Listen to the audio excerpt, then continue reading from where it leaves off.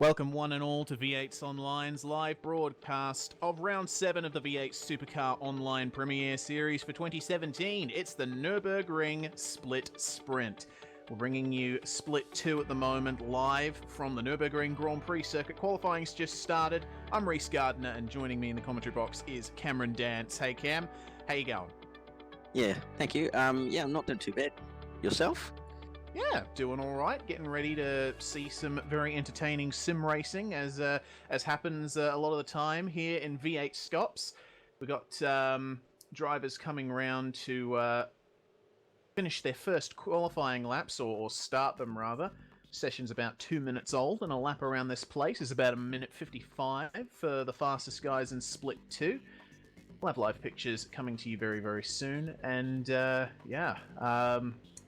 pictures are on screen now, we're being told, and we'll see what the state of play is.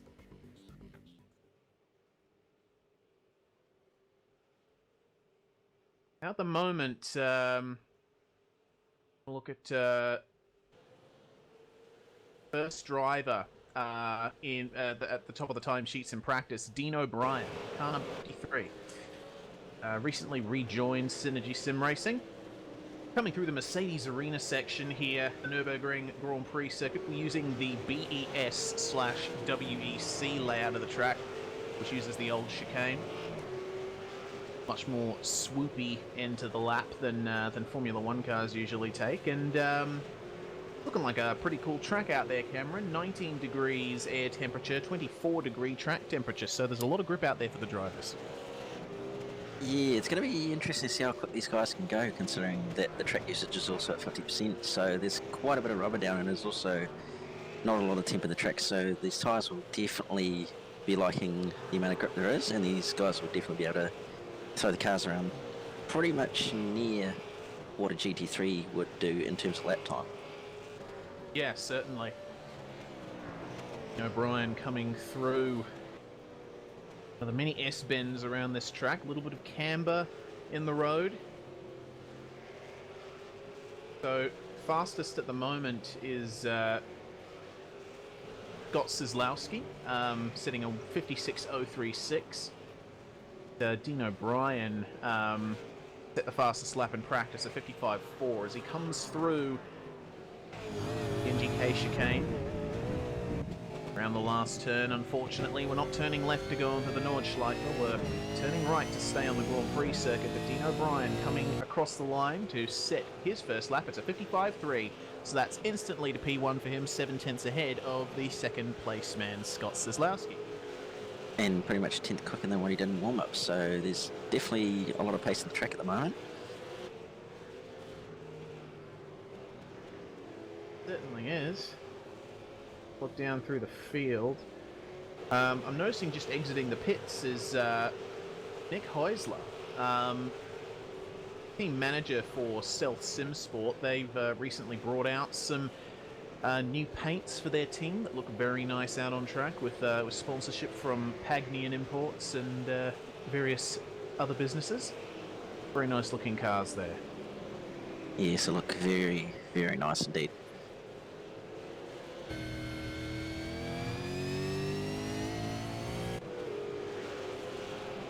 The current qualifying order is Dean O'Brien on top of the timesheets, followed by Kozlowski, Tregarthen, Kai Sloggett, Connor McCluskey-Young, Christian Hinton, Daniel Poulton, Benjamin Smith, Will Dodd in 9th place, and Ray Kasser in 10th place at the moment.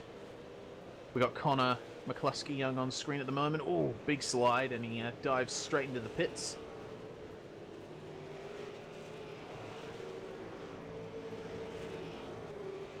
Another one of the Stealth Sim Sport guys, Nathan Tregarthen, going to come into the pits as well.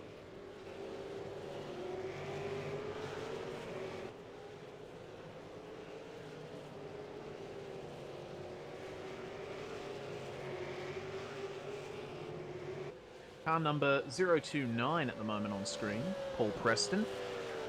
Progression Racing Australia's got some very good representation in this field. As Preston goes past Bolts, who's come to a stop by the side of the track.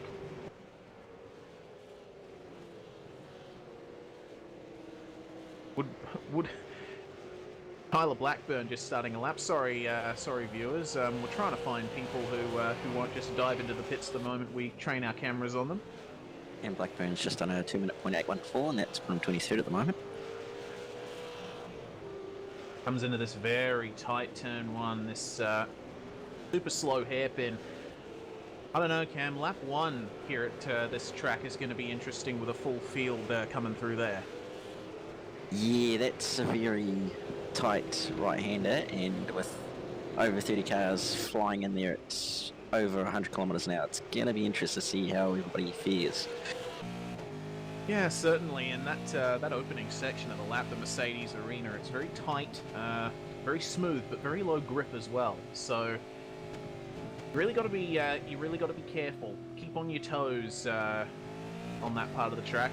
Fortunately, the circuit opens up after that. There's plenty of nice overtaking opportunities, like this hairpin that Blackburn's coming into now. Sud Curve is the name of the turn. Yeah, there's plenty of overtaking opportunities at the Nurburgring. It's the Grand Prix layout anyway. So it's going to be interesting to see how it all plays out in terms of where everybody decides to overtake. Some of the corners you do have to be a little bit careful so that you don't actually make contact with the next car you're trying to overtake, but otherwise it should be fairly simple and clean. Starting a lap at the moment, Scott Kozlowski, currently your P2 man for All-Star Motorsports. Hard on the brakes in turn 1, slowing all the way down to 69 kilometers an hour, just about to make the apex of that hairpin, and then turn 2. Kozlowski's just been bumped down to 3rd by Mark Newton, who's gone 2nd, so Kozlowski will want to make up a bit of time if he wants to get that 2nd place back, possibly challenge for pole. Yes, I bet he probably will by the looks of it. Love this set of turns. Nice sweeping left-hander, then a banked right, 2nd gear, and then hard on the throttle over that curb. Lovely piece of racetrack. He's coming down to the southernmost extension of the track. Brake quite late for this this corner. Dives straight to the inside. On the throttle nice and smoothly. Ride all the curb. Then you come up to the Michael Schumacher S. Riding the curb on entry. Bouncing off the curbs. Running over the curbs through that section. This turn up here, very difficult to pick your braking point for it. Oh, and Kozlowski just pinches the brakes a little too much there, and that's going to be an off-track for him. Lap invalidated. Yes, unfortunate for him, as that was looking like quite a good lap as well. That's the thing about that turn back there. It's very misleading. You think you'll think you're getting it right, but you end up overshooting or running wide as we focus on McCluskey Young. At the moment, he's currently sitting in P7, currently on a flyer. Coming onto the back straight. Who's that in front of him? That's Trey Reinke. Oh, McCluskey Young. A little bit too much grass on the entry to that kink. Through the flowing chicane and into the pits.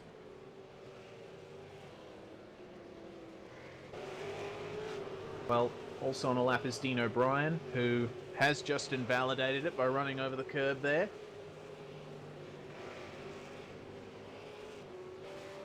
Problem is, with all these usable curbs, it's quite easy to make a mistake and get an off track at this circuit. You've got to really be careful about what you do. As Kai Sloggett just pushing the limits. We'll see how he fares up here. Got to break before the 100. He manages to hook up the apex. Very nice. Even a little bit of room on the outside, but that's good enough. Bit of a narrow entry to that right-hander, but he's managed to keep it on track, which is more than good enough.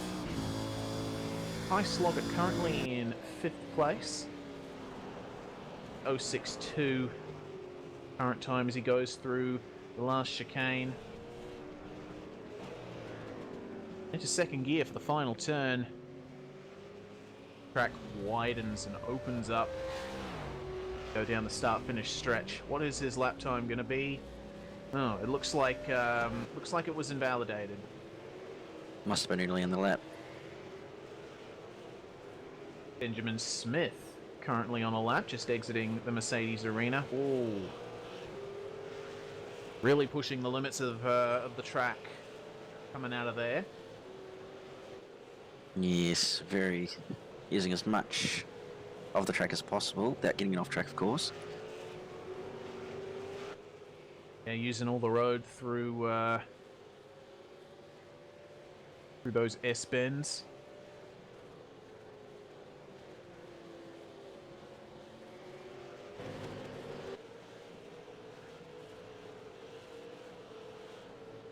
So Benjamin's currently in 12th place. Doesn't have to make up much. The times are very, very close for the most part. Of course, we've got O'Brien far ahead of everyone else. From 2nd to 5th is very close. They're all within a few hundredths of a second. It's got Stephen Lattimore in front of him. Just under, or just over, 300ths of a second that he needs to make up. See how he goes as he hooks up the final turn very nicely. much of that curve as you can without getting an off track. That's going to be a 56.2, and that's going to put him up to P7. Yeah, top 10, so he's done a good lap there. But an Anthony Mancarella currently on a lap. We've just picked him up coming down the straight. Big wheels on that car. Very bright. Well, at least we'll notice him, I suppose. Yes. Yes. Green. I think he might have abandoned this lap. Yeah, it looks like he has.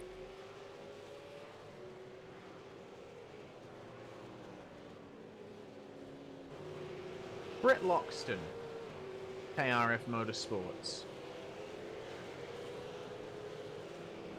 Still part of the lap. A little bit wide, but always gather that up. Nice tribute to recently passed on member of KRF Rob McIver on the front bumper. Yes, unfortunate that he did pass, but good to see that they're remembering him. There's a special bond that you get with your mates in a racing team. Oh, definitely, for sure. Been divided by geography and sometimes cultural lines. Yeah, definitely. I mean, maybe you'll be different in some way or in a different location, but you'll treat each other like family at the end of the day. Certainly do. Brett Loxton coming up to the chicane. Boyd and off track through here. Looks like he's able to hook it up nicely. Over the curb, on the brakes. Coming through the final corner. What lap time is it going to be? 1 minute 56. Yeah, that's fairly quick. Up to 11th place, and he's just been bumped back to 12th by, it seems, Paul Jones.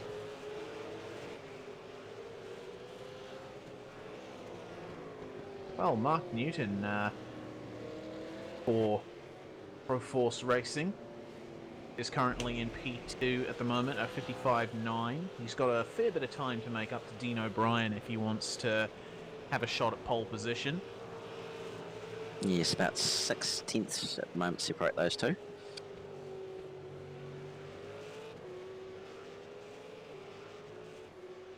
Very conservative on the exit of that turn. Didn't use quite as much of the curb as we sometimes see. Curbs here at this track, they're a strange lot of curbs on this track because this circuit, the Grand Prix circuit, was built in the mid-1980s, and so quite a bit of the track has these sort of highish curves. Oh, as Mark Newton, big slide, massive slide. Yeah, they have these kind of mid-size curbing that you can use depending on your car, but it's often beneficial for you not to. Whereas in the Mercedes arena, you've got the flat sawtooth F1 style curbing that you usually see at every other Grand Prix circuit around the world. It's an interesting mix. Yeah, it definitely is. It's interesting to see that how they've done it in terms of what curb design they've used. I mean, you go to a number of different tracks, and it's either one or the other, but it's very interesting. It makes it very exciting as well as a driver to go around a track like this where you've got all sorts of different curbing.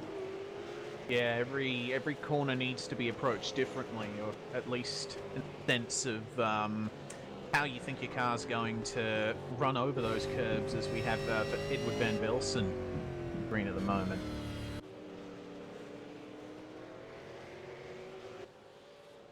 Like he might just be on an outlap or gearing up for another shot.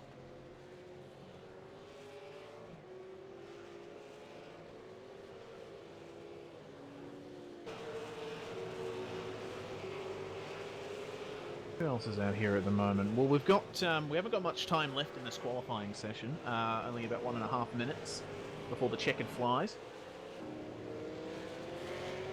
We have a look now at Will Dodd, car number 9. One of your 15th teammates. place. Yes, indeed. For a time, he was the only Fusion sim racing driver sticking it out in the V8, but been joined by Josh Burden this weekend, who has earned himself a place in Split 1, so we'll see him in action later tonight. But Will Dodd ran a little bit wide that section. Nice and smooth on the brakes. Well, he's a little bit wide there. That's the thing with these turns. Like it's not hugely important that you hook up the apex exactly through a lot of those long sweeping turns, because the track has a bit of camber in it through those sections that you can use to your advantage. So this section, on the other hand, as we've seen many times, is quite annoying for a lot of drivers. I love this downhill banked right-hander that comes onto the back straight. It's so satisfying to hook a car up through there.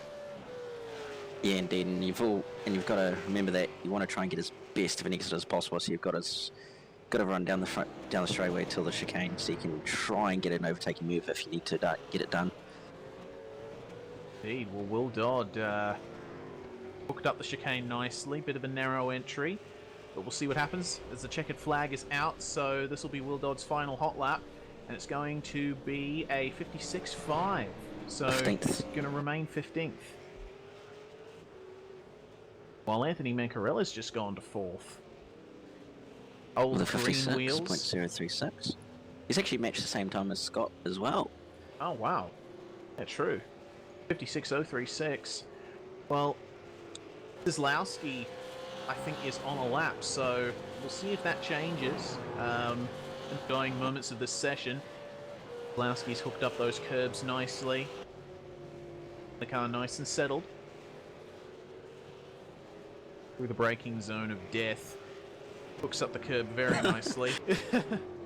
That's what I call it. I've always had trouble with that section. Least favourite corner on the track, but, you know, that's neither here nor there, as Scott Kozlowski comes through the kink on the back straight.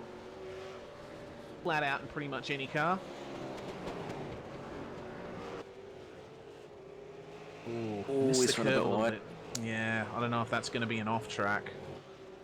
If it isn't, it'll be close. Well, up into 3rd, up into 4th, and across the start-finish line. 55.8. 55.8. That puts him second, front row. Very nice. Well, Mark Newton ended up getting bumped after all, so Scott Kozlowski's mission for the last 10 or so minutes has been a success. Yes, and it's definitely paid off, that's for sure. Well, since it seems that everyone is done with their hot laps, it's probably a good time to run through the grid before we tick over to the race session. So, Dean O'Brien is your pole man at the moment. Scott Kozlowski in car number 669 in 2nd place. Mark Newton in 3rd. Anthony Mancarella 4th. Nathan Tregarthen in 5th. Kai Sloggett 6th. Christian Hinton in 7th. Benjamin Smith in 8th.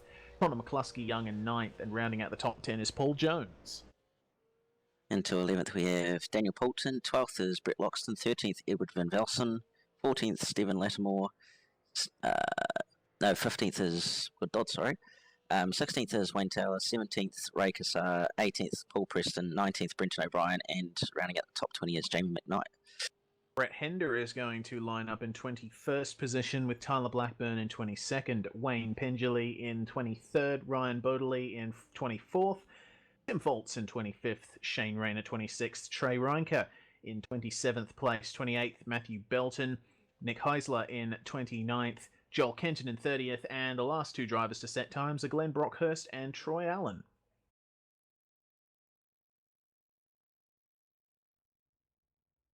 Well, now we wait for the drivers to grid up, and we'll be able to see what turn 1 brings. Yes, it's going to be very interesting to see how well everybody gets through. Well, since this is a Formula One starting grid, it's they've got quite a bit of space between each other in the staggered formation, so Won't be too many problems with people stalling on the start. They'll be able to find a way around them quite nicely. Yeah, that little bit of a kink before turn one is about where the braking zone would be on the first lap in these cars that are overweight and underbraked. Yes, it's quite the challenge to get these cars around that corner on your own, and with the number of cars behind you, it's just that little bit extra hard. It certainly is. Well,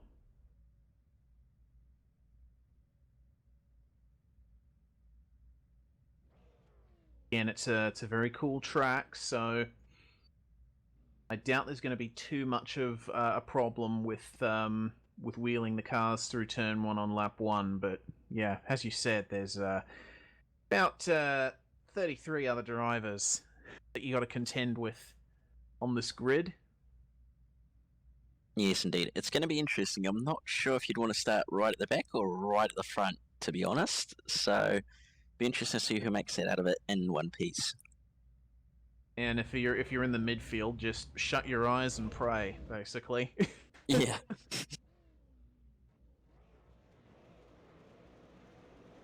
Here we go. Revs are rising, lights are up. Green flag, we're away. We are indeed away. Oh, good start in the back there. Yeah, wow. Big cloud of smoke coming up. The entire field shifts to the inside line of the track. Dean O'Brien's got the whole track ahead of him, so he's going to lead the way into turn one. Low car around. Already got a car around. We've got a few cars around. Oh boy, that's not good. Oh, and further up as well. Oh yeah, Anthony Mancarella's just had a spin in the Mercedes arena. Manages to re-enter the. Oh no! Oh. Okay, wow, that's not very good at all. Oh, we've got cars around. It's huge carnage. Oh, jeez. Oh man. Well, I think our predictions were correct, Cam. Yeah. To say the least. Goodness me. Yeah, It was definitely. just one incident after another through opening turns of the track. But up front, Dean O'Brien is having very little trouble. He's already pulled out a really good gap over Kozlowski, but there's a crash in the back. Paul Jones. Oh, he was in fifth, but wow. Real shame That's for a him. shame. And Benjamin Smith is now losing positions as well. We got a replay after the incident with Paul Jones. Just looks like Bolton stuck his nose in and unfortunately just gave Paul a bit of a tap. Real shame. Paulton, meanwhile, I've been watching him. He's going to lose a position to Brett Loxton, messing up his exit onto the back straight. But after some gargantuan incidents, lap one about to be completed. Dean O'Brien is leading the way with a very sizable gap over Kozlowski. Yeah, it's about 1.084 seconds at the moment, so he's pulled quite a gap even after just one lap. One of the big winners out of that lap one was Christian Hinton, who started seventh and is now running in fourth position. Yeah, that's quite a start by the looks of it. Another big mover is Stephen Lattimore, who's managed to find a way through all of that carnage and find his way up to 7th from 14th. He'll be quite sharp. Definitely. A couple of guys have actually been quite big movers. Yeah, certainly. Jamie McKnight and Will Dodd, though, having a fair battle at the moment. McKnight's up to 12th from 20th. So he's on a bit of a charge. Poulton, meanwhile, up the inside of Loxton, getting his position back. He's got the move done. Very good stuff. That's one of those turns where you can easily fire it up the inside, even on your own, and still get a good run. Poulton working the wheel hard through to Schumacher S.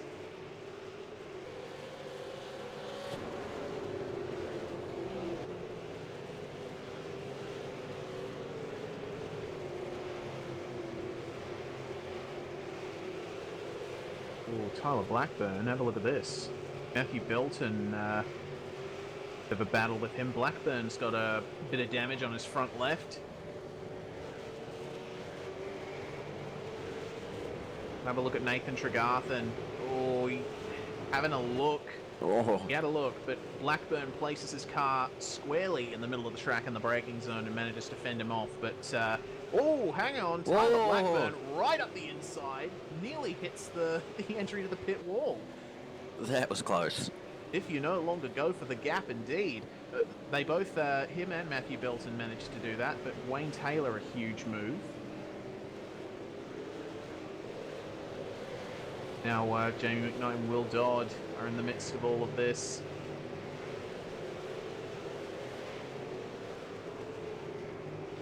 Oh, big, some quite interesting battles going on throughout this field.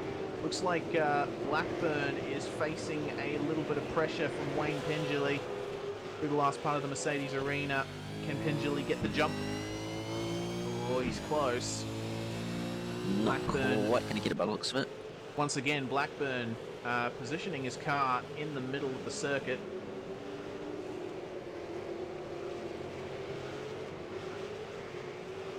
Wow. After that lap one, I'm not quite sure what to say. Yeah, a lot has happened just in the one lap alone. And we probably missed a few other incidents in the midst of all that, so apologies if something happened and we did miss it. Unfortunately, we're not able to cover everything. Hold on a minute. Jamie McKnight firing up the inside of Brett Loxton. Not quite got it done. Yeah. Easy to hold the outside line through that turn, so Loxton was able to just stay in front. Look at this, though. Knight moving around in the mirrors of Loxton, and Will Dodd is really enjoying this. Yeah, it's quite a good little battle pack at the moment. Yeah. 4 cars at the moment involved. Looking like pretty soon there may be a 5th and 6th car involved as Shane Rayner and Paul Jones creeping up to these guys. Loxton's up the inside. Oh. He's got the move. Wow. Oh, they're side by side still. McKnight ran wide out of the turn. Will Dodd's going to try and go side by side with them through the Mercedes arena. Oh boy. Oh, Will Dodd's Dodd. wad. Oh, overshot it. That's a shame. Is, however, able to stay in front of Shane Rayner, who himself is now facing quite a bit of pressure from Paul Jones. Yes, Paul will be driving back through the field to try and gain some positions.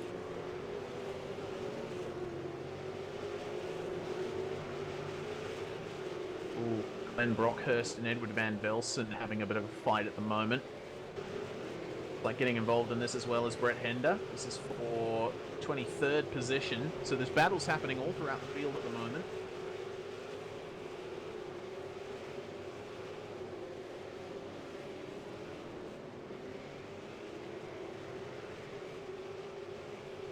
While Harley Harbour in position 16 at the moment. Formula 4 driver in real life, we're hearing, but he started in last place and has managed to make his way up to 16th with some pretty heavy damage, but still pretty good. Yes, very good driving there to do that. Knight. Goodness me, Wayne Taylor getting a bit crossed up, having to let Will Dodd by. Battle going on just behind them between Rayner and Jones as well. So many different lines you can see going through that last turn.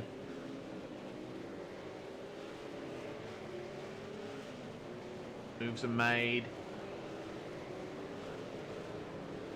Right on the edge of locking up through there.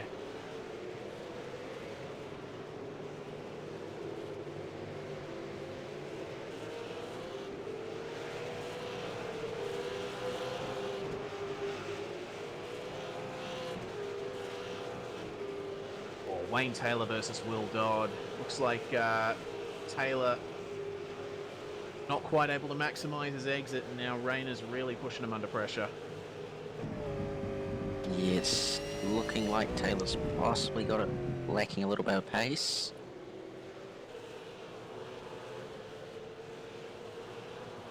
Shane was actually quicker by 2 seconds that last lap over Taylor, so Shane's probably going to want to get by fairly quickly. Yes, indeed. Where'd Wayne Taylor start? 16th. He currently in 13th position. Boggett and Lattimore, though, having a good battle up ahead here for 6th and 7th place. Oh, Lattimore with that mid-corner grip. Like Sloggett's just got the edge on him down the straight. Who's looking up the inside? No. It's a hard overtaking spot, this chicane. The F1 chicane is a much better in terms of like an overtaking opportunity, but sports cars and touring cars, the old chicane that we are using tends to work better. Got to really be like right alongside a car before decide to make a move. As that's a car exiting the pits. That's Brenton O'Brien. Yeah, he'll be coming up from the having repairs done earlier from the incident earlier in the race. Sorry. Yeah. But yeah, that last chicane's very much an aggressive passing manoeuvre corner where you really have to be committed and alongside the person before you actually get the move done. As Lattimore's looking to make a move here. Yeah, he might just dive up the inside here. He is going to. And he's got the move done. Yeah, Sloggett really can't do anything from that position, so Stephen Lattimore has taken 6th place, and have a look, he's starting to drive away from Kai Sloggett already. Yep, he's definitely got a good run there, and he's definitely got some pace in that car, so he'll be working his way up through the field by the looks of it.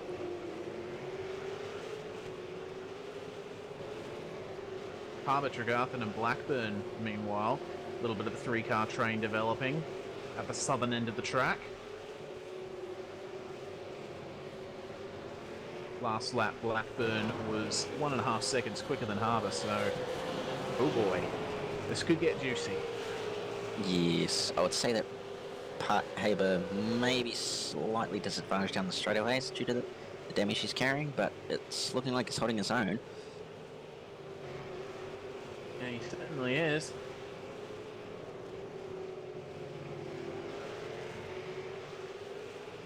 Checking in on the other battles around the track. Everybody's spaced out a fair bit, so this is just about the closest battle we have on track at the moment.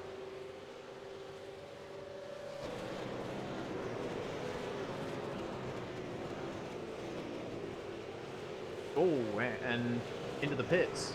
Tregarthen goes. There is a fuel restriction in this race, so a mandatory pit stop is required, so in goes Tregarthen. Still with his car undamaged, which is a bit of a rare sight in this field at this point in the race. While McKnight and Dodd very close in the opening turns. Yeah, it's looking like it's about a 4-car train, roughly.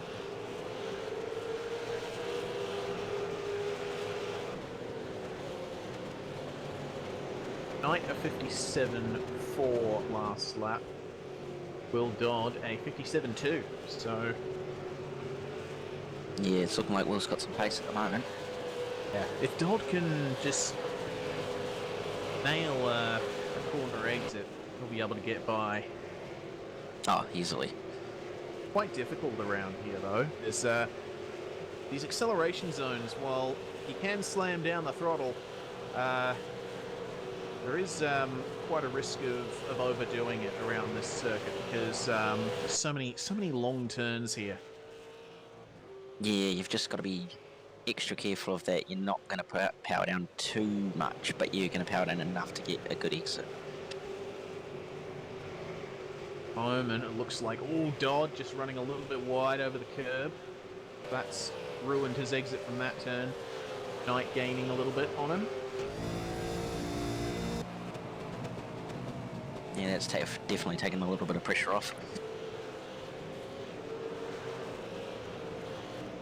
While Wayne Taylor, have a look at him here on the back of Dodd. Like, Taylor's also quicker than that last lap as well. Yeah, certainly was. While Brett Loxton holding station at the front of this train. They've got the lapped car of Brenton O'Brien just in front of them, so this could get a bit spicy. Yes, it may well do, although if Brenton is sportsmanlike enough, he will pull over and let everybody by without causing too many issues.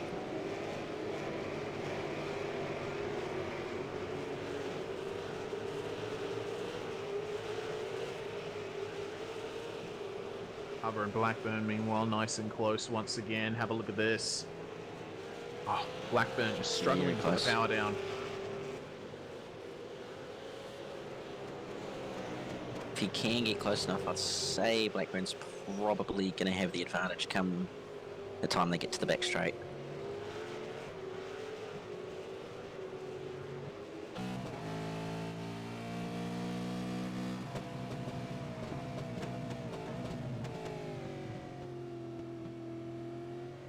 Just looking back, Dodd and Taylor getting really close at the back half of the circuit. Taylor just had a little bit of a look up the inside.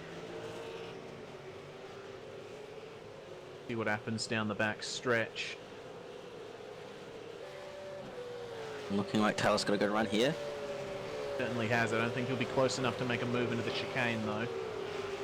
No, it's not looking like it's close enough yet. Yeah. Didn't stop him from having a bit of a peek, though. Yeah. Roxton in the pits. Jim Smith as well.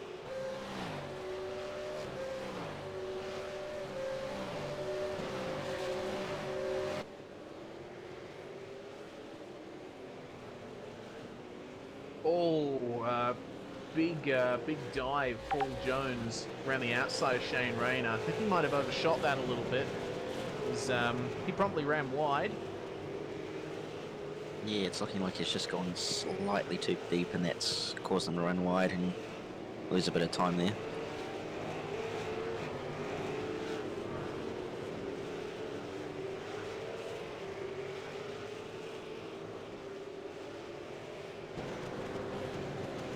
Benjamin Smith is about just behind Christian Hinton. They both pitted and they were fighting before the pit stops, so they're nice and fresh, ready to continue the battle anew.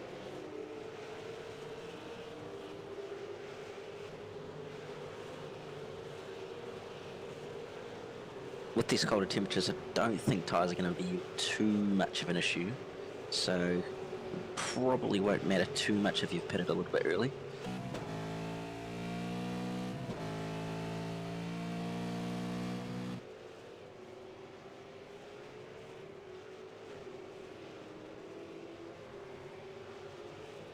Oh, Wayne Taylor. Oh, goodness me. Almost had a look up the inside of Will Dodd. Yeah, he's definitely looking a racer he really wants to get by. Let's have a look at lap times. 57.565 for Will Dodd last lap. Taylor at 57.7. But as Will Dodd comes into the pits, that's going to unleash Taylor. We'll see what kind of times he can do without Dodd in front of him. While McCluskey Young pits as well. Hinton and Smith, meanwhile, through the latter part of the lap. Oh, have a look at Smith over the curb.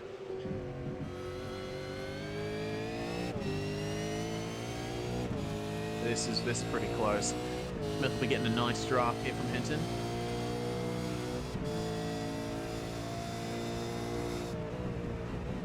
Trying to have a look, but Hinton's just positioning his car nicely.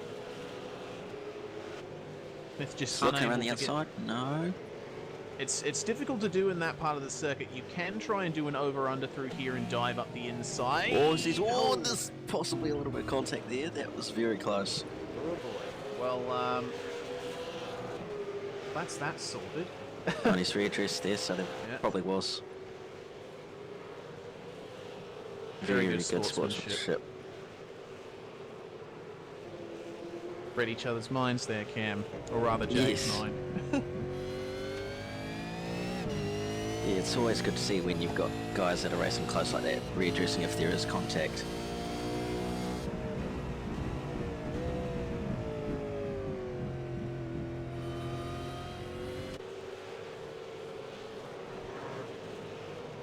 Looks like Hinton got a very good run there off the Sud curve.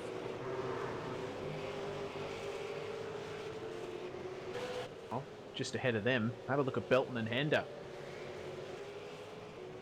Hender lost a bit of ground.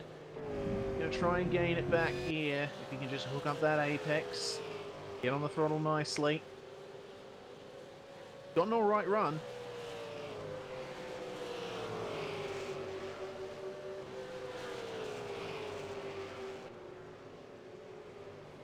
Interesting. Whoa, Belton ran wide in the first part of that chicane, and Hender goes for the pits. Rayner and Jones. Jones up the inside. Oh, goodness me. Okay. That was close. Yeah, very close. That was a... way big overshoot from Jones, but fortunately they've managed to get that going again. Rayner with a little bit of damage on his front end now. Have a look at that again. Yeah, it just looks like he turned in slightly too early, not knowing that ball was going to be right there. Well, a botched overtaking move, but looks like they've managed to resume regular running. Harley Harbour and Daniel Trim, meanwhile, having a battle. Oh, Harbour runs wide. Not He's got it done. moved Oh no, on, side by though. side. Oh, he's going to let it go. Yeah, can't And go Haber's side up by the side inside. through there. Whoops, a daisy. Ooh, that was close. Yeah, Haber looks to be struggling to grip a little there. Yeah, he's have a look. possibly used his tyres up and he hasn't pitted either. Yeah, So- he's blocking the tyres at almost every turn now. Oh, a little bit of contact. Oh, here we go. Trim will be wanting to get by ASAP. Here we go. Danny Trim Trim's up the inside. Got it done. See if Haber goes for the... Haber's he coming doesn't. back. He's trying to come back. Yeah, wow. I think this might be beneficial for Haber because there was a bit of... obviously, he would have lost a bit of straight line speed due to his damage. So, if he can keep in Trim's draft, then be able to stay with him. Possibly make a move. Yes. They both actually haven't pitted by the looks of it, so it's looking like they're running a little bit late in terms of trying to have as fresh as possible tyres. Well, have a look at this gaggle here. Hinton, Smith, and Sloggett. With Belton just ahead of them. Well, Newton's looked... Oh, that was close.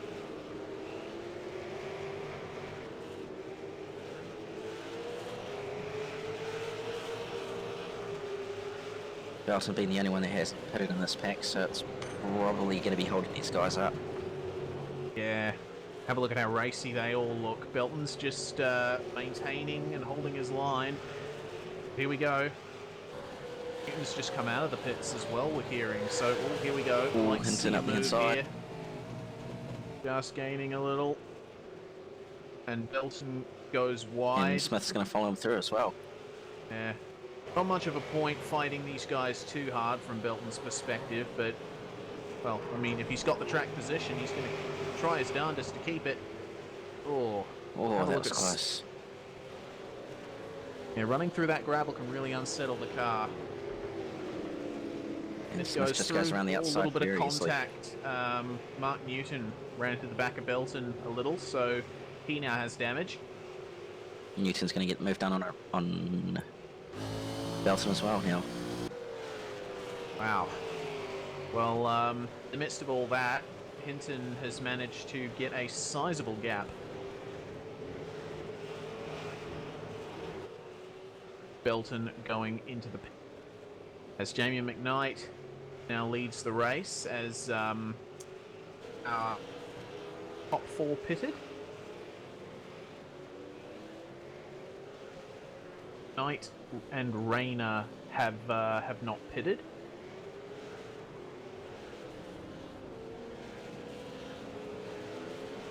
Waiting to see if Haber pits as well.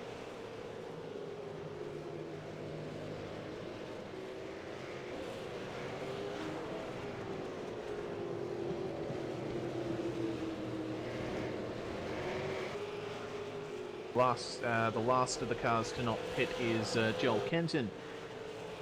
We haven't really focused on all that much. He started in 30th place, so see what he can do by running long. Goes straight to the pits as I speak. That so Scott Kozlowski made the move there on Harley Haber.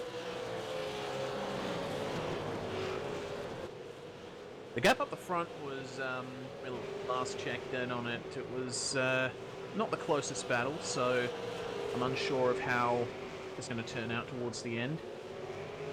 7.7 seconds between O'Brien and Kozlowski at the moment, so I think Dean O'Brien's got a fairly comfortable lead corrected. Well, Mark Newton and Benjamin Smith were all very close through the kink. Newton's going to go around the outside. No. Never mind. Benjamin Smith, He's Smith run just hit wide. that That's end going to... cut. Oh, it's contact. That's close. Oh, careful, they're going to make contact again. Oh. Ooh. Nothing wrong with a little bit of bumping. Goodness me. They're going to go side by side, down the front straight. Oh, Smith contact. moving over As just they're a going little bit. over. Yeah. Oh, they do it again. Careful. Jeez, guys. Take care. Oh, I don't think either of them are very happy with with the last few corners. No, I don't think Just they a are. little bit of side-to-side movement. Hey, I'm not too happy, mate. Oh! There's apparently been something going off. Wayne Taylor. Taylor's blown up as well. It's turn 1. Oh, wow. Okay, so let's... Looks like it may have just been downshifting a bit too much. We've got a replay on screen at the moment. It's a real shame, especially in a car like the V8 Supercar where you really got to blip pretty hard to downshift. Yeah, you can get a bit overexcited with the left paddle or pushing the gear stick forward on the downshifts, and around Taylor went. Yeah, very unfortunate for him as he was actually fairly up there. Well, Lattimore.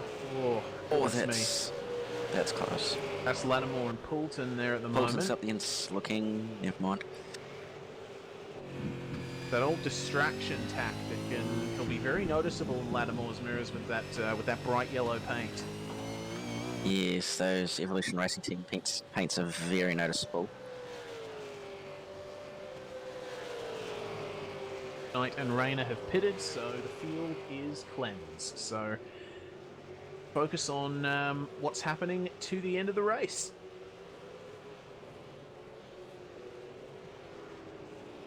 Playing with Hinton and Newton, meanwhile, they're getting back together. Third, fourth, and fifth battle you're looking at on screen at the moment. Oh, here we go. Yes, looking... Oh, he's going to go around the outside. Wow, that's a courageous move. See if he'll be able to hold He's still it. there. No. Oh, he's still there. I'll tell you what. No, he's slowed back in. Yeah.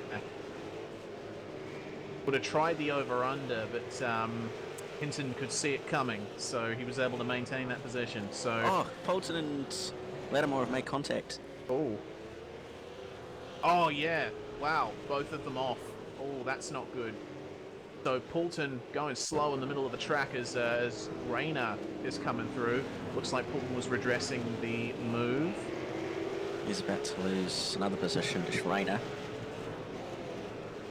So replay on screen there. Looks like Poulton just... Lattimore's made a mistake and just about caused another pilot shortly down the road. Okay. Oh no, sorry, there was contact between McKnight and Lattimore, so that's what's caused that. Right, back alive. Meanwhile, Tregarthen, McKnight and Rayner. Jamie McKnight and Poulton as well. Jamie McKnight in position number 2, so I think this is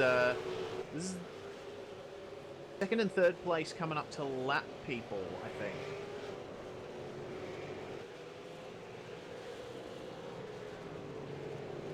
Oh, Rayner, goodness me. Really itching to get past Poulton. Poulton with quite big damage.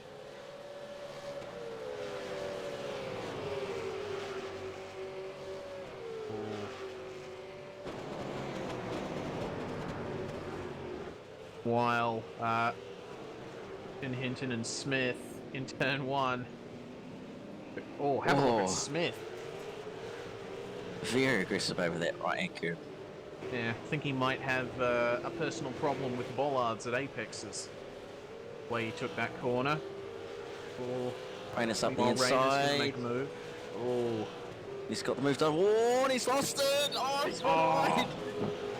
He's held it. Goodness me, what a move.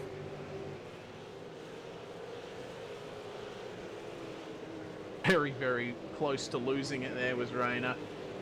Up in front of him, McKnight and Tregarthen with Poulton making a little bit of a mistake. The battle for the last position in the top 10.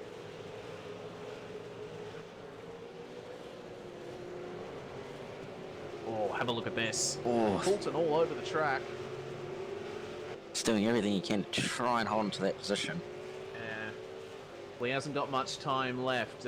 These guys are currently on lap 16 as Tregarthen came a little bit unstuck in the braking zone, but managed to hold it. Oh, he's lost it! There he goes.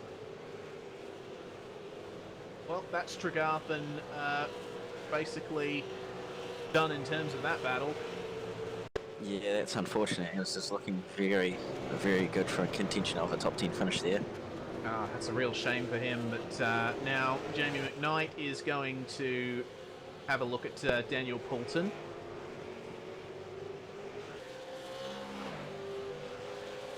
The Hinton-Newton-Smith battle, meanwhile, still going on.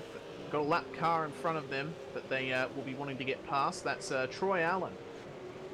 Position number 27. Yeah, Hinton's going to go up the inside. Yep, lets him through. Yep, good sportsmanship there. Yep, letting all three of them through in due course. Good to see.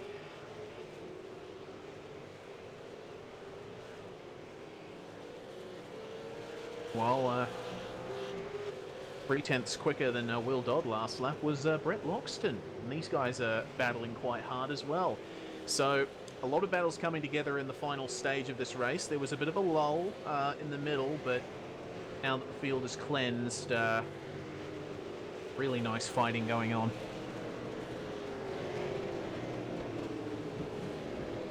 Yeah, it seems the pit stops have definitely shuffled the field up a little bit and made everybody come a little bit closer back together. McKnight on Poulton. Have a look at this. Coming into the middle of the lap. He's close. Yeah, Poulton runs wide. But he's going to try and... Oh, he's up the look inside out. on his contact. Contact, goodness me. Oh. Yeah. McKnight will be wanting to make the move, but can he make He's it cleanly? looking... Yeah, just letting Poulton know he's there. Poulton, oh, really? Poulton likes his late apexes, doesn't he? Yes. I think there's a gap there, but then it just closes up. Rayner's right in this as well. Oh, Poulton. Oh, Poulton with a big Tank moment. slapper. Oh, goodness Held me, on it how's he nicely. managing to hold that? But yeah, that's going to let Jamie McKnight through. Rainus all over the back of Poulton. Yeah. That was close. Oh, Poulton with another wiggle there. Yeah. Rayner will be wanting to get by at the chicane, I think. That'll be his main opportunity. We'll see what happens. They come through the kink. Poulton's all over the still fighting place. his car. He's going to... Rayner on the Rainus looking. outside. No, it's not going to get done. Is Poulton going to be able to hold it for long enough through the chicane? He is, Oh, but... Oh, Tyler Blackburn in this as well. Rayner Rayner's diving up up the the inside. inside. Yeah. Poulton saw him coming and just opened the steering a little bit. Good stuff. Well, now it's going to be up to Rayner to pick the right braking marker for turn 1. Make sure that he gets past Poulton, but doesn't overshoot. Well, he's going to get that move done. Can he Very hold easily. it, though? Yeah, it looks He's like got it he'll by be the able looks to of it. do it. Well, into Newton-Smith, this battle, this three-way battle, been brewing the whole time, and now as they're on their lap 18, oh man. Smith's half a second quicker than Newton as well. Oh, Newton's on his contact no! between Hinton. Oh, huge, and that's going to promote Benjamin Smith to position number 3. Oh wow, that's that is deserving of a replay. We're going to go to one right now. Looks like Newton just got crossed up under brakes, overshot. Looked like he just broke too late as well. Yeah, and that's a fair whack into the rear quarter of Christian Hinton. Fortunately, they have both managed to keep going. Yeah, Hinton did well to save that, actually. Yeah. Way, Benjamin Smith will be enjoying that. He gained 2 positions out of that incident. Yeah, so we absolutely thrilled and just driving by saying goodbye. Yeah. Joel Kenton and Troy Allen for position number 28. That's looking pretty good. Oh, Troy. Oh, right on cue. Oh, dear. Oh, that's messy. Oh, that's close. Oh, goodness me.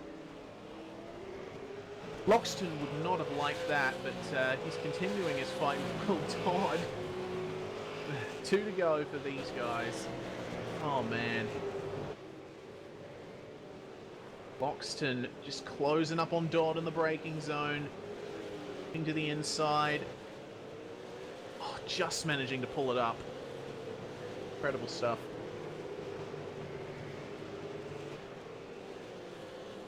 Guys have been pushing the limit all race. Knight and Rayner as well. Quite close. Like Tyler Blackburn is the latest person to be all over the back of Daniel Poulton. And Blackburn is going to go past on the inside. And we want to say hi to everyone on iRacing's Facebook page. Glad you're watching. Hope you're enjoying the show.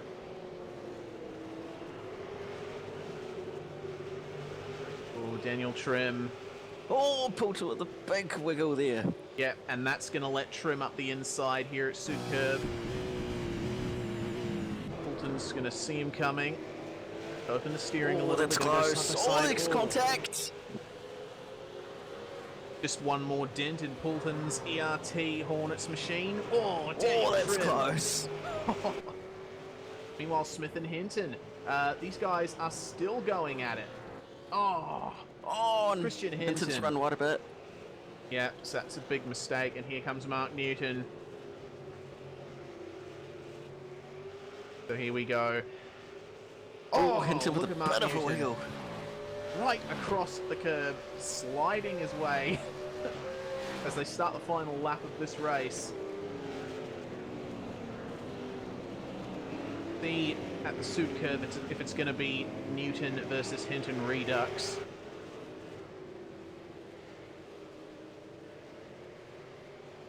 Loxton's up the Loxton. inside off Dodd. Oh, And he's got yeah. the move done by the looks of it. Yeah, ooh, Very just nice. chopping Ooh. the nose off. But Dodd is going to try Dodd's his coming best back. to- Oh, cutting the course a little bit. Probably not the most optimal line, but you got to do what you got to do. Yes, especially on the last lap when it's at the very least. Well, Newton versus Hinton is still raging as Ryan Bodley lets them by.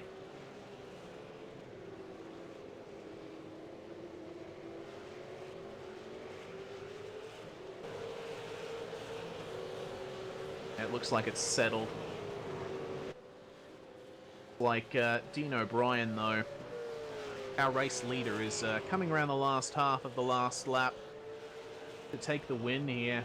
And what can you say? Like, I think it's very telling that we haven't given him very much airtime. He's just had absolutely no trouble at the front of the field here in Split 2 in the V8 Supercar Online Premier Series here at the Nurburgring. But he's going to cross the line to take the win in Split 2. Fantastic job from Dean O'Brien. Absolutely faultless stuff.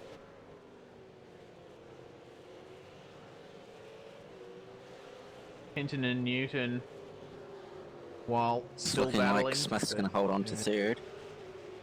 Yeah, there we go. So your third, fourth, and fifth place drivers crossing the line. Scott Cisłowski crossed the line in second just a few moments before.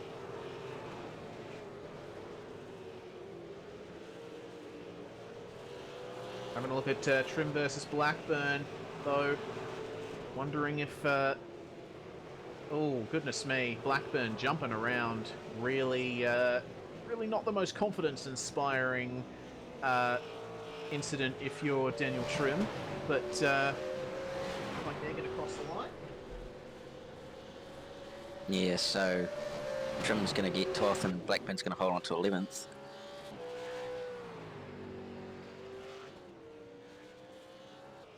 Like that is it. Shane Rayner's lost out big time. I'm wondering what happened to him. He might have had contact. I do know he was battling a fair bit with, I think it was McKnight.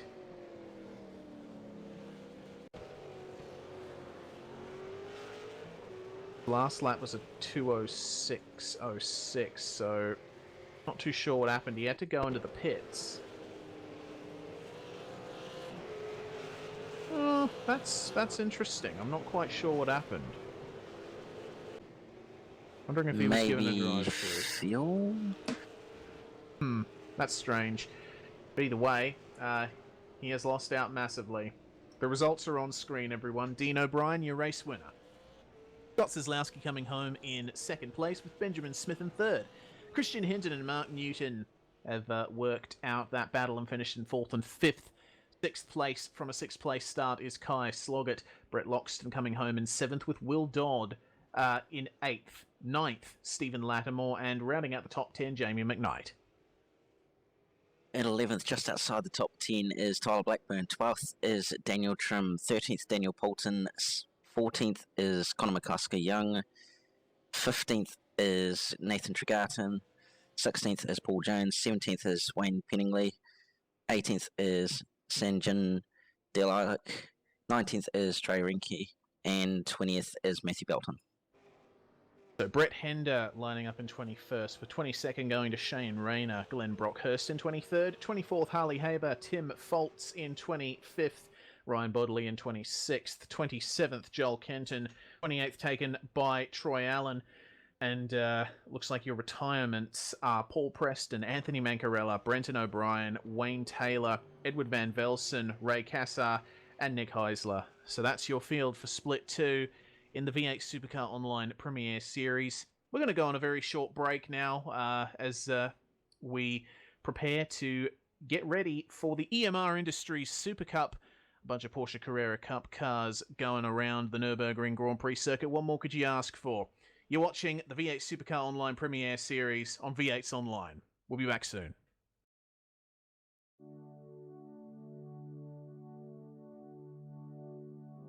Germany's Eifel Mountains have, for almost a century, been the home of a legend in motor racing. Simultaneously housing a scarred, living relic of the past and a modern state-of-the-art Grand Prix facility, the sprawling and gargantuan Nurburgring is somewhere any kind of circuit racing can find a home. The Grand Prix circuit, which we are racing at, is seen as inferior to the giant Nordschleife by many fans, but it remains a circuit that is challenging and flowing, and though narrower than more recent venues, lends itself well to close racing. Its length is filled with sweeping turns, heavy braking zones, and gentle elevation change, but a low grip surface means that a good amount of technical skill is required to wheel a car around here quickly.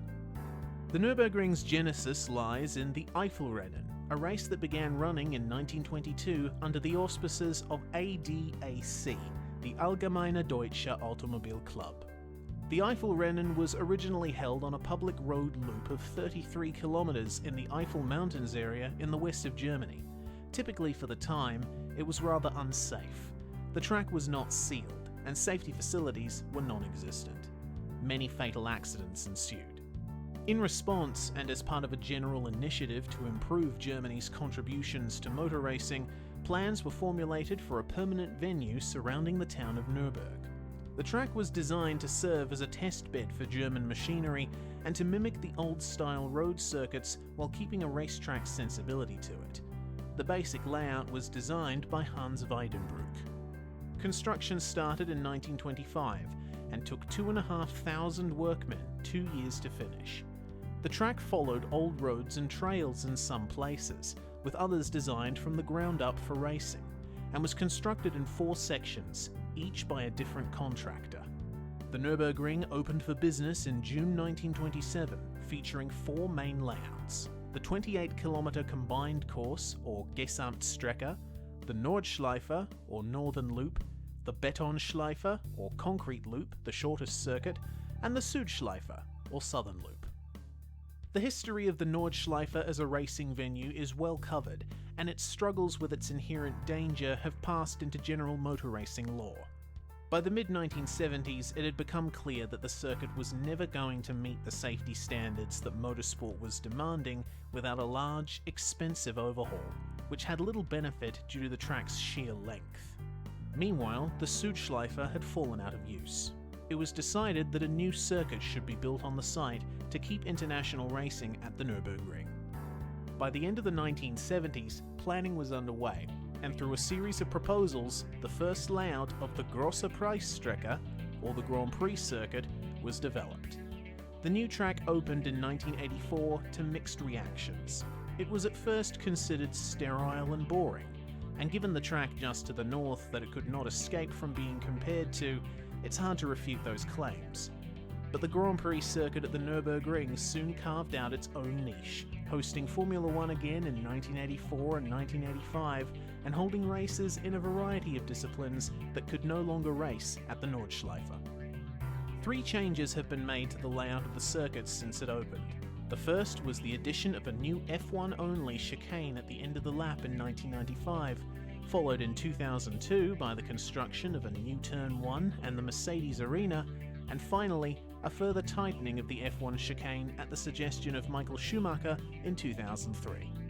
The Nürburgring Grand Prix circuit has matured into a well-respected venue in its own right, in spite of still living in the shadow of its older, larger sibling. With a pedigree boasting open-wheelers, touring cars and sports cars at the highest level, it's a track with lots of history and many stories yet to be told. And with 40-odd V8 supercars set to thunder down the front straight, it will provide a surefire spectacle.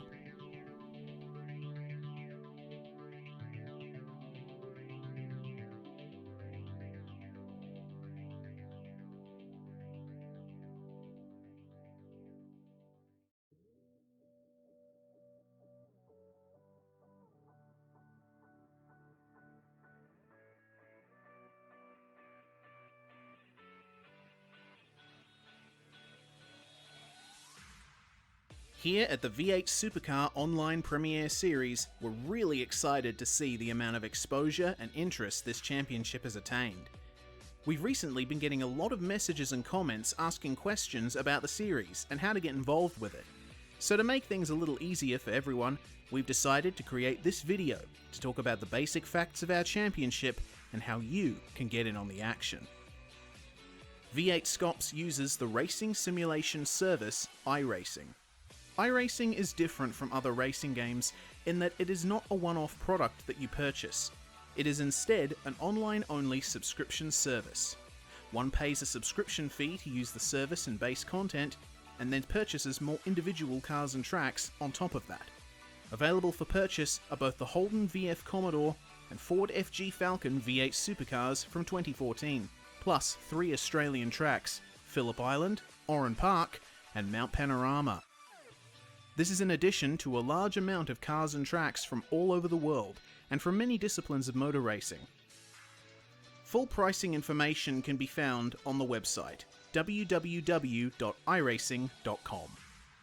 If you're interested in trying out iRacing for a low price, we have our own discount code that you can use. Purchase a 3-month subscription, then at checkout, enter the code PR-V8SCOPS 2017. You'll get the 3 months for only $5. The platform is desktop computer.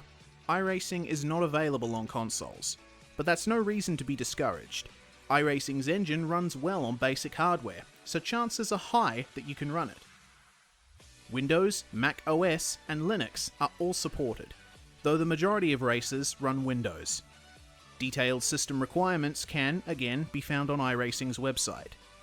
In terms of controls, there is support for many control types, but it is strongly recommended that a force feedback wheel be used for the best and safest experience. So, how do you get involved in the series itself? Well, iRacing's main draw is its official series and events, which are sanctioned both by iRacing and many real-life racing organisations. Cars and series are organised into licence levels, determined by your safety rating, which is a measure of how safe your driving is. V8 Scops, for the most part, is run outside this. It is a hosted series, independently run and managed by the community for the community. As long as you've managed to get your iRacing licence level to C or above, the series is open to anyone who can make the cut. To find us, jump on the member forums via the main website, and scroll down to the Ford and Holden V8 Supercars subforum. In there, you will find relevant threads for the V8 Supercar Online Premiere Series, where you can sign up, read briefings, and keep up with happenings in the championship, in addition to a wealth of discussions on the cars themselves and how to get the best out of them. We wish you the best of luck in your sim racing career, and thank you very much for checking out the V8 Supercar Online Premiere Series.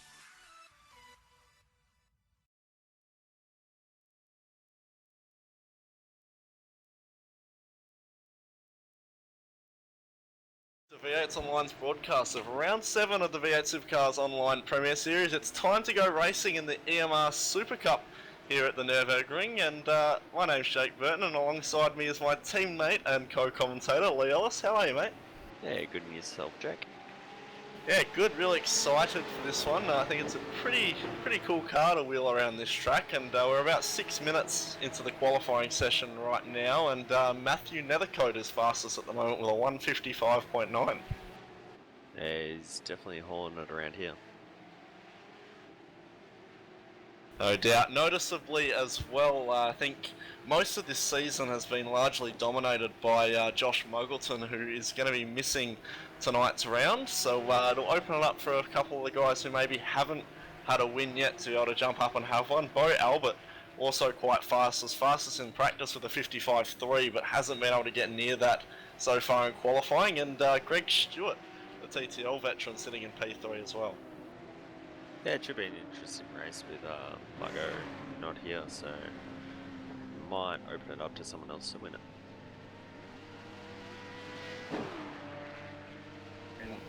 Hearing that Michael Schreier is leading the championship, and I believe he's actually in the server but hasn't set a lap time yet, so I'm not sure if he's working in the race control part of this race or is just not racing altogether.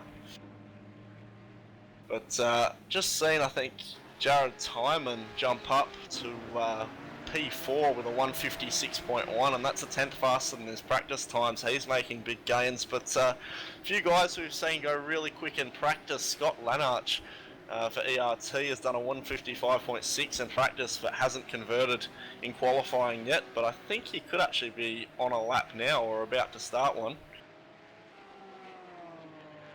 Well, we take a ride on board with Scott Lanarch for this lap around the 6.29 kilometre Nurburgring Grand Prix circuit. So we're running the BSS chicane So the slightly more open one that doesn't have curves that want to flip you up onto your lip.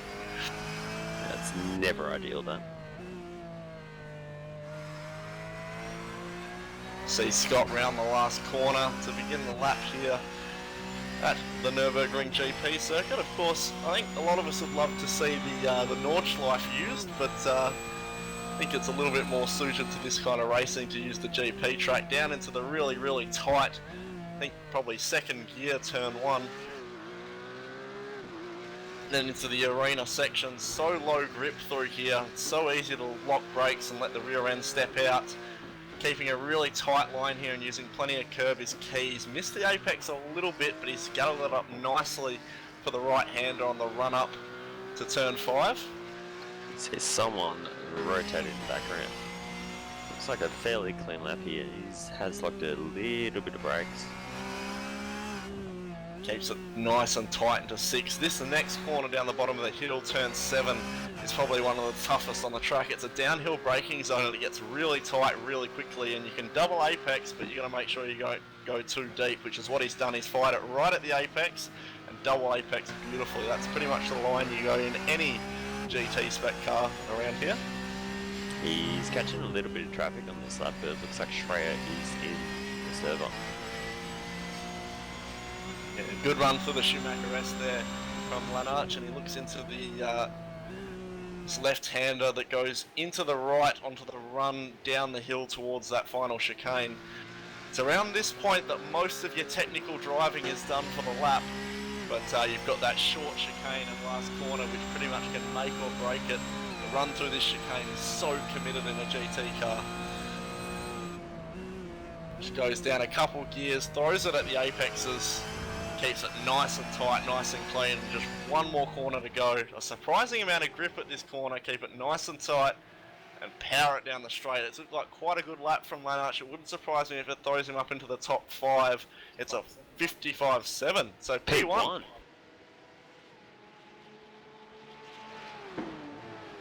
P1 by a tenth and a bit there. So that's a very, very good lap. Take a look at Bo Albert, who's on another lap now, and looks like he's just aborted it.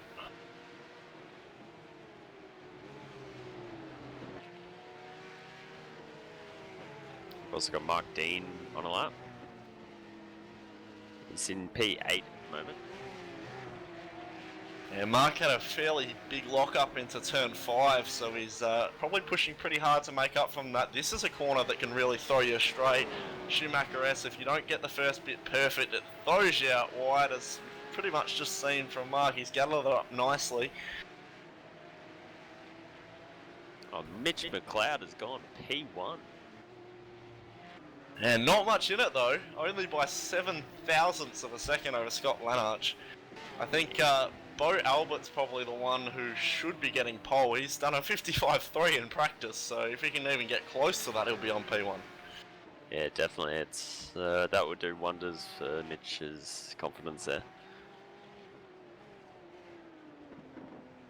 Do we know if Mitch is racing the Supercar? Is he on double duties this weekend as well?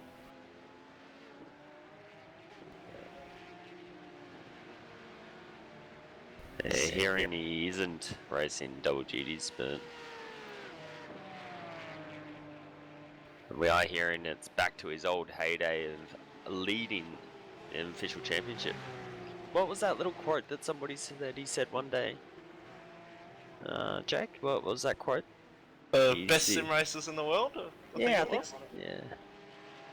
Yeah, I think it was the best sim racer in Australia, or... hi, I'm Mitchell McLeod, one of the best sim racers in the world. Oh well, we don't want to knock Mitch too hard. He is on pole at the moment, but Michael Schreier, our championship leader, we're hearing, has put it in P5 at a 156.0. It is damn close in that run between P3 and P7 at the moment. About just over a tenth between those guys, so if Schreier can pick up another tenth, he'll shoot up to P3. Speaking of which, Matthew Nethercote. Oh, he split the gap! That is unreal! Mitch McLeod, Matthew Nethercote, Scott Lanarch, all within 7 1,000ths of a second for pole. Yeah, that's close racing there. Looking at Jared Timon. I mean, another guy. He's got a solid banker in there, already beaten his practice time, so really anything from here is just extra icing on the cake. He's got a bit of traffic, but has negotiated them nicely. It's looked like a good lap so far.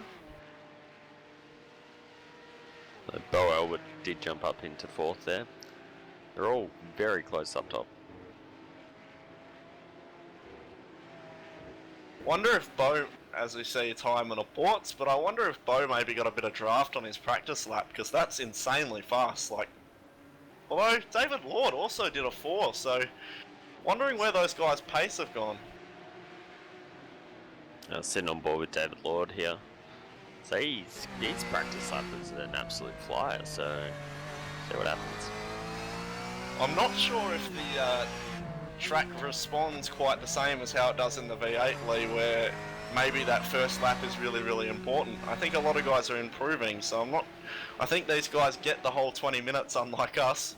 Oh god, I would love just 2 laps. just 2 laps for me would do, not just 1. So these guys might be a bit lucky in that regard. Yeah, it gives you a chance to get into the rhythm and adjust to the weather and learn where you made your mistakes in that opening flyer. Feel the rhythm, feel the rhyme. David Lord pinches an inside front into the hairpin. See if he can make a bit of time up in the Schumacher S here. He does have Ashley ahead of him. Might give him a little bit of draft. Might be a bit too far away though.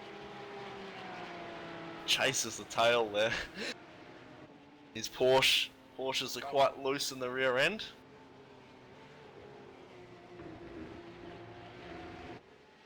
So Bo Albert just boarded that lap there.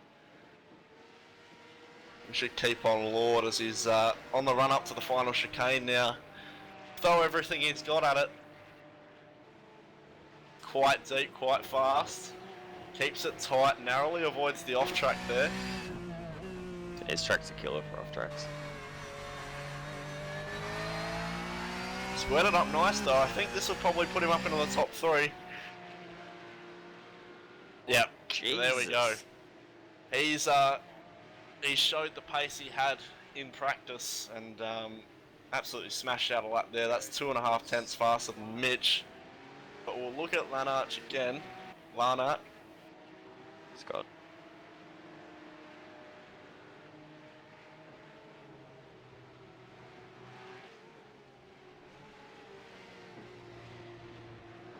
Seems these guys aren't really trying to get 2 laps out of these cars either.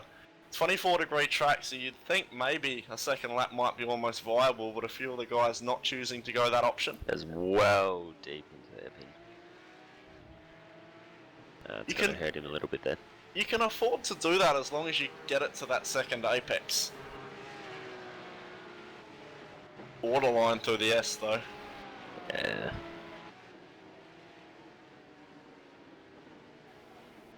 He's definitely pushing real hard. Yeah, he's firing it at every apex, which I think is a pretty good way to get speed out of this car. I know that's how guys like Josh Rogers and Jared Filsell find pace, but see if he can finish the rest of this lap. He needs about, well really, he needs a 100th of a second to be on the front row, but to get anywhere near Lordy, he needs about 3 tenths, so he's choosing to finish it, so I'd say he's up. There's definitely not much time left as well, only 3 minutes, so... See what he does, up onto the front straight away, and it's going to be a flat, so... Did not improve.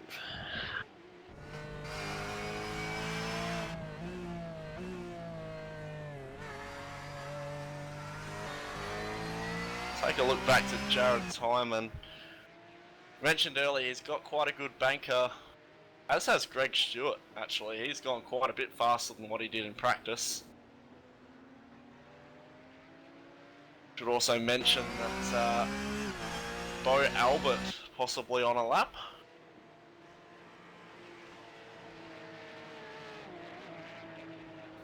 Corrected, he's on an out lap, so Bo Albert will be one to watch on his next flying lap, see if he can put himself a couple places up the grid. But Tyman gonna get a nice little bit of tow from Warren Pickering here down this straight section. Yeah, it's going to benefit him absolutely a lot here. He's far enough back that he should still be able to sight his apexes up here. So he's pretty much at perfect range, and he's done that nicely. Perfect apexes through the S. Just flowed straight through there. A little bit tight. Pickering that was getting a tight. run. That may have hurt him a little bit then. Yeah, Yeah. hurt him. Reminds me a little bit of an incident, I think. Was it Garth Tander at Clipsal? A couple years back, he tried to run wide and get the run off the last corner, but had a car behind him on a flyer. Yeah, it does not help one little bit. So let's go to Bo Albert, who was starting a lap, but has aborted it.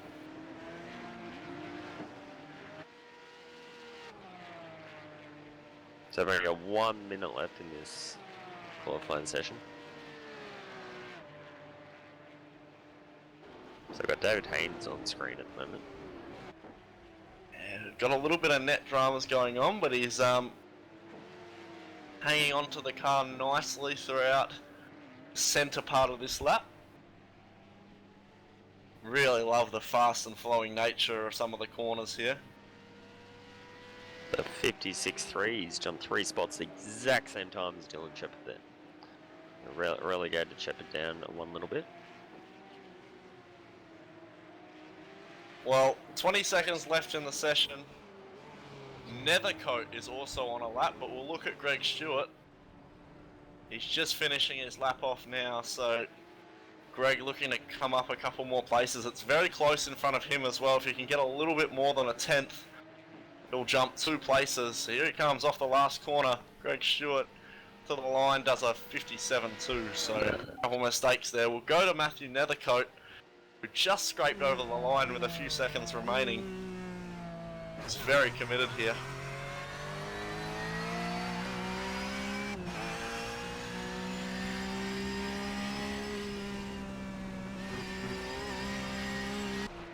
Oh, Nethercoat's using all of the road there. You can easily pick up a slowdown there, and I'm quite surprised he didn't get one.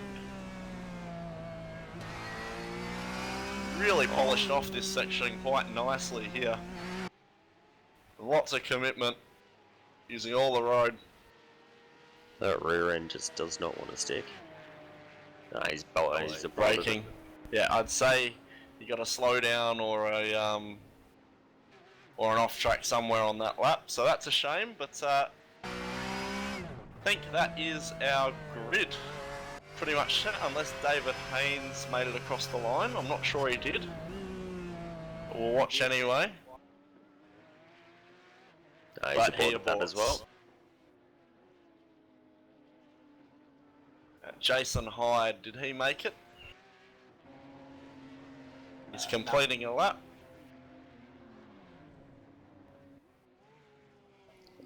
Don't think so. We'll take a look just to see if his lap does count.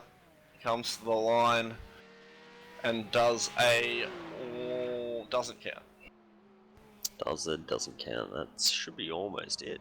Yep, that's all of it. So we'll run through our field. David Lord takes pole with a 2.5 advantage over Mitchell McLeod in second, and this is the really close section. McLeod, Matthew Nethercoat and Scott Lenarch rounding out your front 2 rows, all within 100th of a second. Bo Albert in 5th, Michael Schreier, our championship leader, in 6th, Greg Stewart in 7th, Jared Tyman 8th, Jason Bentz 9th, and Jason Hyde rounding out your top 10. Yeah, it looks like this is going to be a pretty decent race up the front here, Jack.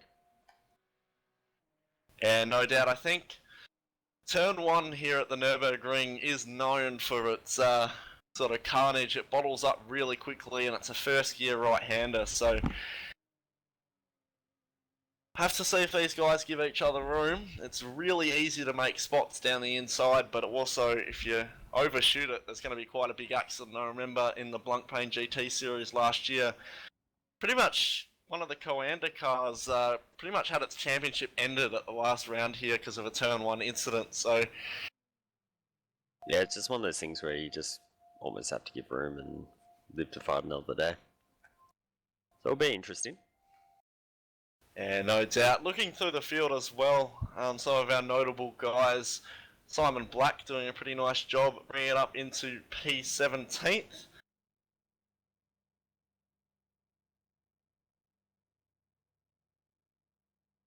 They're just gridding up. Should be getting away pretty soon here. Yeah, Who's so your we're going to team? have 22 lap race here at the Nurburgring, and it should be a pit stop race.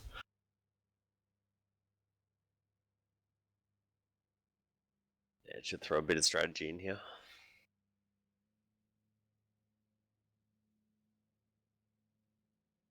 Who's your pick for this one, Lee? I think it's pretty hard to go past David Lord with that kind of pace. Yeah, Dave Lord's just an absolute flyer there. I'm just going to go for Mitch.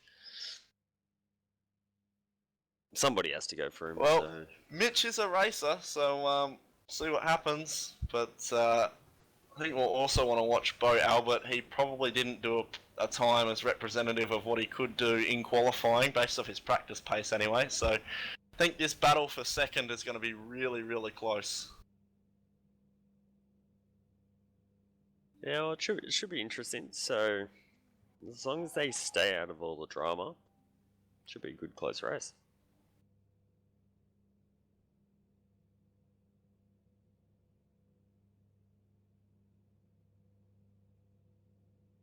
Of course, we should mention the no escape rule in effect here at the Nurburgring. So about 10 seconds now until we're going to see the lights start to come up. Guys will have it in the back of their heads that they just want to get through this first lap and then focus on the rest of the race. Quite a carnage-filled few corners here at the Nurburgring, but going to hear the revs starting to rise. 22 laps here at the Nurburgring. And we're away and racing. Green flag. Good start back in the field from Bo Albert. Nowhere.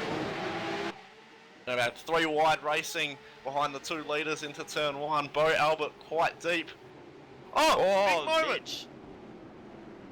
Oh, Mitch the is in 3 the wide drain. on Somebody's on their roof. Oh, Jason 3 Hyde cars on upside their down. roof. And so Bo, there's carnage everywhere.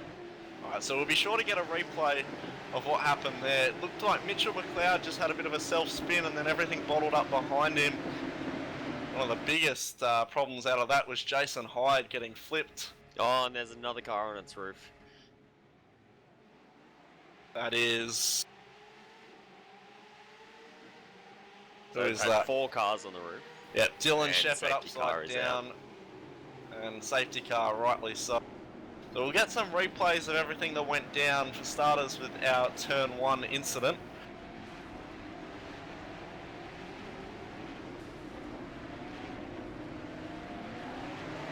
Bo Albert and Matt Netco look like they got together there. Try and go back and have a look at it.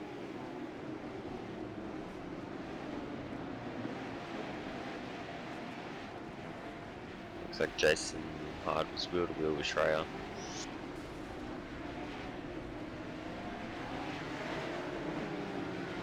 Yeah, heaps of carnage, and then Dylan Shepherd was the second rollover we saw. He ran wide in the stadium section and then just absolutely came back onto the track and chopped down. I think it was Tyson Williams in the 48, and saw a big rollover there as well. Yeah, there was just carnage everywhere there. Gotta say, Lee, I don't think it was totally unexpected. I think that's just the way of the Nurburgring, unfortunately, and cold tyres, I think, really caught Mitch McLeod out there. Yeah, he just completely missed everything. So lost the rear. He Completely hasn't lost the recovered too badly, though. He's doesn't have any damage, so he might be able to come through the field. David Lord is going to cross the line and pick up the safety car to retain race lead, however. Yeah, so that would definitely help in that regard.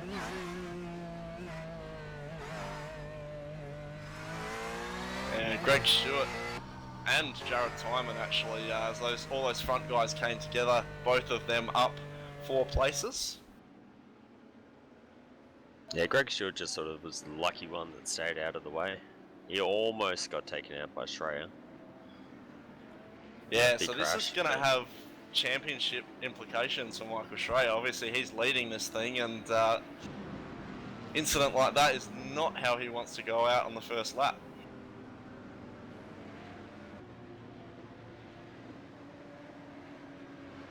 Yeah, definitely.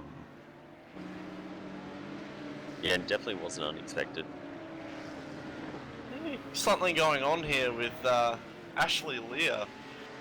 He's come a little bit out of nowhere there and just tried to pass heaps of guys. So I think he might have missed a brake marker there and collected some cones. A bit of a moment there. Guys want to be careful under safety car.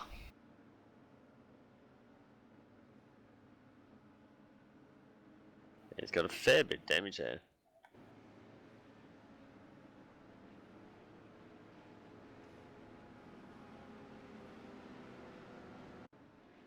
Yeah, potentially some internet dramas there for Ashley.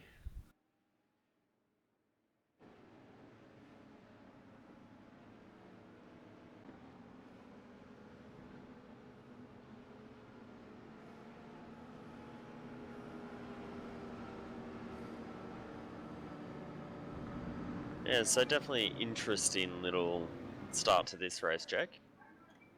Yeah, no doubt. But I think what it has done is sort of eliminated a few of the guys who were a little now is a rolling race start. Hopefully some really, really good racing. Yeah, fingers crossed. It's what we're all here for. We're still going to see another lap on top of this one. Not entirely sure of what kind of fuel drop these guys need. It might almost be worth taking the stop early, but I'm going to think they're probably going to need more than just one lap worth of fuel. Look, that generally would help.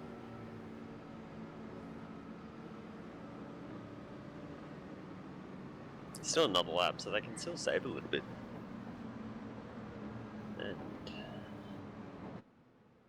good old driver chat has now been disabled, so Yeah, I think there was a little bit of bickering going on in the text chat over who caused all that sort of stuff, but admins have done the right thing and disabled the chat to kind of get everyone to settle down.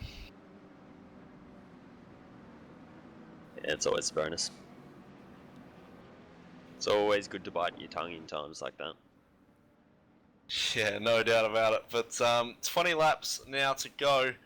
Lights have come off on the roof safety car, so we're going to go for a 19 lap race here now, with obviously just one more lap of pacing to go. But we'll look at some of our sort of turn one victims out of that.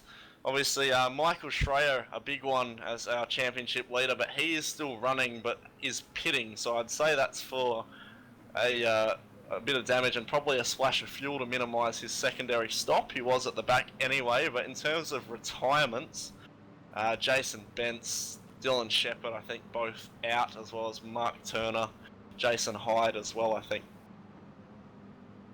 Yeah, definitely a few casualties after that. Unfortunately, these Porsches are so easy to get turned up onto their lid, and we see it even in real life. One of these things gets a big hit in the rear quarter, and up they go.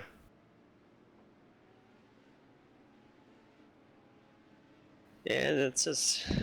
There's been a few interesting rollovers and hits lately.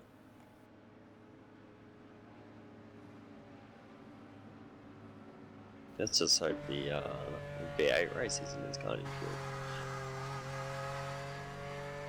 Hopefully not. Watkins was pretty interesting. I think there was definitely a lot of crashes there, but hopefully the guys learn a lesson from Watkins and try and take it a little bit easier heading into this one. Obviously, a lot of guys thinking about the championship game, especially Jared Filsell, obviously wanting to get the run on his competition who aren't going to be here this round. Obviously, Josh Rogers off karting and Madison off in Victoria Land doing some Cobra laps. The best land. Yeah, he's definitely needs to capitalise while they're away, so... And also Richard Hampstead not here as well, so... Is there anyone racing tonight, Jake? I think it's unfair to say no one's racing, but there's no doubt that guys like Dane Warren, for example, are really going to try and capitalise on this. It would not surprise me if tonight we see guys like Dane Warren pick the opposite strategy, being a split sprint to guys like Jared and trying to take one of those debut wins, even if it's not a whole round. Just a race could sometimes satisfy the want to win. Yeah, definitely satisfy a few people. So it'll make things a bit interesting. No doubt about it. So be sure to keep the V8sonline coverage going once this race is over, because the best is still yet to come. But speaking of the best is still yet to come, we have 19 laps of Porsche Carrera Cup racing to go. About to go green. Got about 300 or 400 metres worth of track before we start to see the pace car pull in. Yeah, so this is where they need to have their head about them and just be easy into turn one this time. We're hearing reports of that it won't happen, but I'm an optimist here. They will be very clean. Well, the pace car's ducked on in, so let's take a look at our poleser, David Lord. See when he's going to go. He's keeping the pace, 80 k's an hour all the way through the last corner, and comes out of the last corner now. Oh, they're backing up the field. He's gone. And on the gas, green flag. Good start from Greg Stewart. He's going to have an overlap before we even get to turn one on Scott Lanarch here. This is going to be P2. Lanarch defends. Greg gives him plenty of room and breaks nice and deep. Let's see if he can get it pulled up. That is P2 for Greg Stewart. Yeah, good pass by Stewart there. Let's see if everyone else can get through. Move being done by Daryl Carter as well for P7, but we're hearing there's a spinner back in the field. Blake Neck we're hearing, but he's held it. There's a laser car going off. Hammond has taken 14. Big contact with Sandhill there. He did a pretty good job of carrying that up actually. He was very loose on the grass, unfortunately split a little bit of a gap. Sam Hill, bit of an innocent bystander there. Oh, big dives back in the field. Good move I just saw from Michael Schreier, wanting to come straight back through. Gets the move done on Jamie McKnight. Yeah, definitely close battle between 2 and 3 here. McKnight wants to come back. Schreier has massively compromised straight line speed. Yeah, that car looks like it's been an absolute hell there. I don't think there's a straight Oh, we're line going to on car that off the body. road. Simon Mezzomo gathers it up coming out. Look at Schumacher S's. Let's see if he can not be in anyone's way. He's managed to find a gap. Nicely recovered. I'll go down to 6th, 7th and 8th, so Dean, Haynes and Carter there. Haynes! Haynes Oh. well wide. Let's see if who's going to yield here. One of you has to. Looks like it's going to be Haynes. Oh no, but He's going to have a look in the last corner, he's got to surely. run into the last corner there. Perfectly set up. Awesome execution there from David Haynes. Now he just needs to park the bus and make sure Daryl Carter doesn't get him back, but he gets a good enough exit. What a move. He's going to open the door for Nethercoat here.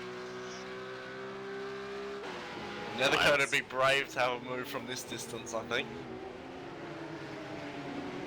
Yeah, he bides his time.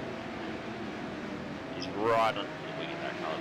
McLeod's there as well, wanting to get some moves done. I think Nethercoat will probably have a move into the second part of the stadium section. Nope, not quite enough.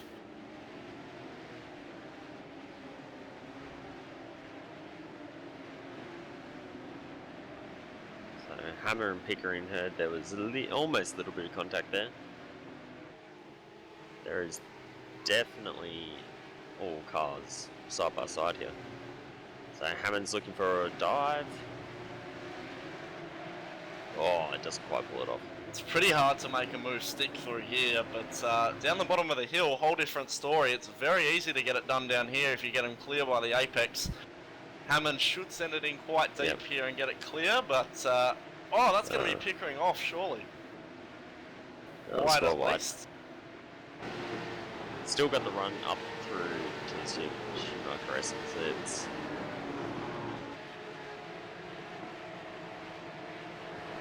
Should also mention But our race leader has pulled a second and a half last lap by, so David Lord's not even looking in the mirrors, he's just driving away into the distance. But Greg Stewart and Scott Lanarch, these guys are going at it. Yeah, there's not much between them here, Jack. Yeah, Greg took a few years out of sim racing, but has come back and is really enjoying this Porsche, and we've seen him get gradually faster and faster with each round. And now he's battling for P2. He's doing really well here. He does have Arnott right underneath his wing there, so he needs to just be careful, race smart. And Art's just pulling out to sort of let Greg know he's there. But of course what this is doing is that's allowed Timon to catch up a little bit, which is, he's actually been faster than both these guys last lap, as was Ashley Lear. So McLeod's moving forward here, getting past Nethercoat. Yeah, McLeod's race pace, I said, he's a racer, he's going to be really strong here. And I think he'll probably dive through both David Haynes and Mark Peter Dean really quickly. Wouldn't surprise me if he picks one off down the bottom of the hill. Yeah, he's definitely got a bit of talent, this old Mitch McLeod. Somewhere. Could see a race on between the two in front of him though. As David Haynes looks to the inside. Crash with Scott Stevens and Michael Hammond here. We're going to try and get a replay with you. Yeah, Just to see what Stevens happens. there was running quite wide, and I think Pickering's just missed a brake marker and just give him the slightest bit of a touch, which has turned him around. And Mike Hammond, innocent bystander. Yeah, it looked like he was already gone. And Pickering gave him a little touch. Oh, Michael Hammond though, as we've gone back live, has actually rotated, coming out of the Schumacher. Oh, you almost collected someone else. Oh, that is a scary place to have a spin. He's got a replay, but he's done well to actually keep that out of the traffic. Yeah, he lost that directly in the second part. Almost came back on the track and took out one of the SSR cars. Oh, we got another crash. David Haynes has looped it coming out of the BSS chicane, and that's given Mitchell McLeod the position. It's all gone off in this lap. Yeah, just a little bit of complacency and around you go. So be on top of it.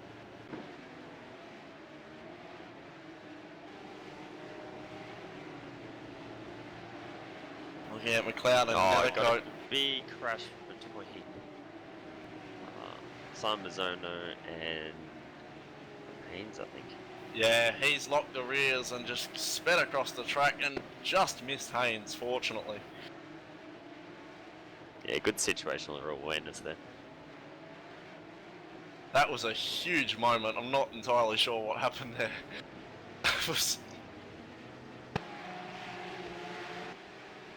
That car just... Yeah, I was going to say, second place, Lanarch and Stewart. I think Lanarch has the pace, but Stewart is driving a really, really good defensive race here. Giving plenty of room, but just making it so difficult to pass. Yeah, Stewart's just driving really smart here. Yeah, he's just so good under brakes, which I think makes it... I think Greg is just so good on entry and on exit. His mid-corner pace is nowhere near as good as Scott Lanart's, but he just manages to get that car stopped and started so beautifully.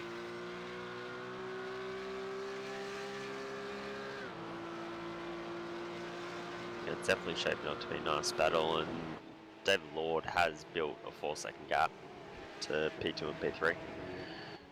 Lanart's best runs have been off the last corner and down to turn 1, but if you watch the line that Greg uses down here, he sort of goes right and then flares back at... McLeod is in the pits, apparently.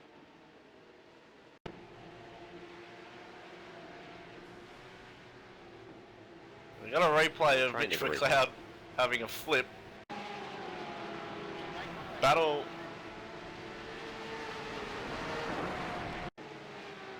Let's go back a little bit, just try and figure out what happened here. So it's at the Schumacher S's, which is probably one of the highest speed corners on this whole track. Yeah, so it looked like my PT got a slow run out of the hairpin. They're side by side and just contact. Yeah, I gotta And- say that was probably Mark's fault there. He's got a bit of understeer, but then what's happened is Mitch has spun back onto the road and been collected and absolutely sent Daryl Carter for 6. Yeah. That would have scared the hell out of him because that wasn't even happening in front of him. That hit him straight in the side. He wouldn't have even known. If we can get an onboard with Daryl Carter for that one, I think that'll give the viewers a bit of an idea of what would have been seen from Daryl Carter's perspective. Just went right onto his knee. That is a terrifying accident, skating across your lid at 120 k's an hour. I don't know about you, Jake, but you would not have seen it coming. No, no chance. Right in the blind spot of the A pillar. And just yeah, unlucky. Doing well. What that has done though, is completely spread out, sort of, from P5 back. Nethercoat's about 3 seconds back from Ashley Lear, then a couple seconds back to Albert, and a couple seconds back to Neck, and then back to the battle we were watching, David Haynes and McCluskey Young. Yeah, definitely spread out the field a bit. And Greg Stewart has found his feet a little bit and has pulled a 10th over Scott Lanarch. It's just right underneath his wing, and it's still keeping time and right in check with this battle here. I think this just shows Greg Stewart's experience, how he's under this kind of pressure and is just making no mistakes. Of course, this was a guy who once upon a time was faster than Greg Ohutu, so There's definitely a little bit of talent there. And immense pressure from Scott. And he's definitely keeping it straight on the it's road. keeping him honest, that's for sure. And it has jumped out to a 4.5 second gap at the moment. Tyreman, actually, just looking at his lap time, he did a 57 flat last time by, which I think was the fastest in the field, actually. Yep, fastest in the field other than our race leader, which was just faster. Yeah, Nethercoat dipped into the 56 there, Jake. As he's making the most of that nice clear air. We'll see if Nethercoat can be able to catch Lear in this lot. I think the gaps are so close that it's going to be pretty hard because he's, what, probably 3 seconds back from Ashley Lear, so isn't a huge amount of time remaining, about 12 laps. Lanarch though, probably as close as he's been to... Oh, Lanarch in the lane. So this is the first sort of standard pit stop I think we've seen out of our front runners, so it'll be interesting to see if he can get a bit of an undercut on Greg Stewart. I'd say that's what he's going for. Yeah, you have to try. I think he did have the car pace, just not quite enough to get past him, so hopefully if he can get an undercut, break that draft a little bit and pull away, should be able to have second pretty easy. Yeah, you would have to assume that Stewart's going to be this lap. Yeah, he has to respond given how close it was. If I was Stewart, I would definitely pit now because you'll probably see a bit of a cold tyre disadvantage for Lanarch.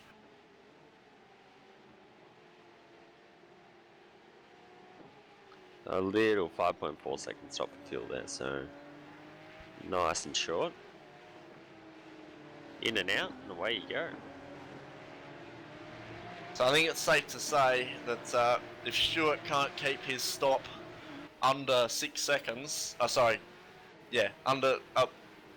if he has anything slower than 6 seconds, he'll probably lose that position.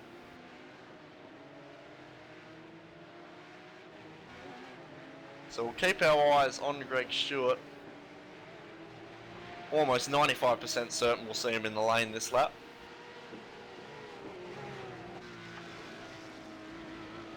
Yeah, you would think so. Timon is closing on in this lap too. He's got a lot of car pace right now. Yeah, I'm actually looking at Stewart's times. His last 2 laps have been some of his fastest. So I'm wondering if maybe Greg will just take the gamble and stay out. It's a big gamble there, though. Alright, we'll see. So come in past. In the lane. And I would not be surprised with Timon's pace. Yep, he stayed out. So what Timon's going to try and do is overcut in a way.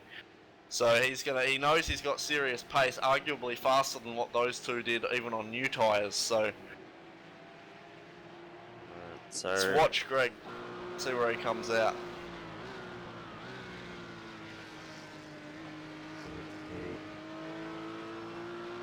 So I've got a pit stop time comparison on the screen here, so we'll see where the damage comes out. You've got Larnage coming around the last turn right now. Greg's still in pit lane and he's off. Yeah, so he's going to lose that by a big margin. Yeah. It's 2 seconds slower from Greg Stewart, but I did hear him start to pick the revs up early, so maybe he just used a little bit of fuel in the box, or not sure what he's done there. Put him back a little bit, but he should be able to. Oh, big slide. Hold on. How long is a tyre stop in these cars? Can you do fuel and tyres at once? I'm unsure, unless they do fuel then tyres. It could be possible that maybe Greg took tyres and Lanarch didn't. Because if it's like... Yeah, okay, Yeah, so no chance. Separate. Yeah, so that also means there will be no cold tyre advantage, disadvantage, sorry. So I think probably Jared Timon's in the box seat to probably take P2 straight out of the pits. And Nethercoat is bridging that gap between himself and Ashley. 56.7 last time from Nethercoat, which I think rocket. is one of the fastest lap. Yeah, his fastest lap of the race. So. Yeah, so and Nethercoat in. Out. Yeah, if you're Timon, you've got to stay out as long as you can. He's got the pace, he knows he's got the pace, so he's got to stay out and use it while he's got clear track.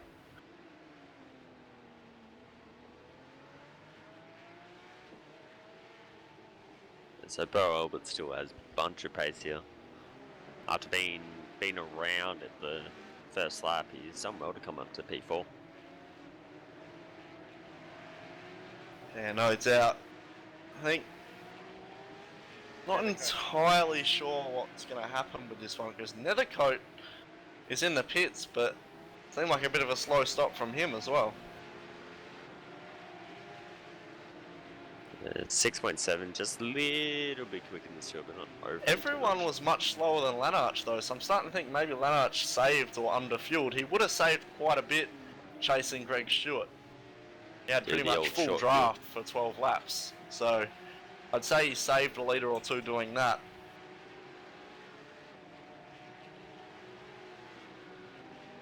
Oh, look! Look at the gap between Nethercoat and Stewart. That's closed a lot, I think.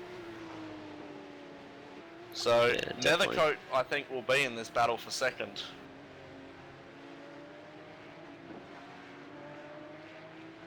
Yeah, that's definitely helped him quite a lot. I'm thinking that Lanarch is going to have to save fuel. Unless he saves a whole heap in that first stint.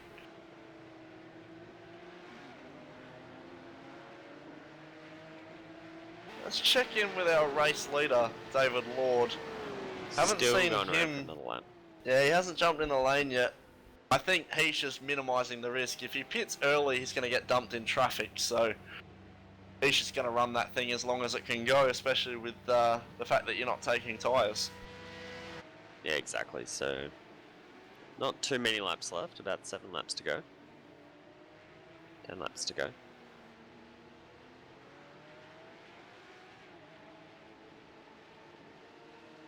We shouldn't see a time certain finish. There's still half an hour of racing left to go.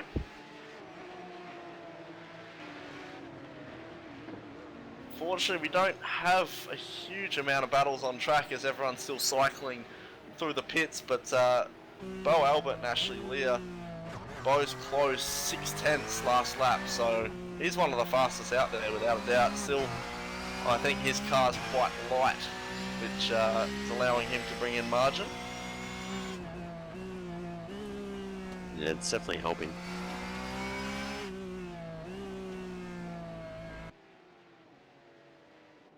The overcut does help a bit because gotta remember that although there's no tyres, these guys who are running still are on the same tyres as everyone else in the field, but a few kilos lighter. So should be able to do some of your fastest laps at this point in the race. Yeah, Should- definitely just before the pit stop. Yeah, generally when you pit, you drop about half a second, even though the tyres are the same, because they cure a little bit and you're putting more fuel in the car. So.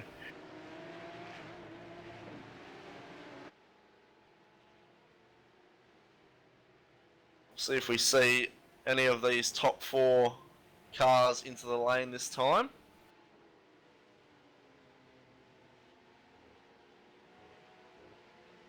David Lord Still out. stays out. Jared Tyman, I think. The problem is if you leave it too long, unless you've got sort of JRT or something running, it's hard to know where you'll come out, and you sort of can leave yourself with no time to fight.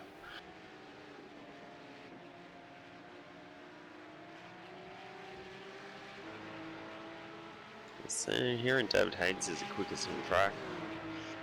Yeah, it does another 56, so he's closing up massively on Blake Neck at the moment. I think Haynes is maybe the one that we nearly saw got collected by Mazomo earlier, so obviously it hasn't for phased him. recovery.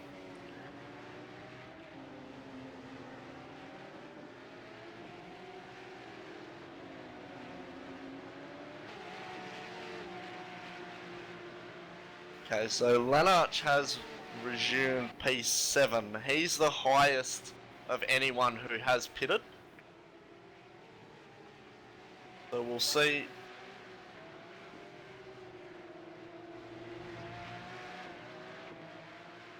Yeah, so Lanarch has pulled.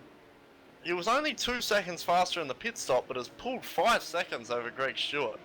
So I'm not sure if Stewart was maybe held up by a lapped car or something like that, but Nethercoat isn't closing too quickly on him either, so something may be going on for Greg Stewart. Yeah, his lap time last time was a 58.1, so definitely a bit off what he was normally doing. Yeah, that lap was a bit of an odd lap. I think this is just the overcut we were talking about. Blake Neck. Neck is around. Let's go back and see what happened there. He's actually lost that on entry, and great driving by David Haynes actually to avoid that. He's just opened the steering up, chased the rear end, done a beautiful job to miss him. But I think Blake Neck had that loss before he even got to the corner. Just braked on the AstroTurf. Yeah, bit of AstroTurf, and there is absolutely zero grip out there. Yeah. Anyone who's driven around the GP version of the Nurburgring in iRacing knows that that AstroTurf is like ice. To go on with the normal grass, which is also like ice. Yeah. Neck in the pits as well, so be interesting to see when Albert pops out with his pace. He was super fast. And a very short stop by the looks of it as well. Yes, they got Stewart coming past him right now. He's going to be right close to Nethercoat and Stewart. Might Okay, even so make Albert Nethercoat splits these guys. I think, yeah, so Albert's jumped Nethercoat. Yeah, that's That's worked just- out well for Stewart. That's the Bit of lighter a car breather. than what we thought doing that. The overcut is definitely the strategy to run here, I think.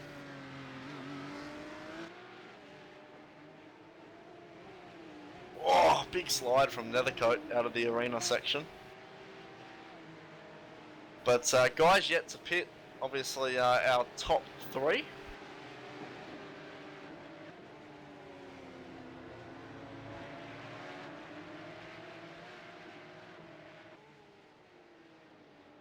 About 8 laps still to go here, so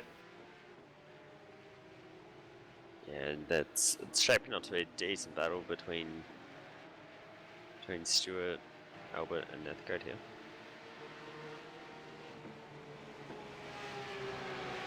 Timon should be pitting soon, so he might pop out around then as well. And he's in. Timon is in. Okay, so this is going to be quite interesting to see where he pops out, because he was around where Albert was, if I'm right in saying, and he just makes the commitment line there in the pits. That was a really nice, smooth entry. Oh, it's 100% commitment coming in to pit lane always. So he's the only one to pit. Lear opting to go as long as he can. Timon on the jacks, but not on the jacks because we don't take tyres, but good stop too. Very good stop. Okay, so where's he popping out? That's the question. Oh, Looks like he's he's gonna gonna have Greg. just in front of Stewart. He's gonna have Greg. That's 4 places made in that interim Oh, stint Nethercoat's there. around the outside of Albert here. What a pass from Nethercoat. Throws around the outside. Let's see if he can keep it inside. Albert's sideways. on the marbles. He's got no grip. He's going to have to yield here. Just there's no grip out there. Big lock up, but he's got the inside. Yeah, he's yielded. Oh, you almost had a nose in there. So Yeah, the big great turnaround driving. This was definitely timing. Yeah, I think if Nethercoat can clear Greg, I think he'll probably be able to have a shot at Timon, but Timon was quicker than Greg, so... Yeah. Timon's definitely putting that ASM car in a very good position here. ASM guys doing a really awesome job. Recently put on a few really quick guys. Yeah, I know. Mr. Brant Tucker will be very happy about that.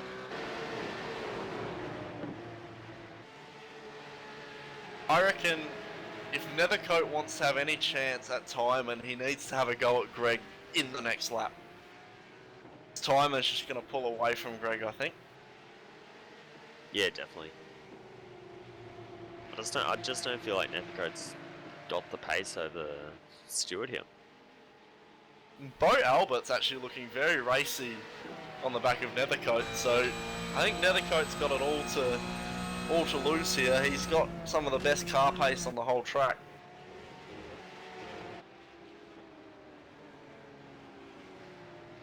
The front 3 still have not pitted yet.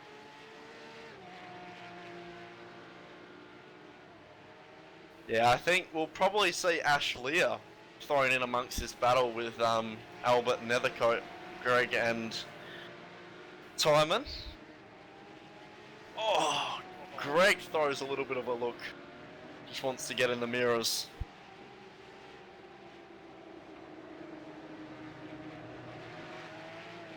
Not long to go, only 6 laps, so...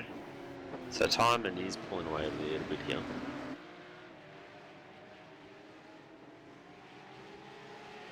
I reckon Nethercoat cooked his tyres with that move on Albert. He's really struggled since he's passed him. Yeah, just taking out that extra little bit of grip that they had. That's the issue with battling. Oh, Stewart ran a little bit wide there. You use up all the tyres. And of course, these cars have no ABS, Lee, so with iRacing's latest update, if you lock them up, you've put a hell of a lot of stress into them. Yeah, exactly. So you need to go away from the Josh Rogers school of braking and conserve those tyres. It seems like through all the low speed stuff, they all condense massively, but our race leader in. Yeah, so Stewart's definitely caught up a lot here this lap. And Nethercoat's backed off a little bit, so see what happens. Has Lord stopped yet? Yeah, he's just in the pits now. Well, Lanarch could actually be close here. He's coming onto the front straight. This is going to be a race on for the lead. Lanarch. He's going to have it, actually, I think. And so Lord has out. Lanarch is coming. Yep, Lanarch is going to take the lead. It. What an undercut. Play the long game there. Oh, I honestly think if he can make it to the end... oh, actually, this is a 5-way battle now. And Nethercoat's past Stewart. Oh, this is going to get hairy down here. That's deep. There's going to be contact. Oh, contact. Stewart's around. Yeah. Albert threw it in deep and had nowhere to go but into the back of Stewart. That was always going to happen when you're on that inside lane like that. So go all the way back to turn 1 where this all started to unfold.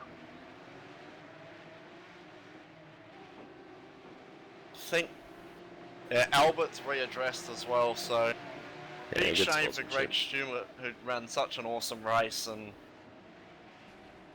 that's unfortunately killed our battle pack we had going, but I think we'll probably see it on for the lead if Lord can show the pace he had in the first stint.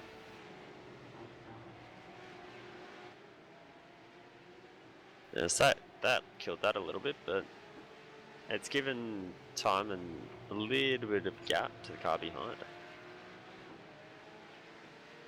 So he's on for P3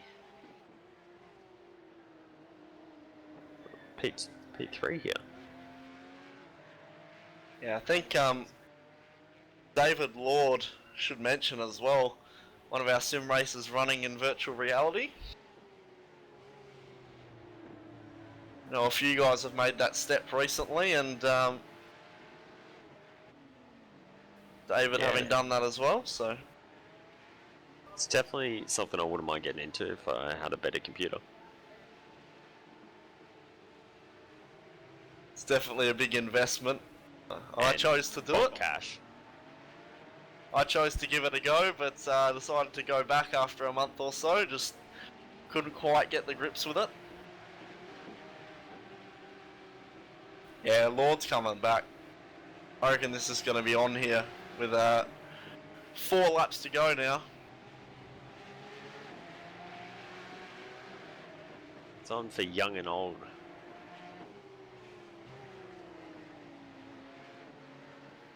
Yeah, Nethercoat showing his pace.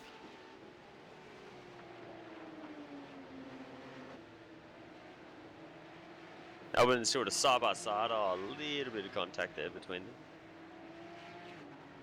Looks like Albert got the job done.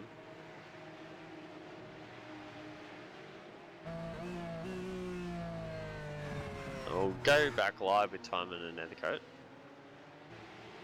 So Timon definitely still has the upper hand at the moment. Greg Stewart has taken a couple big lunges at Bo Albert, though, just looking back.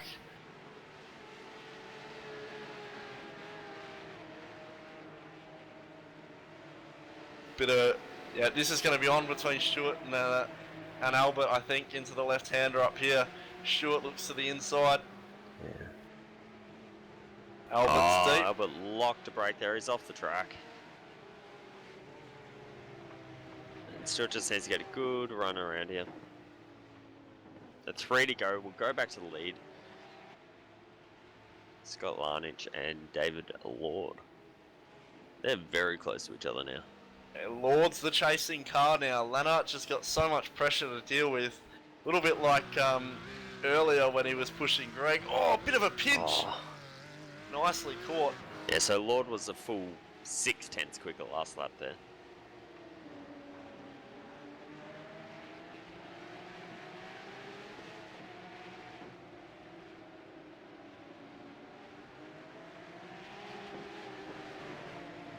Oh, big move back in the field. I've just caught it. Greg Stewart had a massive lunge on Bo Albert and only just pulled it up. Lost the position on exit, but a huge lunge and great driving by Bo Albert to see him coming. Yeah, very good driving there.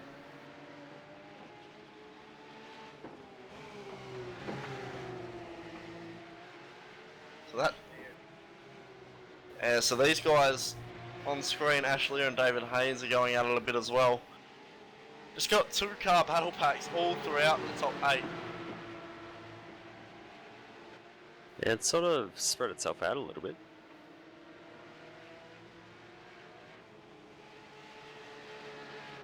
Gonna have 2 to go this next time by.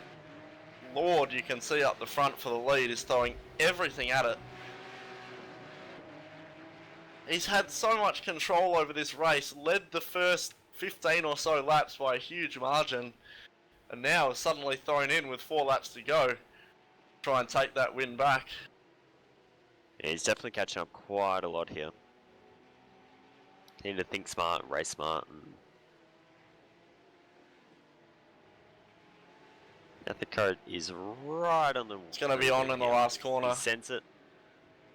Job done. Part the bus, Nethercoat. Good run. Good run by Timon here. Full Euro F3 spec right now.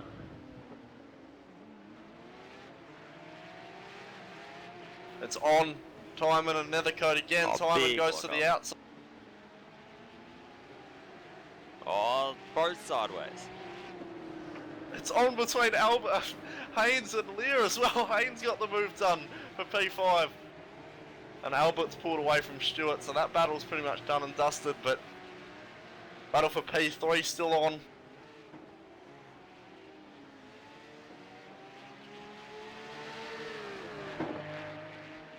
Just 1.5 laps to go for these guys. Yeah, there's not much racing left. See Nethercoat using all the road to try and deny Timon a run.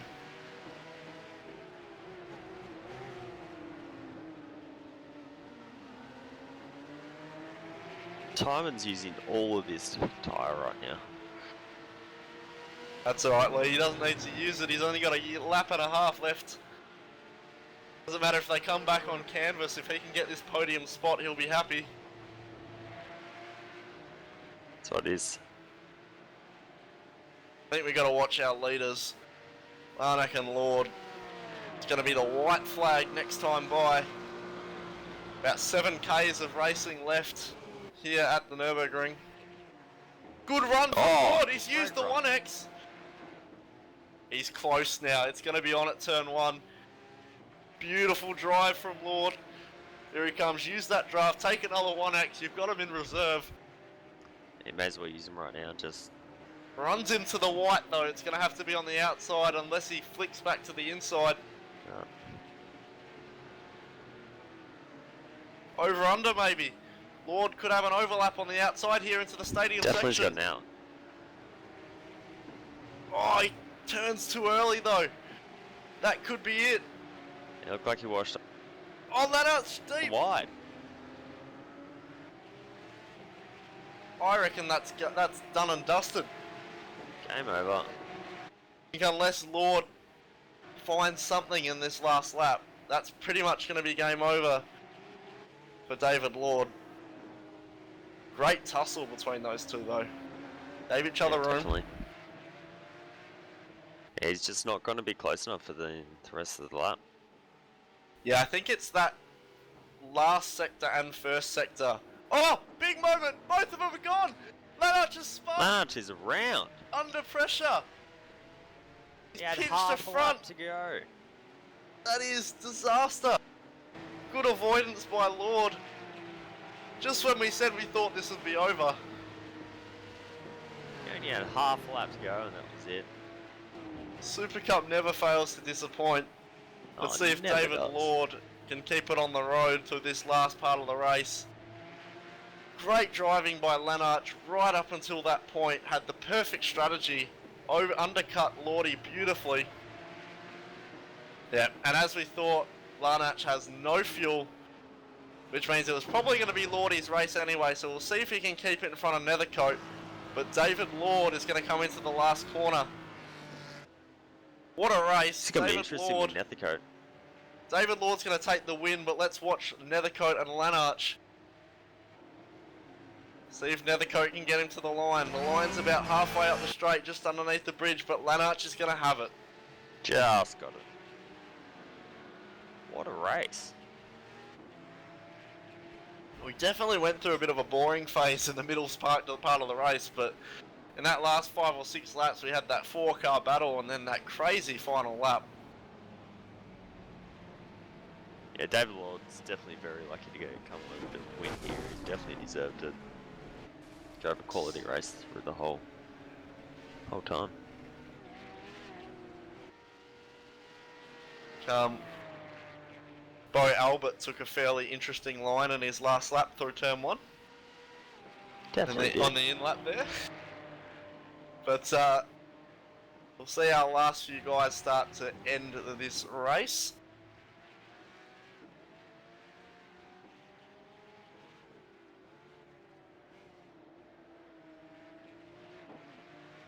That's a lapped car, Mazomo. They're going to bring it across. For this position, Jamie McKnight's Oh. made a spot. Mazomo's made a mistake. He's lost about 9 seconds on that lap. More than that, actually. He's done a 2-minute 20 on that lap. How's Mazomo lost 20 seconds on the last lap? Not entirely sure. We'll see if we can actually take a brief look back and just see what happened, because something has obviously gone down there. Last car to cross the line. Second last car. Oh, he's pitted. Mazomo's pitted on the last lap. No, that was a service, so Mazomo left it to the very last lap to pit. I'm not actually sure if that's allowed. I think that could be a DQ maybe from Mazomo. I thought you had to pit a lap before.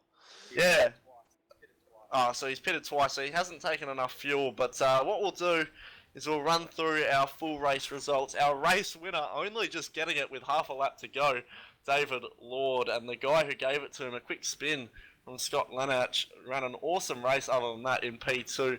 Matthew Nethercote, one of the fastest guys on track in P3, with Jared Tyman running a really good race too in 4th. David Haynes with big gains, 8 positions up to finish 5th. Ashley Lear in 6th, Bo Albert 7th. Greg Stewart in 8th after that bit of contact, and Connor McCluskey Young 22nd to finish 9th. That's incredible, as well as Simon Black 17th to 10th. Yeah, it was definitely an interesting race there, Jake. Lots of carnage at the beginning. Yeah, no doubt. I think, as we said, Super Cup never fails to disappoint. We'll look over onto our next page. Scott Goodman 11th with Scott Stevens in 12th. Warren Pickering at 13th. Jamie McKnight 14th. Simon Mazomo with that bizarre second pit stop in 15th, with Mark Peter Dean and Jai Potts, the last 2 cars on the lead lap.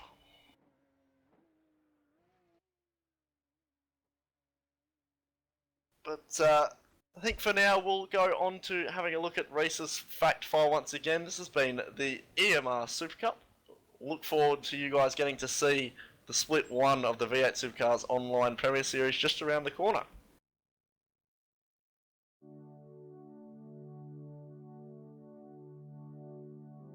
Germany's Eiffel Mountains have, for almost a century, been the home of a legend in motor racing.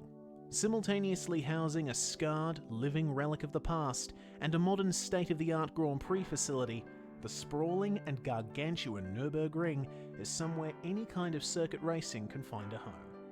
The Grand Prix circuit, which we are racing at, is seen as inferior to the giant Nordschleife by many fans, but it remains a circuit that is challenging and flowing, and though narrower than more recent venues, lends itself well to close racing. Its length is filled with sweeping turns, heavy braking zones, and gentle elevation change, but a low grip surface means that a good amount of technical skill is required to wheel a car around here quickly. The Nürburgring's genesis lies in the Eifelrennen, a race that began running in 1922 under the auspices of ADAC, the Allgemeine Deutsche Automobil Club.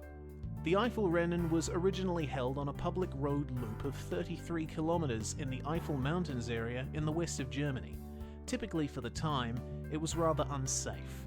The track was not sealed, and safety facilities were non-existent. Many fatal accidents ensued. In response, and as part of a general initiative to improve Germany's contributions to motor racing, plans were formulated for a permanent venue surrounding the town of Nurburg. The track was designed to serve as a test bed for German machinery and to mimic the old-style road circuits while keeping a racetrack sensibility to it. The basic layout was designed by Hans Weidenbruch. Construction started in 1925 and took 2,500 workmen 2 years to finish. The track followed old roads and trails in some places, with others designed from the ground up for racing, and was constructed in 4 sections, each by a different contractor. The Nurburgring opened for business in June 1927, featuring 4 main layouts: the 28-kilometre combined course, or Gesamtstrecke, the Nordschleife, or Northern Loop, the Betonschleife, or Concrete Loop, the shortest circuit, and the Südschleife, or Southern Loop. The history of the Nordschleife as a racing venue is well covered, and its struggles with its inherent danger have passed into general motor racing lore. By the mid-1970s, it had become clear that the circuit was never going to meet the safety standards that motorsport was demanding without a large, expensive overhaul, which had little benefit due to the track's sheer length. Meanwhile, the Südschleife had fallen out of use. It was decided that a new circuit should be built on the site to keep international racing at the Nürburgring. By the end of the 1970s, planning was underway, and through a series of proposals, the first layout of the Grosse Preisstrecke, or the Grand Prix circuit, was developed. The new track opened in 1984 to mixed reactions. It was at first considered sterile and boring, and given the track just to the north that it could not escape from being compared to, it's hard to refute those claims. But the Grand Prix circuit at the Nürburgring soon carved out its own niche, hosting Formula One again in 1984 and 1985, and holding races in a variety of disciplines that could no longer race at the Nordschleife. 3 changes have been made to the layout of the circuit since it opened. The first was the addition of a new F1-only chicane at the end of the lap in 1995, followed in 2002 by the construction of a new Turn 1 and the Mercedes Arena, and finally, a further tightening of the F1 chicane at the suggestion of Michael Schumacher in 2003. The Nürburgring Grand Prix circuit has matured into a well-respected venue in its own right, in spite of still living in the shadow of its older, larger sibling. With a pedigree boasting open-wheelers, touring cars and sports cars at the highest level, it's a track with lots of history and many stories yet to be told. And with 40-odd V8 supercars set to thunder down the front straight, it will provide a surefire spectacle.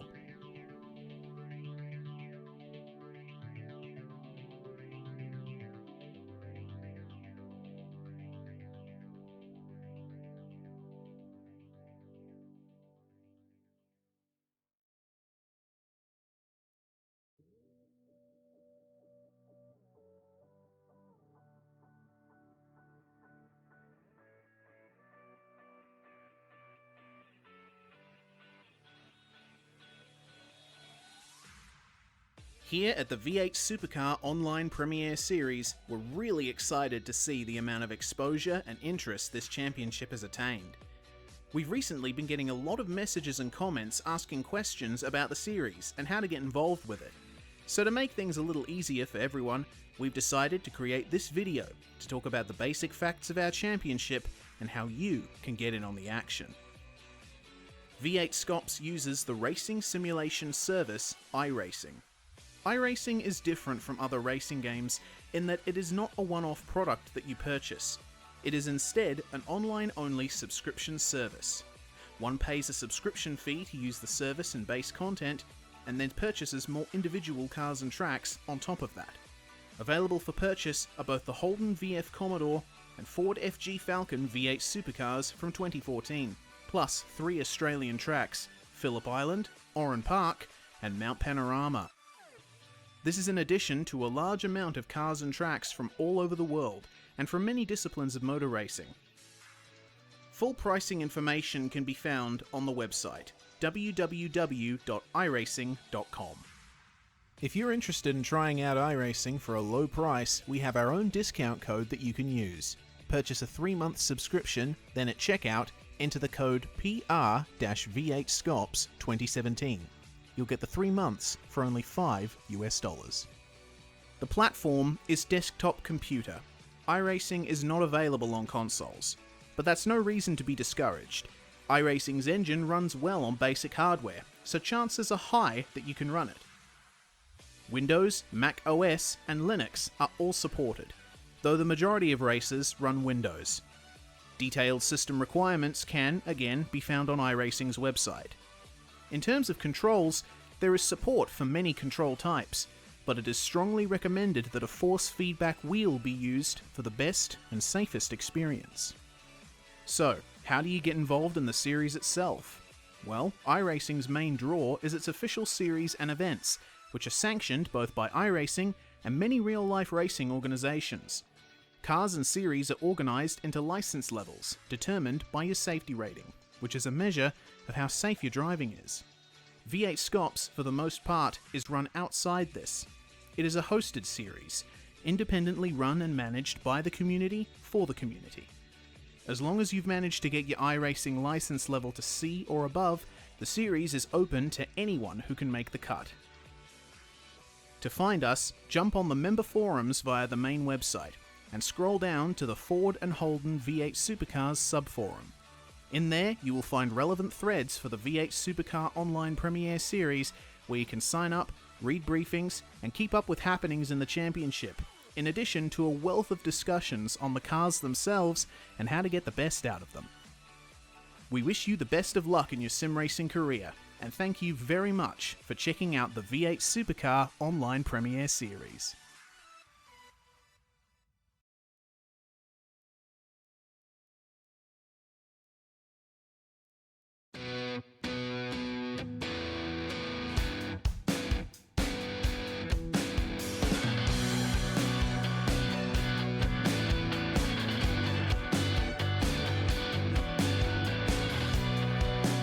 I'm walking down the street.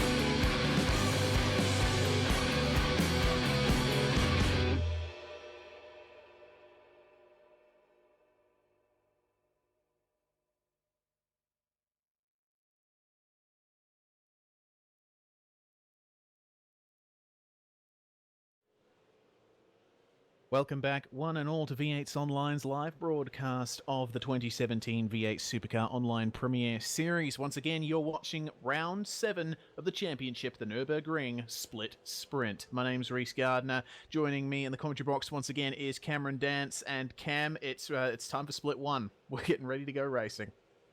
Yeah, it's now time for the big boys to come out and play. So, gonna be interesting with the number of guys missing, with the likes of Josh Rogers, Jake Burton, and a number of top guys that are not racing tonight. So it's definitely opened a couple of doors for new guys to step up and possibly take to the podium or even win, for that matter. Yeah, certainly. And Jared Filsell will definitely be liking the fact that there's the absence of his main championship rivals, Rogers, Down, and few other competitors, but yeah, that number 94 Apex Replicas and Harrop TTR Commodore is going to be up the front. It's on screen at the moment. Just a very good spin there from Jared. I can see someone in the grandstand holding up a board with the number 10 on it. Yes. Dane Warren, though, on screen at the moment. Currently in the dying minutes of the practice session. Got about 2.5 minutes to go in this session, and Dane Warren is currently on the top of the timesheets. 1 minute 54.432 to Phil Sell's 54.583, and it seems that Dane is just testing the best way to start a hot lap by late apexing the hell out of the last turn. Yeah, that's kind of a strategy I've seen in dirt racing as well. And it's a side note where you want to have as much straight line speed coming onto the straight. But no, that's not a bad idea, so that you can have as much speed heading into turn 1. So it'll be interesting to see what happened. Dane did get pole at Sebring, so it'll be interesting to see whether he can do it again here at Nurburgring. Yeah, certainly. Dane Warren has definitely proved that he has a massive amount of talent and can take the fight to the top of the field. Certainly really put All-Star Motorsports on the map in recent times. Let's have a look at the track temperatures. Looks like it's roughly the same as Split 2. 20-degree air temp, 24-degree track temp. Partly cloudy conditions with a relative humidity of 64%. So it's very nice conditions out there at the moment. Yeah, a little bit more humidity and a little bit more track usage than what Split 2 was, but otherwise pretty much the same, so should expect similar lap times coming from these guys, although considering it is the big game, it's probably going to be slightly quicker. Yeah, for sure. So we'll just watch Dane Warren finish this lap. He really threw the car into a couple of turns there. Tried to get his initial D on. Just really pushing the limits of corner entry there, smashing over the anti-cuts at the chicane, and straight into the pits he goes. I guess it's a good idea to be using warm-up to test track limits as well, so you can use as much, find out how much track you can actually use without getting an off-track for qualifying, really. Yeah, of course. Nurburgring is one of those tracks where you manage to get your track limit usage just right, you'll be able to gain quite a bit of time. But the checkered flag is now out for practice, so we're going to move over to qualifying.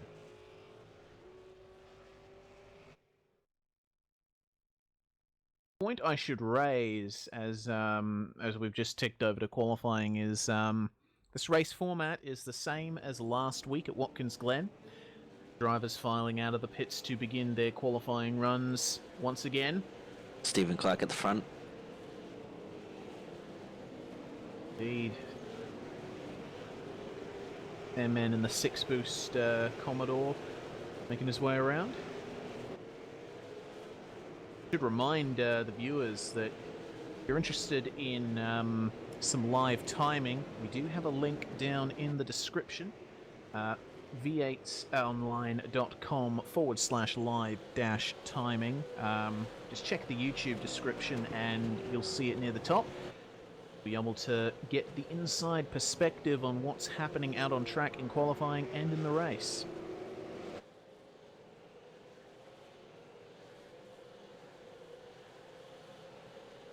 As I was saying, as the drivers make their way around the halfway point of the lap, this is the same race format as Watkins Glen last week, a split sprint. So it's 2 sprint races, both are the same length, and there is a mandatory pit stop required at some point during the event. But the drivers are free to choose which of the races they take their mandatory stop in. So really spices up the strategy, and it resulted in some, should we say, entertaining racing at Watkins Glen last week. If that's the right term to use, Cam. Yes, indeed it was. Nurburgring obviously been a bit more different of a track in terms of layout and the way you have to approach it, but should definitely still see some pretty close times from these guys in qualifying. Yeah, we certainly should. Well, Sandman late apexes the final corner, smashes on the throttle, and out he goes. Across the line to start his lap. Now, this Nürburgring Grand Prix circuit is very much a track of its time, built in the mid-1980s. This new section was added in 2003 at the start of the lap. Super tight opening turn. Off-camber left-hander going over the crest of a hill, and then it's just a short downhill slide into another heavy braking zone. Super slow left-hander. Almost never seems to end. A little right-hander to take you out past the Mercedes grandstand and onto the rest of the track. Lovely sweeper downhill. Hard on the brakes for this second gear right-hander. Hard on the throttle once again. Sandman very conservative with his lines so far. I think this is very much a banker lap. Oh, okay. Yeah, got a bit crossed up under brakes there into Sud Curve. Yeah, that's probably going to have hurt his lap a little bit, but as you said, it's a bank lap, so he'll probably go out later in the session and try and get a really quick one in. Yeah. So as he exits the Michael Schumacher S, Very difficult turn to line up that left-hander. And then just brushing the brakes through this right-hander and back on the throttle. Use all of that curbing on the exit. And then this is the back stretch with a kink in the middle that is flat out in any car, but if you get it a little bit wrong in a V8 Supercar, you'll go around and then break into the 100-meter marker for the very quick chicane at the end of the lap that Blancpain and the World Endurance Championship use. Keeping it nice and tight for the final corner. Don't hit that pit wall on the inside. Running over the curb on exit. That is a lap of the Nurburgring Grand Prix circuit with Stephen Clark, and it's a 55.991. Provisional pole, Corey Preston just behind, goes with a 54.851. 55.0 Jake from Maloney Jake with a Maloney. 55, yep. That puts him second at the moment. And Blacklock. Blacklock to second. Emily Jones Yeah. fifth with a 55.073. And Jared Philsell just smashes us out of the park with a 53.9. Yep. Ian Ford, not far behind with a 54.6. Here's small cars Glenn- are starting to cross the line. Glenn Postlethwaite to third on a 54.8. But times are filing in. Martin Carroll, though, finishing up his lap out of the chicane. Got a car in front of him, that's Henry King. Martin Carroll in the SDC Motorsports Falcon is going to cross the line. Let's see where this puts him. A 56.4. 25th at the moment. Still early days though. Yeah, it certainly is. Session's only a quarter done. Short 20-minute qualifying session and then a short sprint race.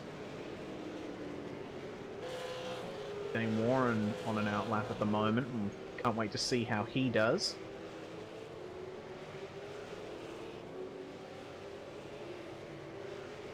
Brady Myers we're looking at the moment, just coming out of the southern portion of the circuit. There's a car stopped there. That's Jordan Ross, the spun. Oh, big slide for Brady Myers out of Schumacher S.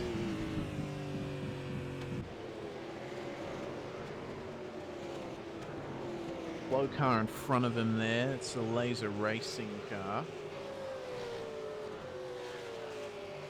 Brian Borg up there. So Brady Myers was 12th in practice on 55.2.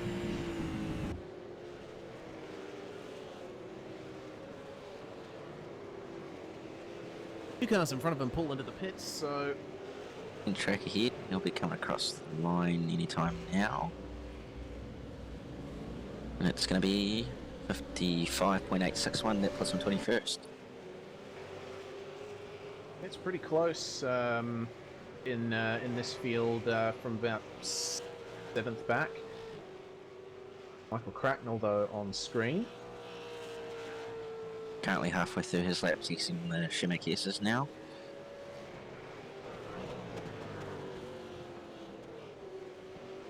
A little bit of trail braking there by the looks of it. Yeah, definitely. This part of the circuit is very dependent on trail braking.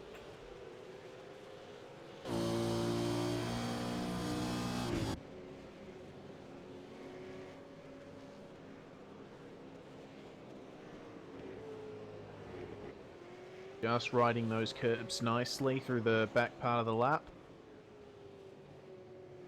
Carrying the brakes very long into the last turn. Yeah, looks like he struggled to get that pointed in there for the final corner. 55.7. Yeah, that puts him 22nd. So Dane Warren has finally started his lap. Just coming through first half at the moment. Has got a car in front of him. Brian Borg moves out of the way. Quick sharp.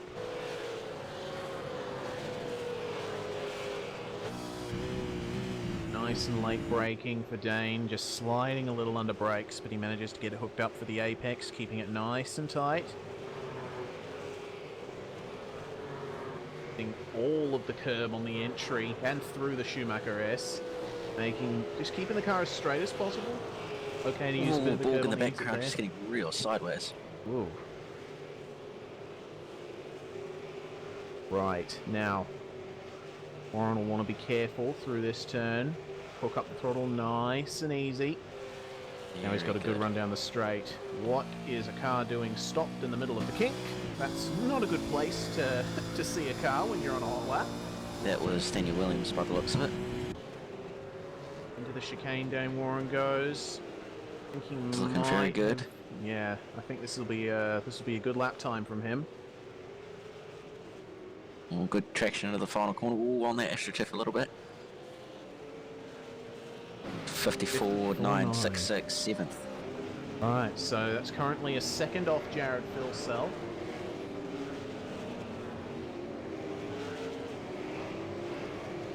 Meanwhile, Glenn Postlethwaite just coming into turn 1 at the moment. Sitting third on a 54.8. Ooh, bit of oversteer there. Crossed up. Yeah. Alright, gives him a nice wide entry into this turn. One of those... Turn 2 is one of those weird turns that's sort of between gears. Like, it doesn't matter what car I drive this circuit in. It always seems to be like it's too fast for second gear, but it's too slow for third. Yeah, it doesn't help that it's off camber either, because that unbalances the car, so you've got to be careful in the way that you put the power down and also grab the next gear as well. Well, Postlethwaite running down this curved stretch towards the southern corner. Firing it straight to the inside, maybe even double apexing it a little bit. All of that green tarmac on the exit you can use. Bouncing over those curbs. So far so good by the looks of it.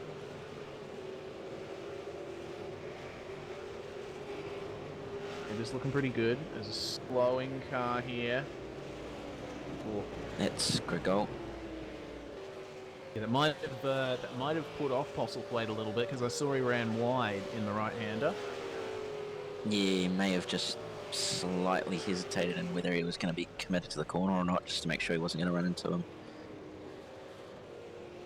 Using quite a bit of that curb.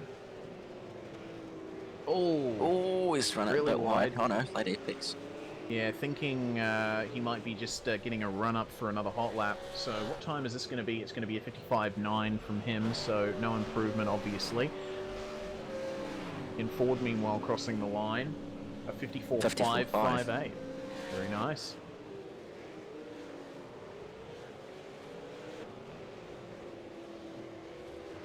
While on a lap, Wayne Burke in car number 89. Another Synergy Sim Racing driver just coming through the chicane, and he's Nope, going it's to come in the into the pit lane. pits. Well, Jason Bentz is now the man we draw our attention to. Car number 100, just coming into the last third of the lap. Through the kink onto the back stretch. And a little bit of an uphill run, braking very early for the chicane. Gonna go for the pits? No, he's not. Gonna be another run from Jason Bentz. Improve on his 18th position. Meanwhile, Thomas McMillan, guy we haven't seen before. This is his first V8 Scops race, and he's managed to make top split on debut. So, very good stuff from the All-Star Motorsports driver number 248. Yes, very impressive. It's always challenging to get into top split in the likes of V8 Scops, especially in your first round, but props to him on getting the job done.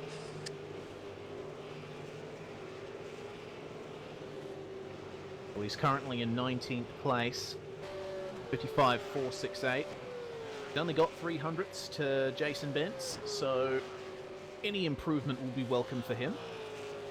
Yes.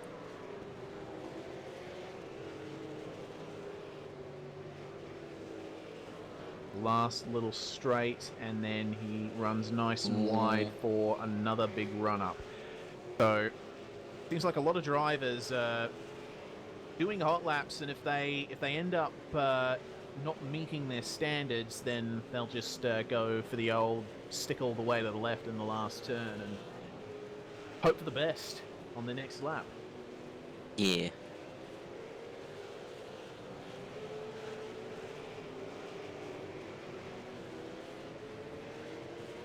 Well, Kurt Stenberg just started the lap.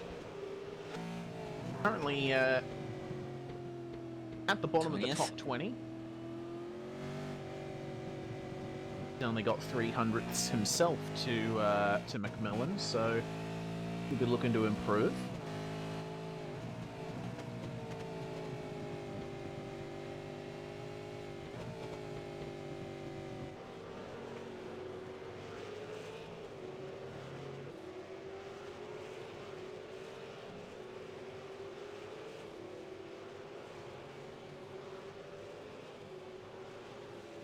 Getting a little bit crossed up under brakes.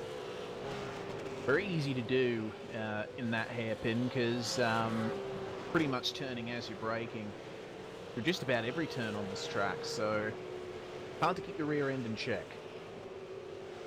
Yeah, it probably doesn't help that a lot of these guys are probably running quite far back brake biases, so the car's going to be naturally loose anyway under brakes.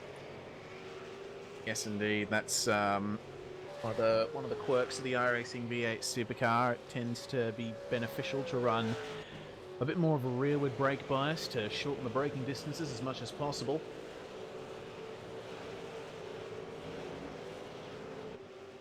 So Stenny comes through the last turn. This is going to be the finish of a proper hot lap. I think he may have cut the course just through that final chicane, but we're about to find out. 55.5. No Yeah, improvement, so but that's- looks of it. So he remains 20th.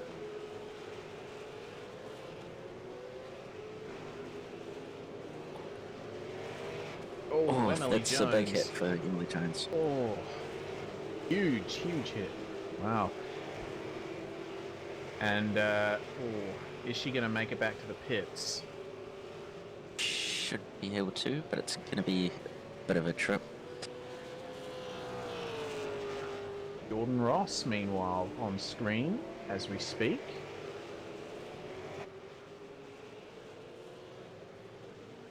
Where is Jordan at the moment? Coming 14th. through down towards the kink onto the back stretch now. Only 100th between himself and Emily Jones actually at the moment. Breaking nice and late for the chicane. And this is going to be yet another run-up. But we'll see what kind of time he does here regardless. 55.7. That's round about how much running wide through the last corner is worth.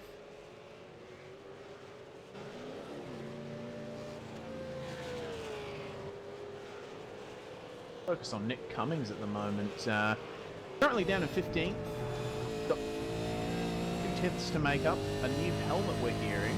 Let's have a look at this. Ah, no more Lego Man for Nick Cummings. It's Iron Man now. Ah, lovely.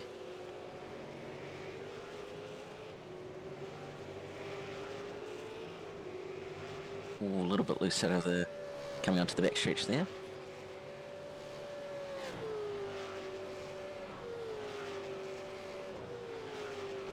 Braking marker he's got there.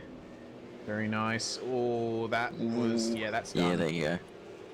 Lap over for him, so... Right on cue.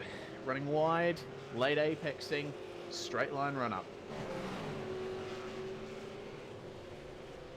So with 2 minutes to go, we'll go to Ethan Greg Galt, who is on a lap at the moment, 5th place. Got a 10th in hand over Jake Maloney, but will of course be looking to improve. Yeah, he's about 400ths off Corey Preston, who sits 4th. So we'll be looking to try and get in front of him, at least.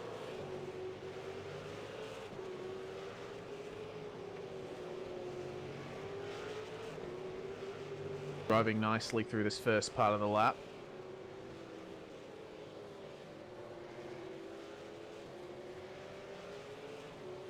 Pulled it up nicely for Sud Curve.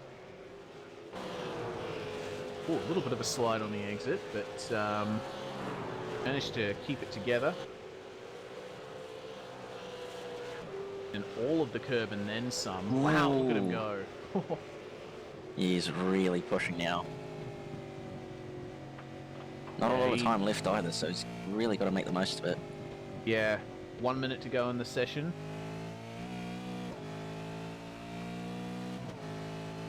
Fantastic stuff. So Ethan Grigg-Galt coming up to the chicane now. Lovely, fast, original chicane of the circuit. Big slide. Straight to the inside. So Ethan Grigg-Galt. Oh, that was close to an off track. We'll see what time that is. 54.9. So, yeah, no improvement for him. Let's go to Dane Warren. See how he's doing. After topping the timesheets in practice, probably sitting there thinking, should have a few tenths in hand.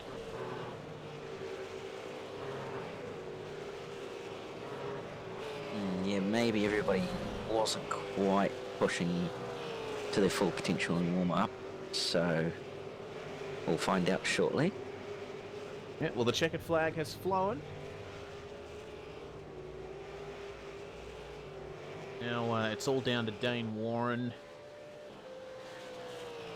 If he can challenge Jared Filsell at all up at the top.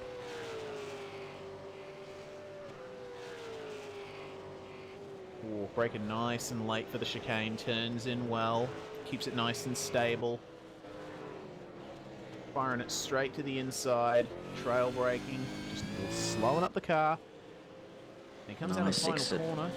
Let's have a look at what this time is going to be. It's going to be a 54.6. That Third, moves him he's up put to himself third. Excellent stuff, so that'll be good. Brady Myers, meanwhile. A 55.5. That's 3 spots for 24th. him. Yeah. Lee Jones, meanwhile, firing it straight for the pits. Have a look at Ethan Grigg-Galt. Let's see if he decides to go into the pits as well. Burke just behind him, also on that lap. Yep, by the there he looks of goes. it. Oh no, they're both coming. Never mind. Final person on a lap will be Jake Maloney, and we'll see if he gets his way into the pits as well. Yes, he does. So, I think with that, that is the entire field done.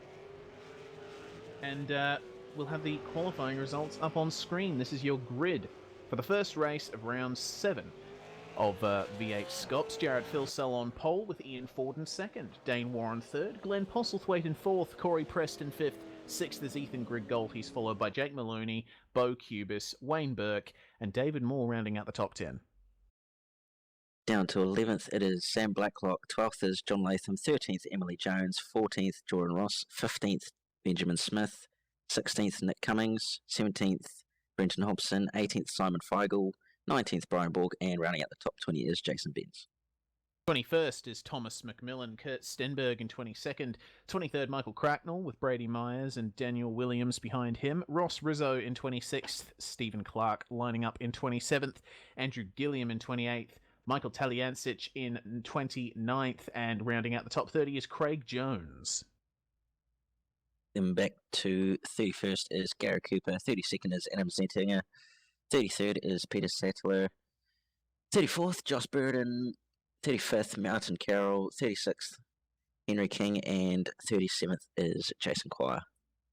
And not setting a time, Marlon McMullen, Corey Slade, and Ryan O'Sullivan. So now the drivers are gridding up for a 22-lap sprint around the Nurburgring sports car circuit.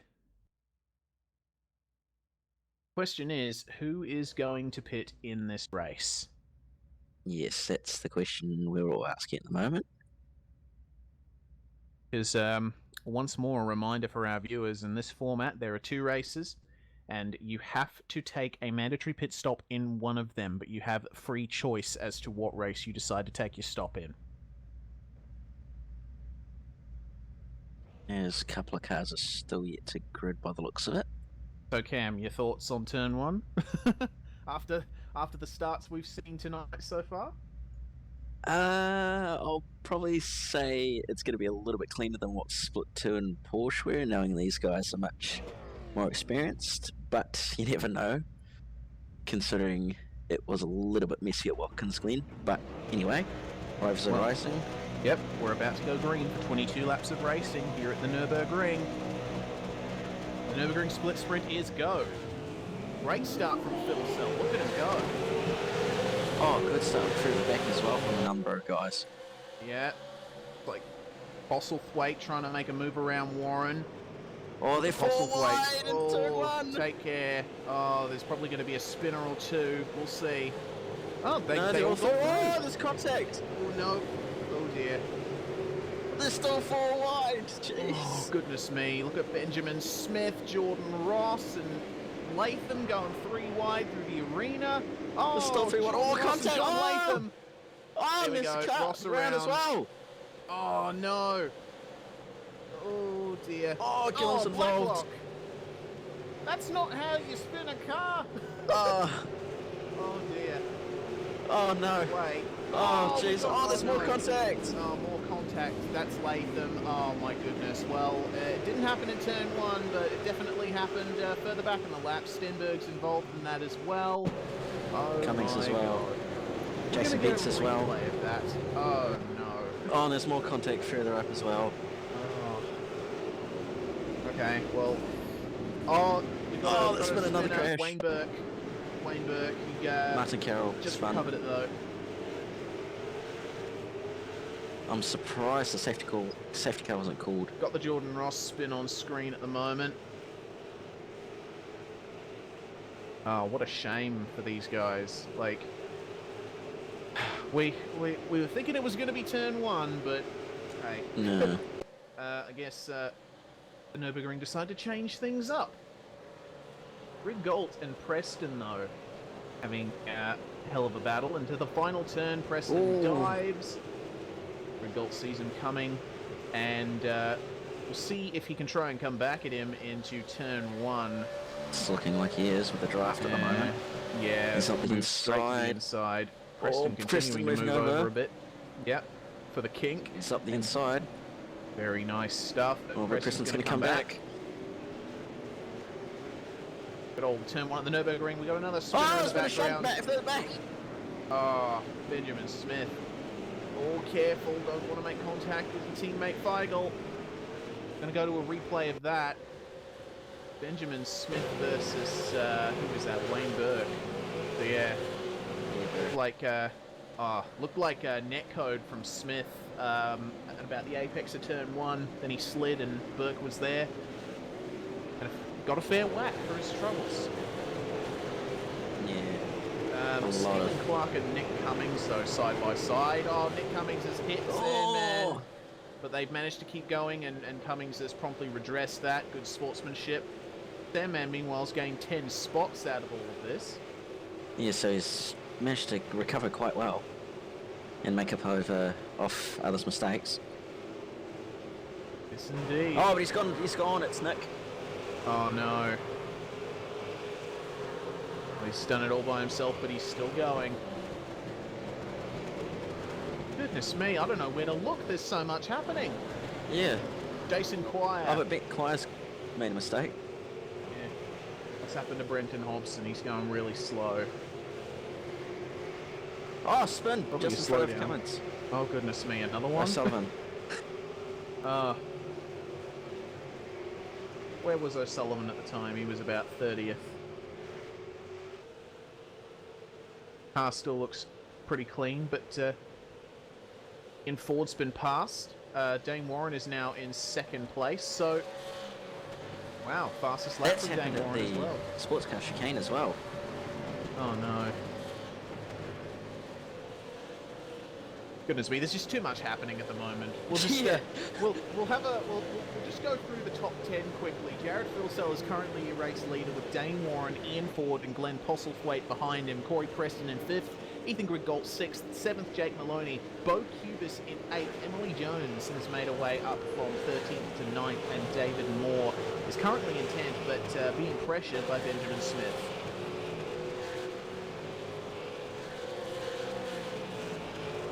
Looks like Simon Feigl is currently in 10th. He's managed to get past both of them. Bloody timing screen not updating as usual. Have a look at Smith though on Moore. Oh, careful guys. It's close. Moore just able to get that run out of the turn though. Looks like lap 1, Brian Borg versus John Latham. That would have been Latham's spin early on in the lap. The second spin, sorry. Yeah, Brian Borg was given a drive-through for that, and he has served it. That's your first stewards update. Meanwhile, John Latham's completely out of the race, which is a real shame. Have a look though at Smith versus Moore once again. Smith is looking really racy. Smith's all over him. If he can get the run here, get up the inside of the chicane, he should be able to gain a position. Well, it's difficult to fire one up the inside of the chicane, so probably best to stay behind, which he does. But this last turn, on the other hand, we're going into the pits. Possibly So a penalty as well as someone else as Probably well. the mandatory stop. There's another Williams synergy as car well. in there. That's Hobson. Yes, it is Hobson, sorry. Brady Myers as well. Peter Sattler. But Dane Warren and Ian Ford currently on your screen at the moment. This is the battle for second place. Oh, Ian Ford, Ooh. massive slides.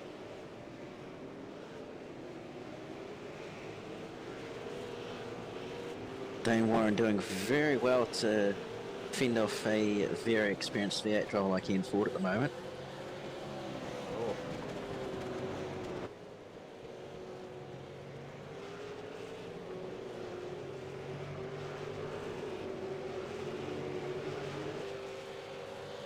Well, looks like it's, just as we've said it, it's calmed down slightly. Yes, by the looks of it, thankfully. Yeah. If Dane Warren can just keep his cool, should be fine. Touch wood, but big battle forming behind Corey Preston. Like it's Ethan Griggolt, Jake Maloney, and Bo Cubis in a bit of a train behind him. Emily Jones not far behind either. Or have a look here. Preston with the late apex sort of gave Ethan a bit of a sniff. See what happens here at the chicane. Be the regular old stay behind, try to get a run, maybe fire one up the inside of the last turn. Got another stewards update meanwhile. A lap 1 incident between Peter Sattler and Martin Carroll, deemed to be Sattler's fault, and Sattler served a drive-through for that, so that's probably why we saw him going into the pits. While Corey Slade, racing in V8 Scops, I think for the first time, actually, has gone up from 39th to 19th. Fantastic stuff from him, but Just blinked. just disappeared. Whoops-a-daisy. Talking about commentator's curse. Yeah. Goodness me. Well, let's just go back to the battle with Corey Preston.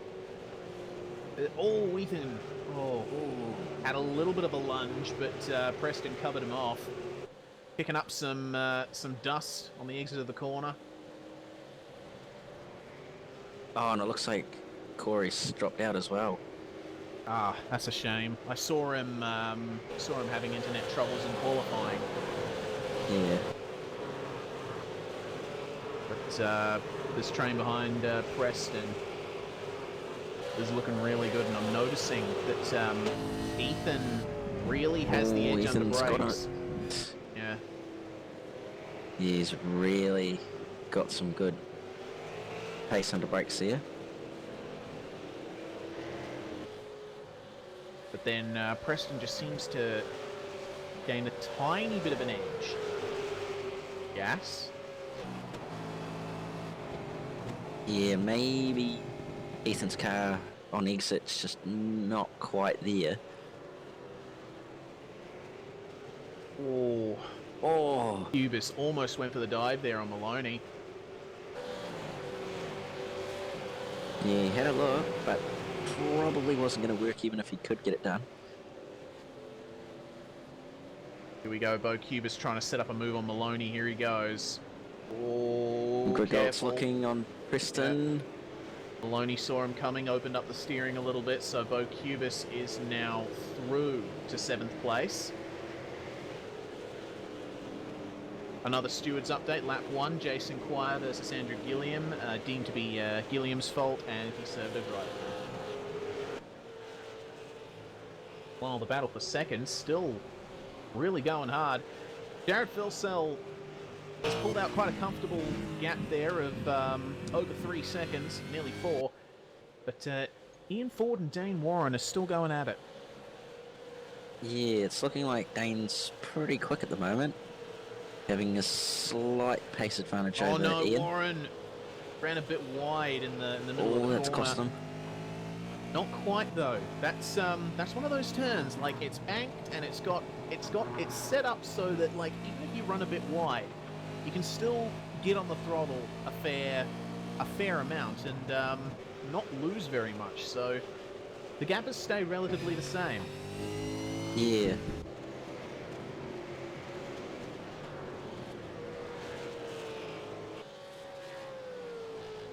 Have a look here.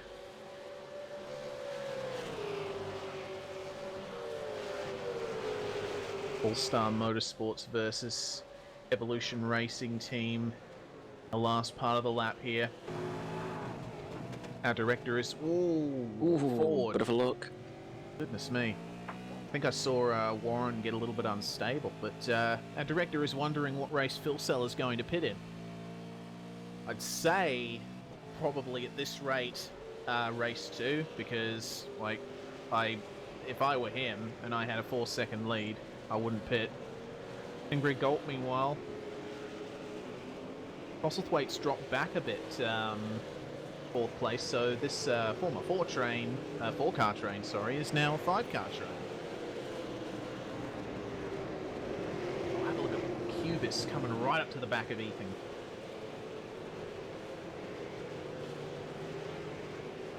While Ross Rizzo losing a spot to Michael Taliancic.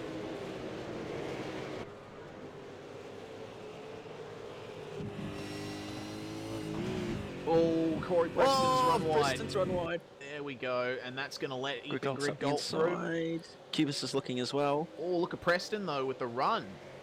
He's gonna drive around him. Oh, wow, goodness me. Yep, running wide again. He's See holding if he it. can get on the throttle. Oh, Not no, quite. Grigolt's got him, and Cubis is... No, he's managed to hold off Cubis as well. So that then promotes Ethan Griggolt into 5th place. This is a lovely little battle. Look at Cubis though. Oh, he's having another look. No love lost between Cubis and Preston though. They do have a little bit of a history, those guys, but they're managing to keep it close but respectful at the moment. Goodness me, this battle is... Oh, hang on a minute. Emily Jones. Oh, huge slide.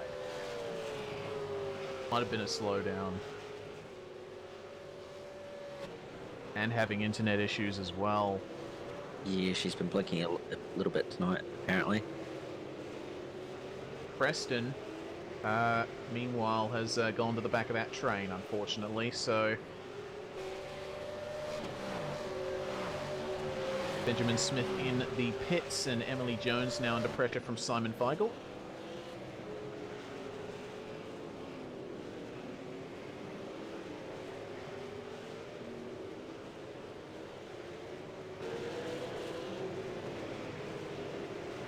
So it looks like Corey Preston just ran massively wide in the last turn and just let Cubis and Maloney through.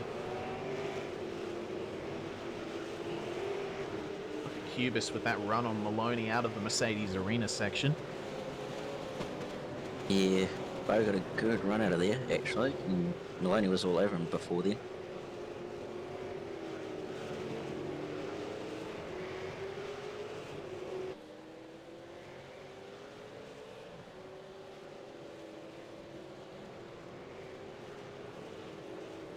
Let's have a look at Feigl on Jones.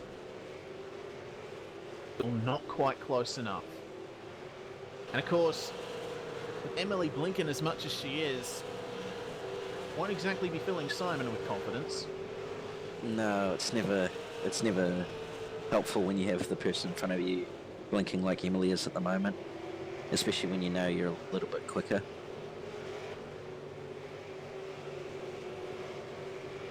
A lot of drivers have made up places in the midfield, with Emily Jones from 13th to 9th, Simon from 18th to 10th, Benjamin Smith from 15th to 11th, Daniel Williams from 25th to 12th. Postlethwaite, meanwhile, under attack from Grig Galt. Looks like that... Whoa, it's a bit of a wiggle. Wow, okay. Oh, Corey Feigl's Preston made in the the move pits. done. Oh.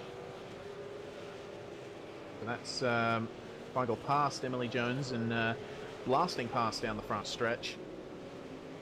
I think Emily may have let him by there, but I'm not sure.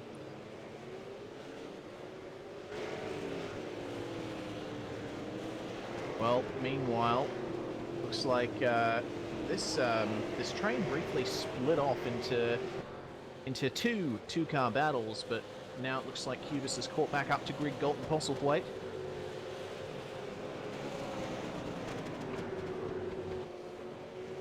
Aussie's doing a pretty good job to defend from these guys, despite him falling back.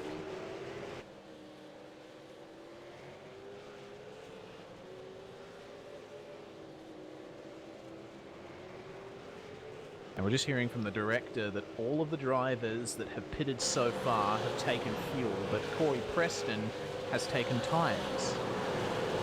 So that's an interesting choice.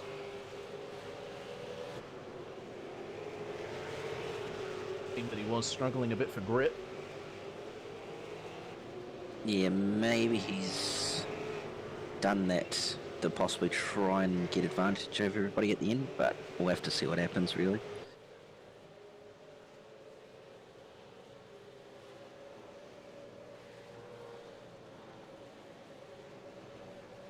Oh, and Grigot's up the inside. Oh, then too wide to the sports car chicane. Oh, there we go. Postlethwaite turns back over out. the anti-cut, and wow. So he's lost 3 positions as Glenn won't be too happy. Meanwhile, Cubis and Maloney side by side as you do. Looks like Cubis has the edge though. Then he goes straight to the inside to cover off Maloney. Oh, Maloney. Cubis is gaining a tiny bit on Grig Galt in the braking zone. I love this battle pack. It's awesome. Yeah, it's very close at the moment. Not a lot between the 4 of them. And they're all strong in different places as well. Well, Rizzo versus Taliancic is still going on. Ross has made his way back past Taliancic and is now closing up on Sandman. Oh, have a look at this. Let's stay with this battle.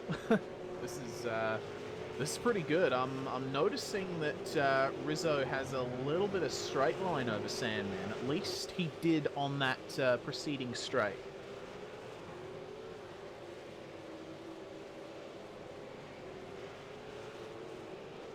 Ooh, Sandman running a little wide.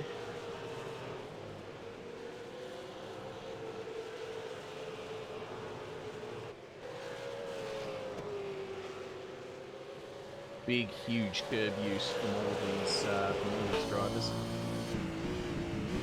Have a look at Rizzo under brakes into this section. Yeah, he's really close to the gap now.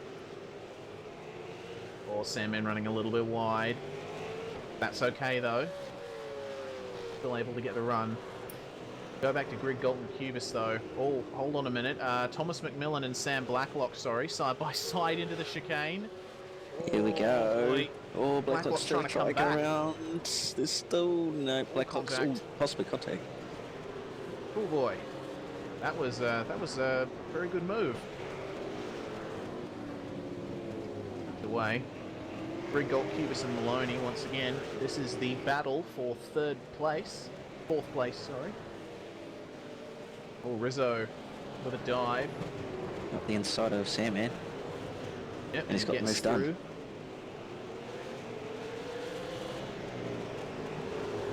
Sandman's keeping him honest though. Sort of a little bit more mid-corner grip. Oh, Sandman! Oh, trying to. Yeah. It's a bit deep.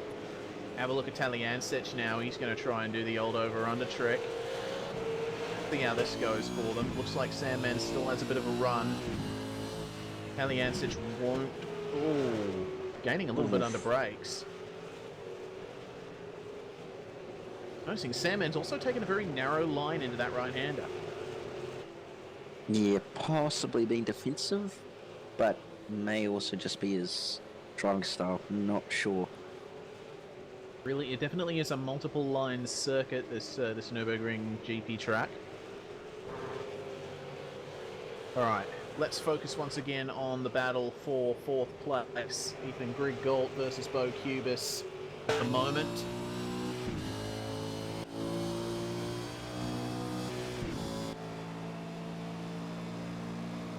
Check out the run Cubis has got here.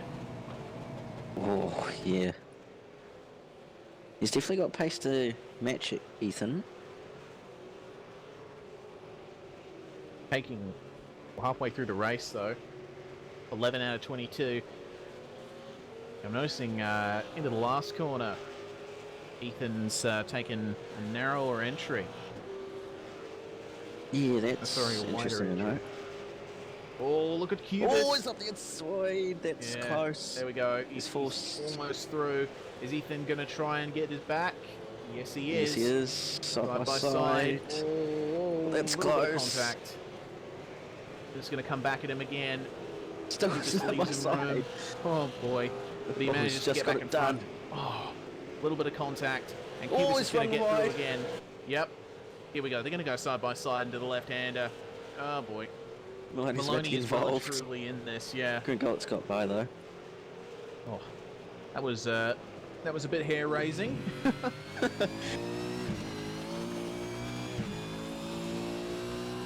Well, now Cubis has gotten a taste of a pass on Ethan, and he'll want more. Maloney's all over Cubis now. And you know who's also benefiting from this? Postlethwaite. Yes, just casually sitting in the background, waiting to pounce.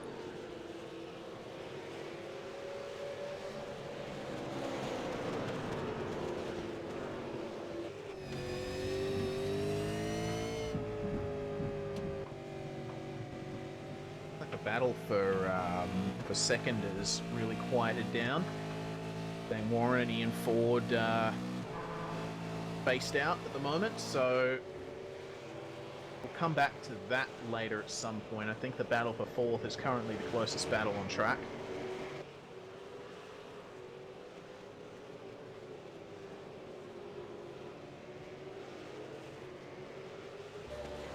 We'll keep all of the track on the exit and then some.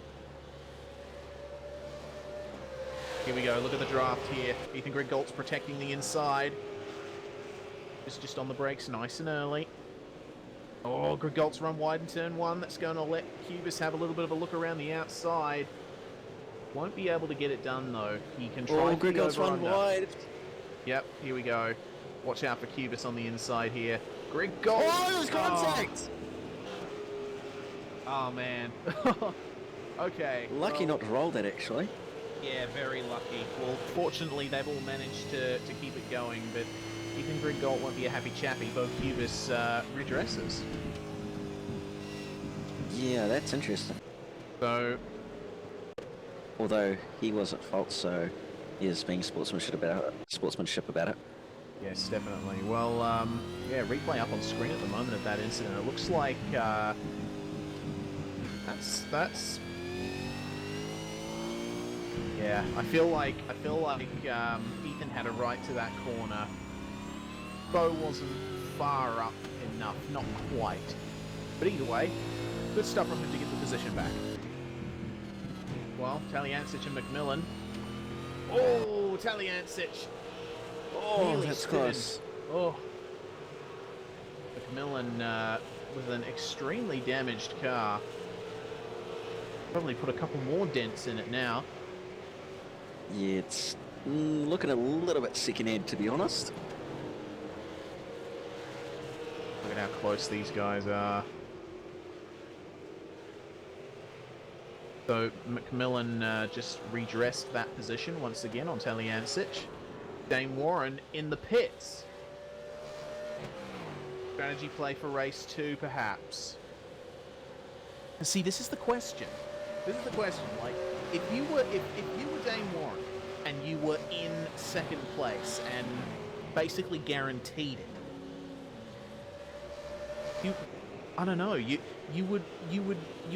might take this this opportunity to pit in race 1 and then maybe try for the win in race 2. I guess Yeah, possibly. Although that will all change if Phil Sell and Ford decide to pit as well. Yeah, and it's I doubt they will though. Yeah, it's looking like Phil Sow's got quite a bit of a pace advantage over Dane, so gonna be interesting.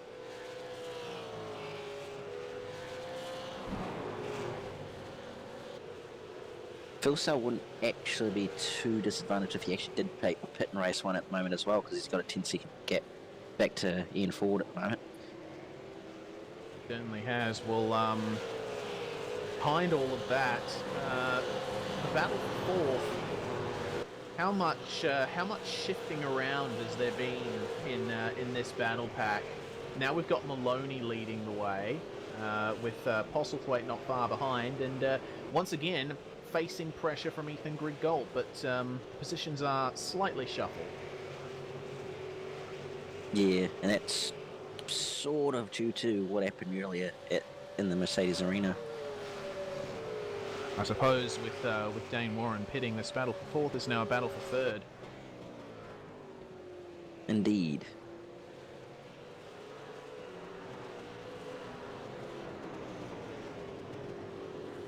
Dane Warren's come out of the pits in 15th. Interesting to see just how much he can gain back before the end of the race. Looks like Maloney's just streaking away here, so battle for fourth is now actually a battle for fourth once again, just with 3 cars. Yeah, I wonder if Maloney's just been sitting back in these past few laps, just saving his tyres, being conservative, and then once he's got to the clean air here, he's started to really use those tyres and pull away. Yeah, that's the sensible thing to do if you're in his position, I suppose. But Postlethwaite once again does have a little bit of a pace disadvantage over Ford and Cubis, so they're getting really, really close now.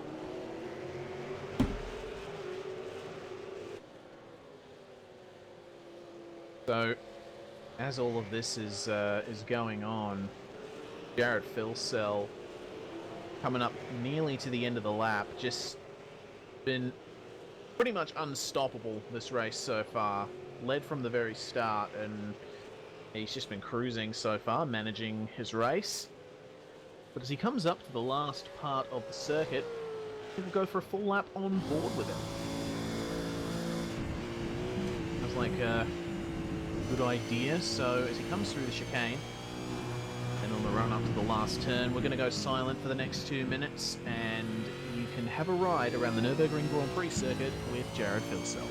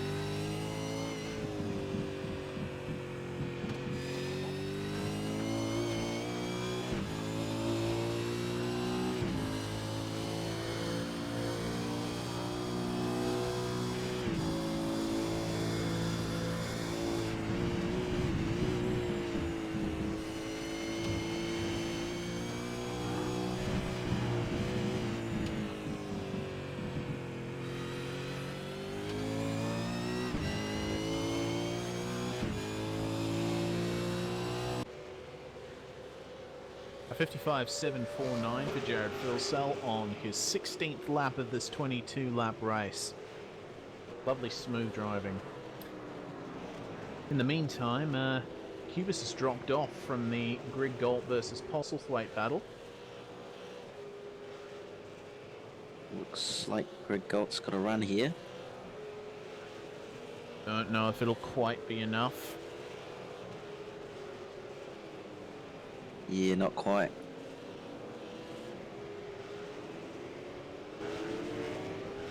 Oh, big wide entry there from both of them. Bit of a wiggle from Greg Galt as well. So maybe tyres are starting to come into play where the guys have used them up too much, possibly. Yes, well, with smooth Grand Prix style surface of this track, it can be quite hard on tyres. Probably doesn't help either that the track is probably starting to heat up now as well with the number of guys running over the same line. Yes, indeed. Tell you what, a pretty close battle at the moment. Way down in the field is the battle for 31st position between Peter Sattler and Andrew Gilliam. Dell Simsport and Performance Motorsports.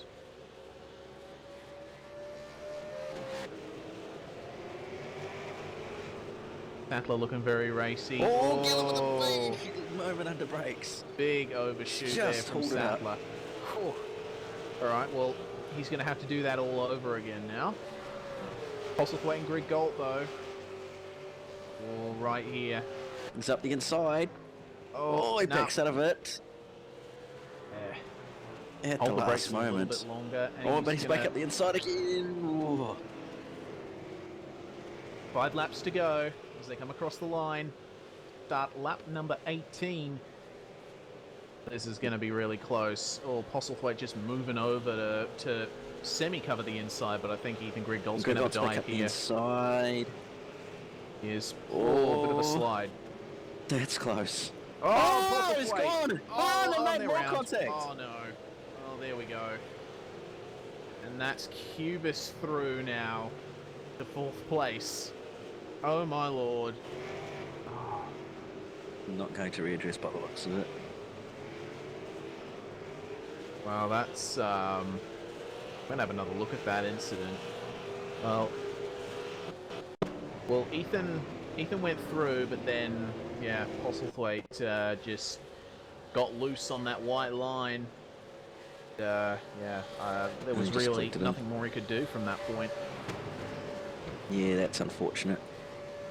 Yeah, If I were Ethan, I would take my pit stop now, just to lessen Yes. the blow, really. yeah.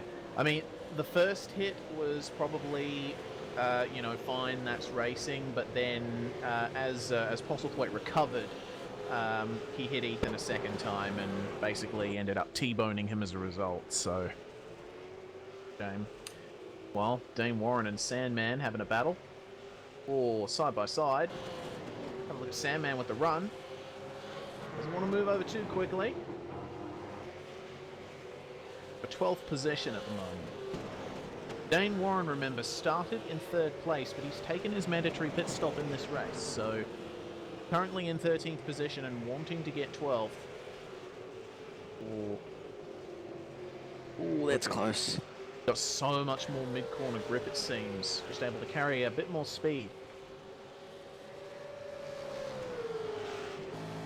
And then takes his time moving over to the right for the chicane. Warren extremely close.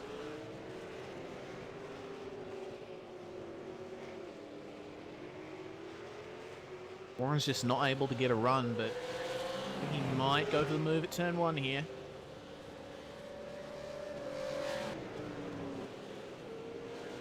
I'd hazard a guess that Dane Warren has this. Ooh. Careful, boys. Only just pulled it up. Sandman's Oh! going to come back in a bit. Sandman with a oh, moment. dear. Oh, and wow. And Ethan Greg Galt, like you said, Cam, has taken his pit stop. Yep. Looks like Glenn Postlethwaite has been given a drive-through as a result of that incident with Ethan Gringold, so As I expected. think it'd probably be smart for him to take his mandatory stop as well. Yeah, or... Yeah, I don't think there is enough laps to do it, actually. When does the pit window close? 2 laps from the end? Because he'll have to serve a drive-through as well. Yeah, true. Pit now and then serve the drive-through. Yeah, that's probably a smarter idea, actually. Well, Ross Rizzo, as a result of all this, is moving up to P10, so after soon to be P9 as well, but after starting 26th, it's pretty good. Jared Filsella's pitted? Oh, goodness. He's got a 15 second gap, sorry, not lap. So Ian Ford might win.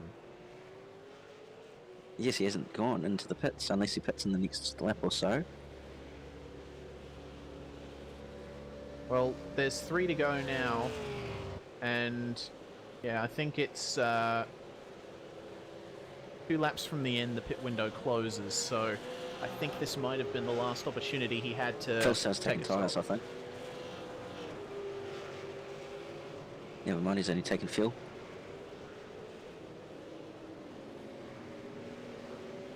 Well, either way, this is going to promote Jake Maloney into second. Bo Cubis into third. Emily Jones may get fifth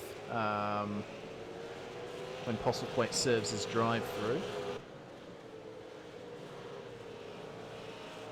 I love how this race format mixes up the grid. It's fantastic. Yes, it always makes it very interesting because you don't know who's going to win and who's going to take what strategy, really.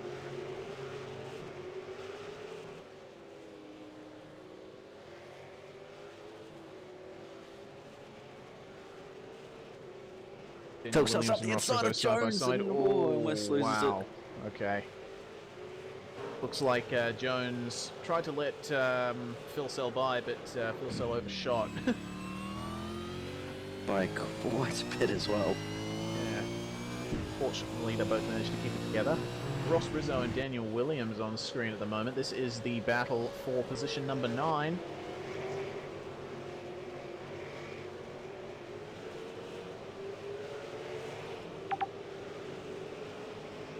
This has been a really entertaining race. Yes, it has, with a lot happening on pretty much every single lap, just about. Battles and all sorts happening throughout the field.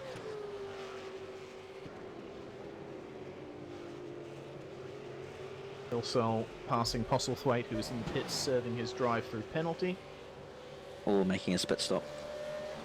Yeah, this is the question. Well, it's past the close of the pit window, so if he takes his pit stop,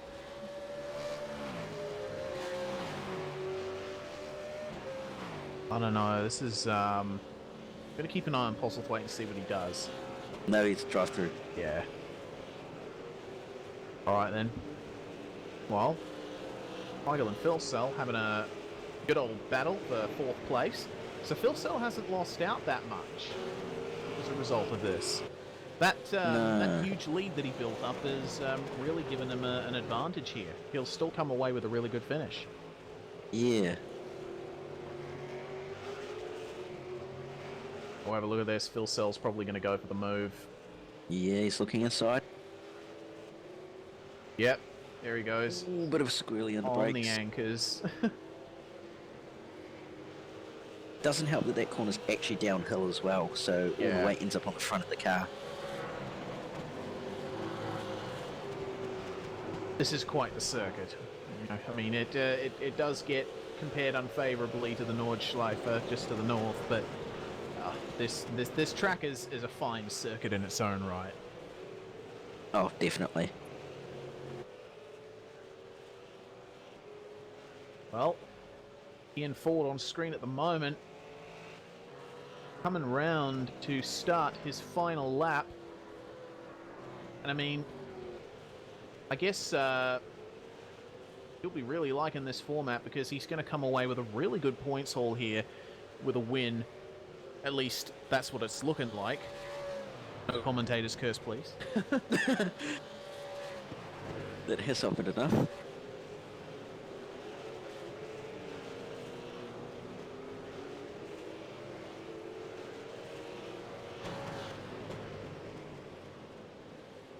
Daniel Williams and Ross Rizzo are still battling, and Dane Warren is looking like he's going to try and have a go here. Oh, Rizzo just keeping it together under brakes. Williams, big oversteer in the middle of turn one. This has brought Rizzo right up to the back of him.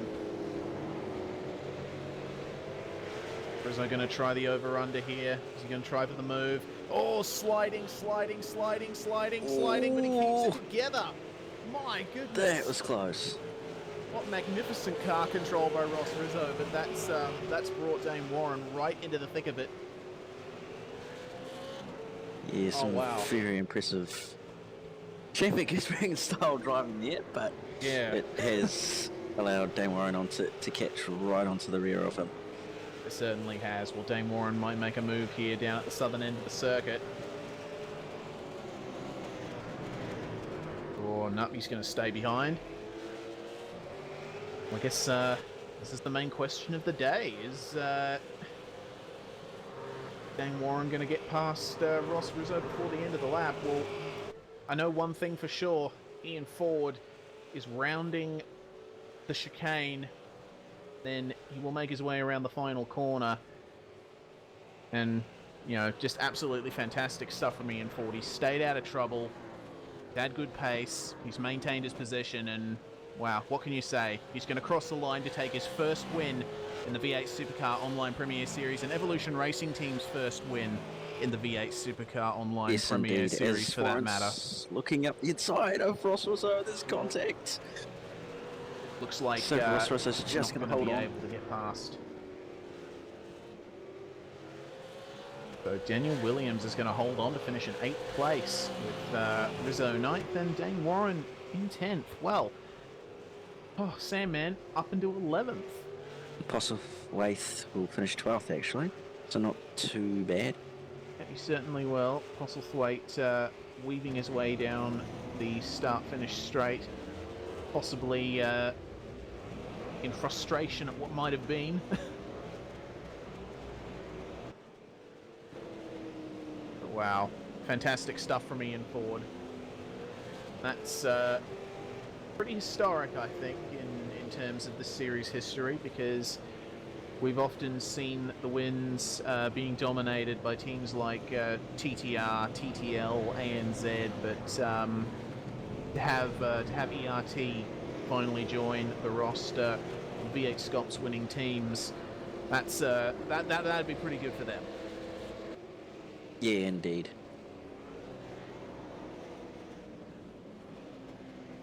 Well, race results are now up on screen. So Ian Ford takes your race win in race 1 here at the Nurburgring Split Sprint. Jake Maloney in 2nd.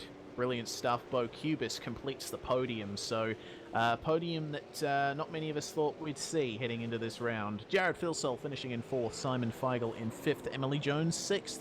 Michael Cragnell 7th. 8th Daniel Williams. Ross Rizzo in 9th. And Dane Warren rounding out the top 10. 11th goes to Sam and Stephen Clark. 12th goes to Glenn Postlethwaite. 13th goes to Thomas McMillan. 14th Benjamin Smith. 15th Gary Cooper. 16th Ethan Gray Gault. 17th Sam Blacklock. 18th Jason Quire. 19th Brenton Hobson. And rounding out the top 20 is Henry King. Wayne Burke in 21st, with 22nd taken by Michael Taliancic. Ryan O'Sullivan in 23rd.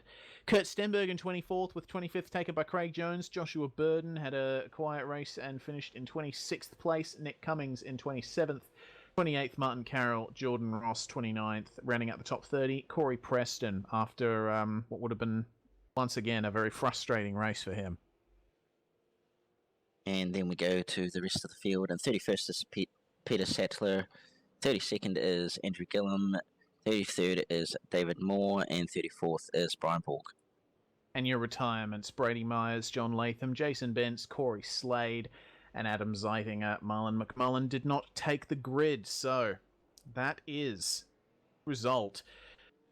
for race 1, and race 2.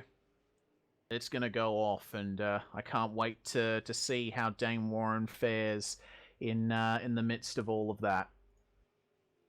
Yes, definitely. It's going to be a very interesting race to see whether the guys that hit are going to take tyres or whether they just do fuel. Yeah, certainly. We'll find out in a few moments. We're going to go on a quick break while the Race 2 server is set up, and we're going to go to the frequently asked questions video where you can get some information on this series, how to join it, and just what on earth all of this is about. You're watching the V8 Supercar Online Premiere Series on V8sonline. We'll be back very soon.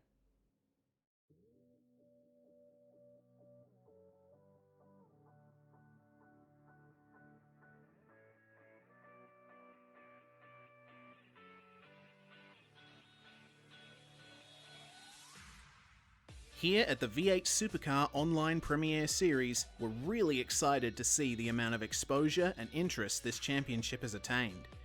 We've recently been getting a lot of messages and comments asking questions about the series and how to get involved with it.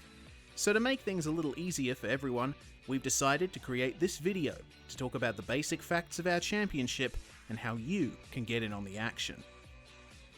V8 Scops uses the racing simulation service iRacing. iRacing is different from other racing games in that it is not a one-off product that you purchase.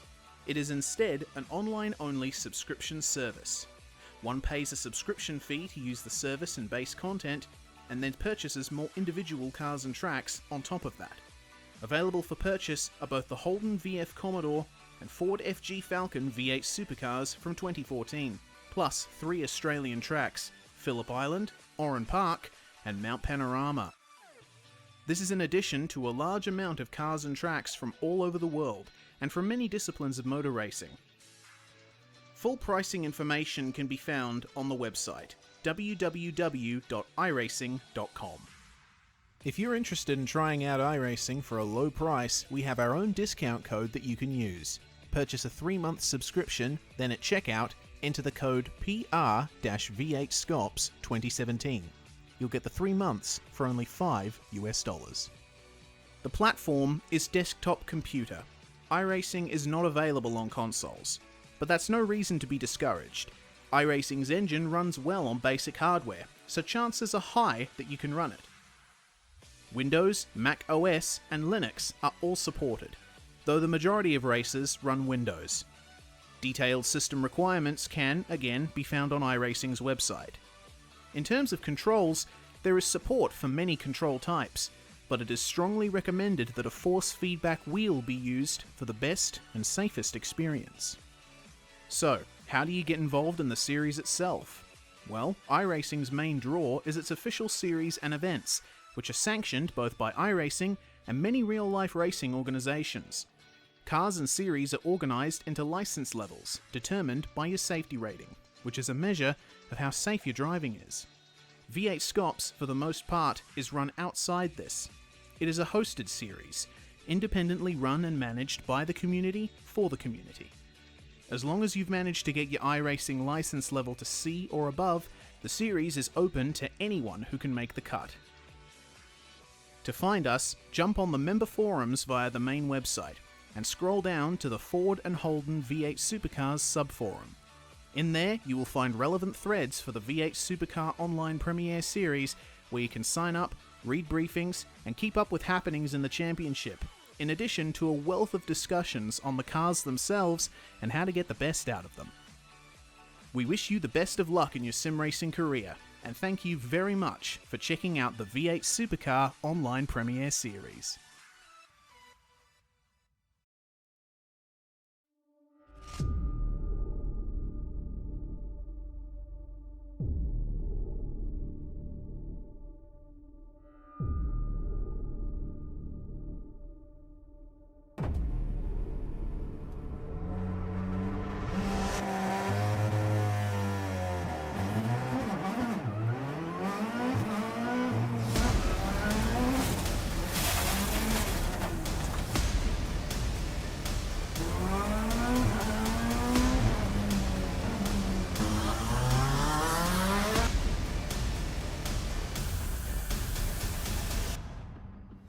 Hi guys, I'm Scott Speed, driver of this amazing Volkswagen Beetle GRC car. I got good news for the iRacing fam. We got this coming in. I'm currently working on it myself personally to make sure that it is as accurate as possible. With the addition of dirt and now this mean car, it is gonna be so fun. And it's gonna be available free to all the iRacing members. Personally, I can't wait to get out there and race you guys on it.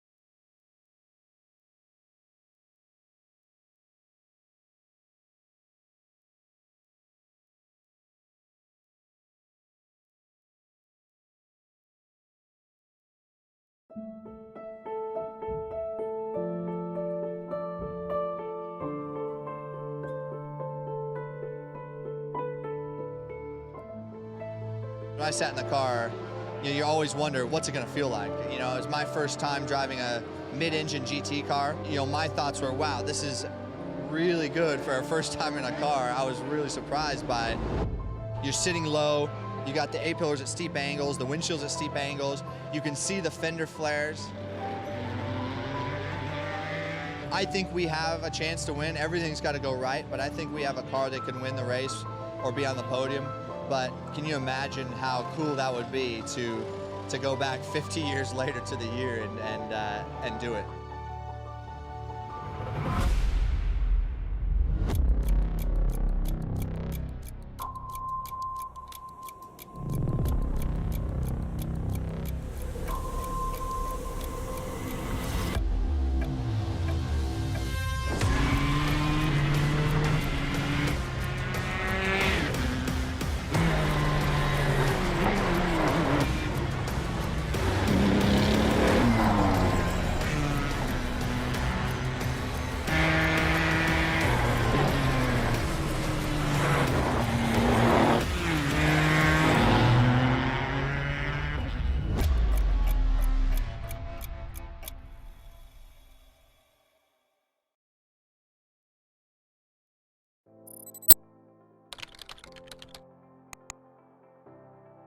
iRacing.com is a sim racing game that combines a true-to-life racing experience with an online community of virtual racers from all over the globe.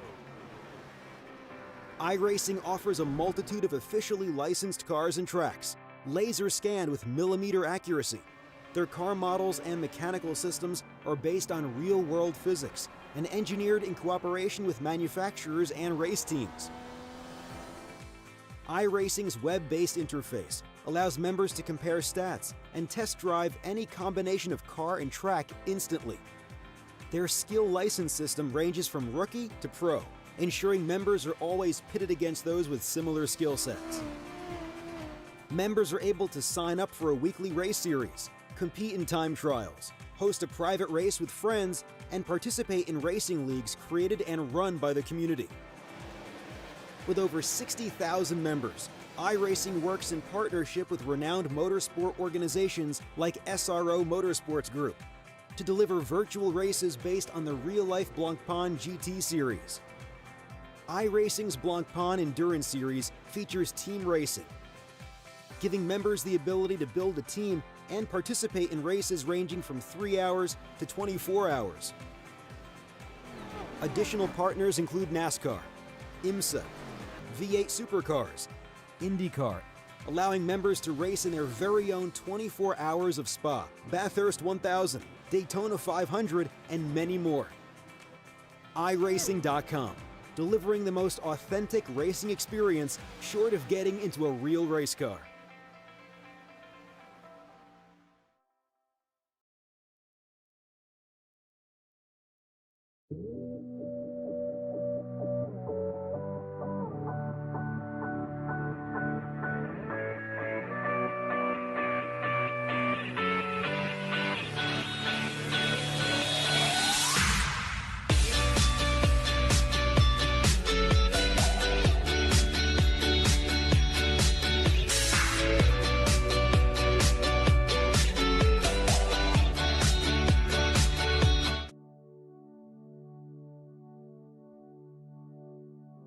Germany's Eiffel Mountains have, for almost a century, been the home of a legend in motor racing.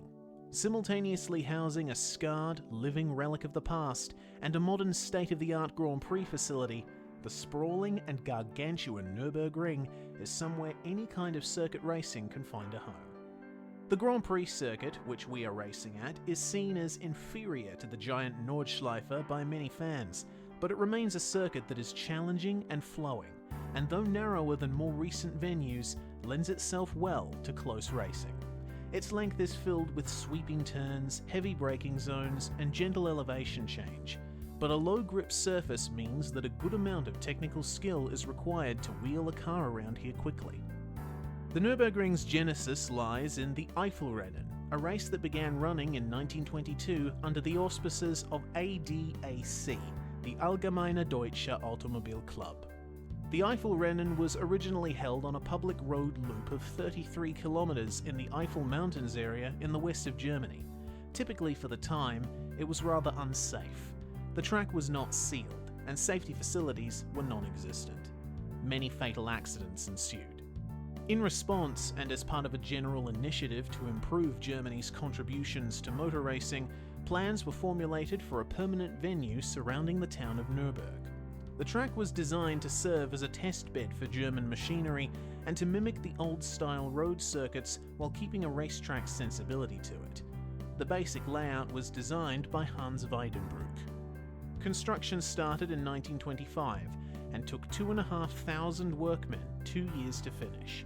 The track followed old roads and trails in some places, with others designed from the ground up for racing, and was constructed in 4 sections, each by a different contractor. The Nürburgring opened for business in June 1927, featuring 4 main layouts: the 28-kilometer combined course, or Gesamtstrecke, the Nordschleife, or Northern Loop, the Betonschleife, or Concrete Loop, the shortest circuit, and the Südschleife, or Southern Loop. The history of the Nordschleife as a racing venue is well covered, and its struggles with its inherent danger have passed into general motor racing lore. By the mid-1970s, it had become clear that the circuit was never going to meet the safety standards that motorsport was demanding without a large, expensive overhaul, which had little benefit due to the track's sheer length. Meanwhile, the Südschleife had fallen out of use. It was decided that a new circuit should be built on the site to keep international racing at the Nürburgring.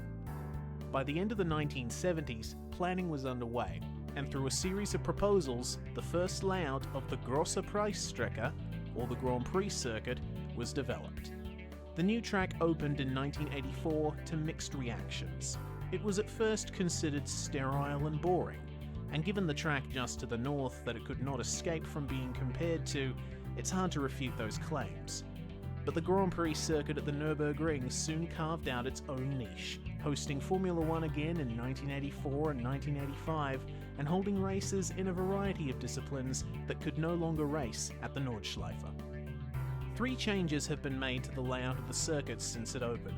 The first was the addition of a new F1-only chicane at the end of the lap in 1995, followed in 2002 by the construction of a new Turn 1 and the Mercedes Arena, and finally, a further tightening of the F1 chicane at the suggestion of Michael Schumacher in 2003. The Nurburgring Grand Prix circuit has matured into a well-respected venue in its own right, in spite of still living in the shadow of its older, larger sibling. With a pedigree boasting open-wheelers, touring cars and sports cars at the highest level, it's a track with lots of history and many stories yet to be told. And with 40-odd V8 supercars set to thunder down the front straight, it will provide a surefire spectacle.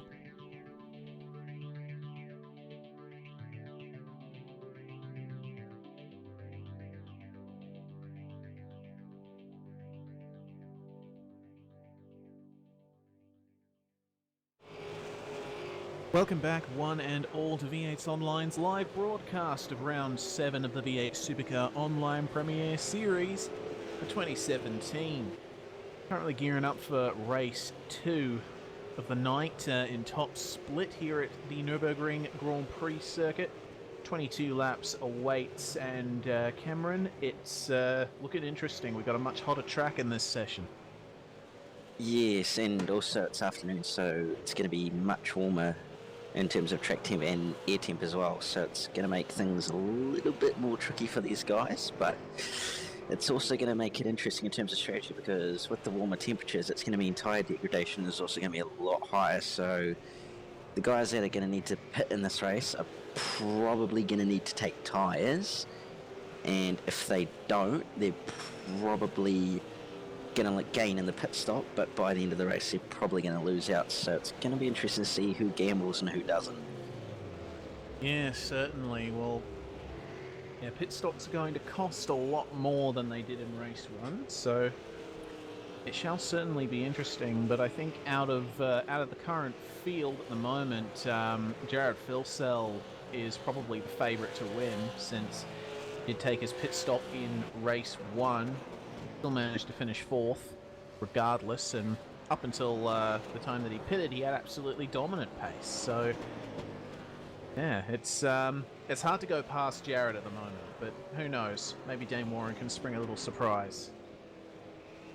Yeah, definitely. Jared had some very good pace in that first race, even though he did pit, and Dane also did have some very good pace, not quite that of Jared's, but it was definitely competitive to say the least. And with the likes of Ian Ford pitting, it's definitely going to open up the podium once again. Yeah, certainly will. I'm looking forward to seeing how it turns out. Well, we got about 5 seconds to go. The warm-up is over, and then we'll go into race 2. Here at the Nürburgring Split Sprint, 22 laps around the Grand Prix circuit, and it's now the afternoon, whereas we did race 1 in morning conditions. The track is now 37 degrees Celsius.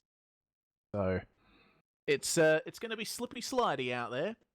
The starting grid on screen, though, at the moment: Ian Ford starting from pole after winning race 1. Jake Maloney in second, third Bo Cubis, Jared Filsell, Simon Feigl, Emily Jones, Michael Cracknell, Daniel Williams, Ross Rizzo and Dane Warren are your top 10. And from 11th to 20th, it is Stephen Sandman Clark, Glenn Postlethwaite, Thomas McMillan, Benjamin Smith, Gary Cooper, Ethan Grigol, Sam Blacklock, Jason Quire, Brenton Hobson, and Henry King. Wayne Burke is going to line up on the grid in 21st place. Meanwhile, he's followed by Michael Taliancic, Ryan O'Sullivan, Kurt Stenberg, Craig Jones, Joshua Burden, Nick Cummings, Martin Carroll, Jordan Ross, Corey Preston, Peter Sattler, Andrew Gilliam, David Moore, Brian Borg, Brady Myers, John Latham, Jason Bentz, and Adam Zeitinger are your final drivers to take the grid here at the Nürburgring.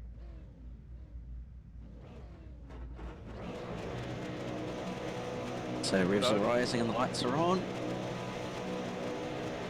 Ready for race 2. Green, flag. green. Like a fairly good start up the front from Ford and Maloney. Yes, and we're going to go 3 wide, 4 wide, further back. Oh, bust. Oh, Jared's up the inside. Oh, goodness Oh, me. there's more contact further back. Oh, yeah. Huge incident. Sandman involved in that. Oh, Sandman and a number Daniel of others. Williams in the wall. Oh, I'm bigger. Oh, goodness me. Oh, this is huge. Big incident Oh, that's from bigger. cars involved in this. The track almost blocked. Oh wow. Who's Oh, that four spinning wides in the in the background? arena. Oh wow. It's Peter Sattler. Huge spin. Wow.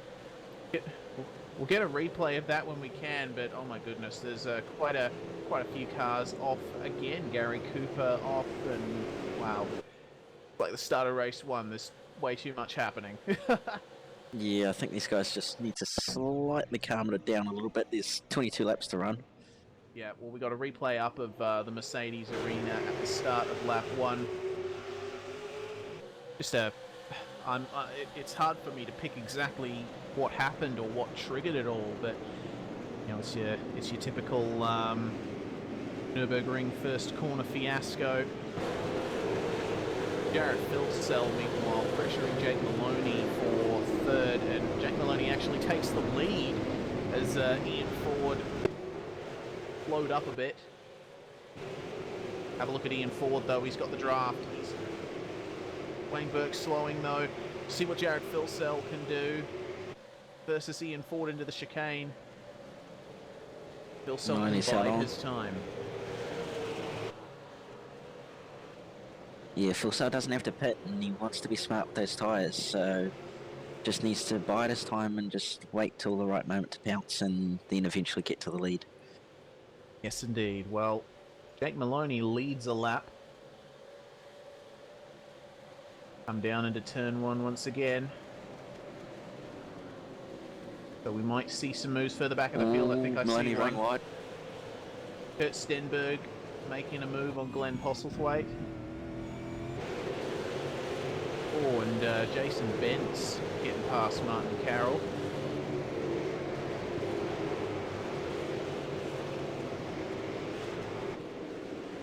Oh, Rizzo and Henry King, meanwhile. And a good old Spa.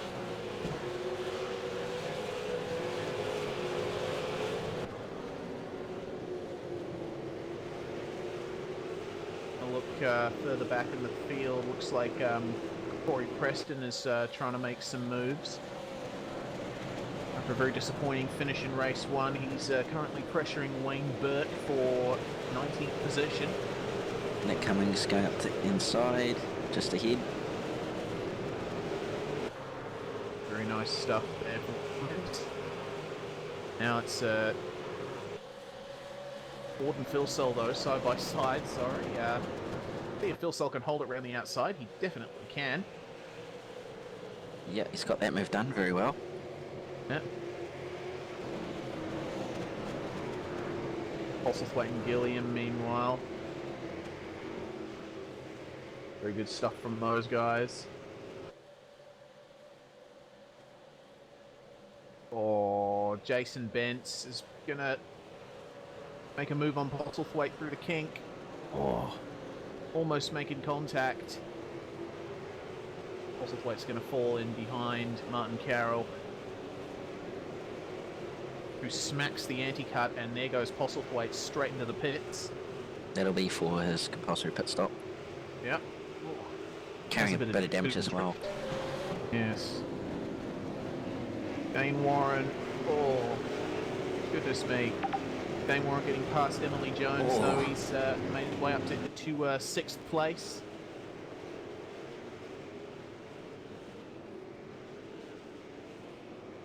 Have a look though at the gap.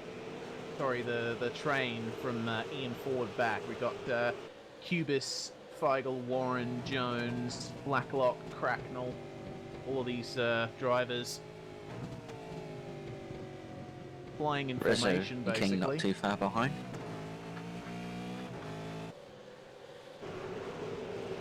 While Thomas McMillan and Nick Cummings, looks like Cummings got past McMillan. Who's that in the background going side by side? Sandman. Oh, Sandman. No, he's up the inside. No. He's got the move done by the looks of it. Oh. It's must have followed him through as well.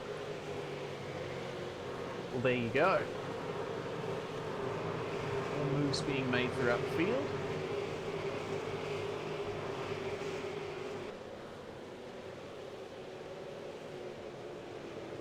Oh, Wayne Burke going really slow once again. I'm not too sure what's going on with him. He's just lost a few more positions. Might be a slowdown, I'm not quite sure, but not a good race for Wayne Burke so far. Oh, Sam and Benjamin Smith though, coming into the chicane. Oh, they're going to try and go too wide. Smith, This isn't getting smashes well. the Indica. Oh, goodness me, is that Preston? That's Preston. Oh, Preston's sliding. Oh. Wow, he was very fortunate not to clean up anyone. Looks like Kurt Stenberg trying to get by. Yeah, he's gotten crossed up there, and that's going to allow Ryan O'Sullivan through. He's going to try and... Oh, no, he's going to think better of making a move on Preston. Preston running wide, meanwhile Burke gets through on Stenberg. We got a new race leader though. Jared Philsell has passed Jake Maloney.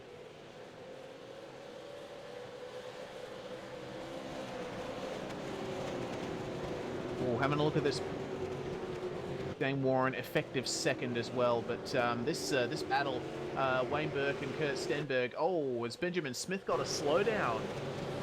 Ryan O'Sullivan's just gone by him, and now Burke and Stenberg are behind him. Wow. Yeah, we're trying to clear that as quickly as possible. Pack. Very big battle pack. Have a look at this. There's what, 10 cars involved in this? At least. Oh, Burke's looking. Oh, there's no, contact. there we go. It's a tap.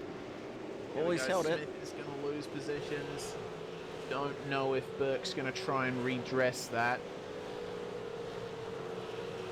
Oh, have a look at... Oh, Preston. That was close. Preston. Oh, Smith's loose. Oh, Preston's made contact in the background. No. Oh, Ben's in the fence. Oh, dear.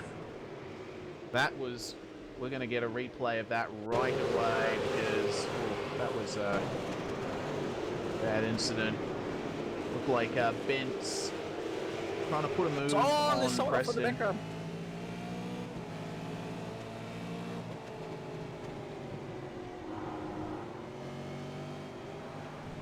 Like Preston made a big mistake and just jumped on the curb and was unable to control his car and basically ran Bent's off the road. Maybe not intentionally. Looks like behind him, further on in the lap, Adam Zeitinger ran off track down the back stretch. So, Car 000 has lost some ground, but wow. Tell you what, Jared Philsell hasn't quite pulled out a gap on Jake Maloney. He's definitely working to save his tyres. Yeah, that's probably what he's doing at the moment because of the fact that there's obviously the higher temperature, so tyre deck's going to be higher, and he also doesn't have to pit, so not too bad of an idea from Jared there. Emily Jones and Sam Blacklock, meanwhile, going side by side.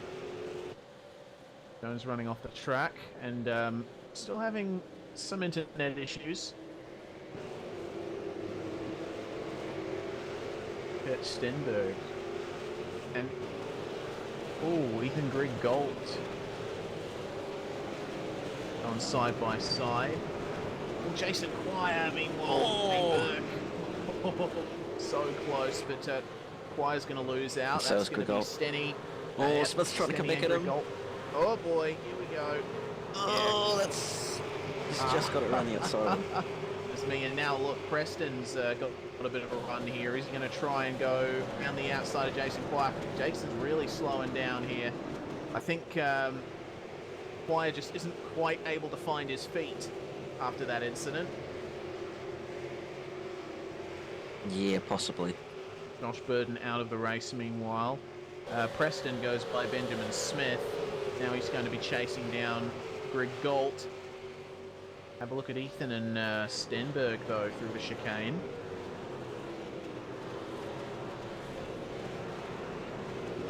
Oh, Ethan very wide on entry, but he's going to have a good run on the exit. Might we see him move into turn 1? Not quite close enough by the looks of it. Oh, he's going to have a go. Yeah, there he is. Yeah. Is that going to work? He's got it done. Yes, maybe, no. Stenny won't be able to come back from here. Oh, Preston. Gotta be careful, guys. Only lap 6. Meanwhile, Simon Feigl and Dane Warren very close together. Tell you what, Simon's doing rather well. Maintains Yes. 5th place. Yeah, he's done quite well tonight by the looks of it. Typically seen in a GT car, but he's done quite alright for himself in the V8.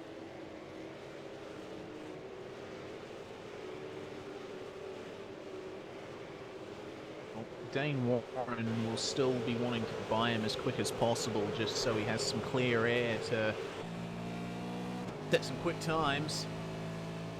Of course, everyone in front of Warren except for Phil Cell needs it. Yes.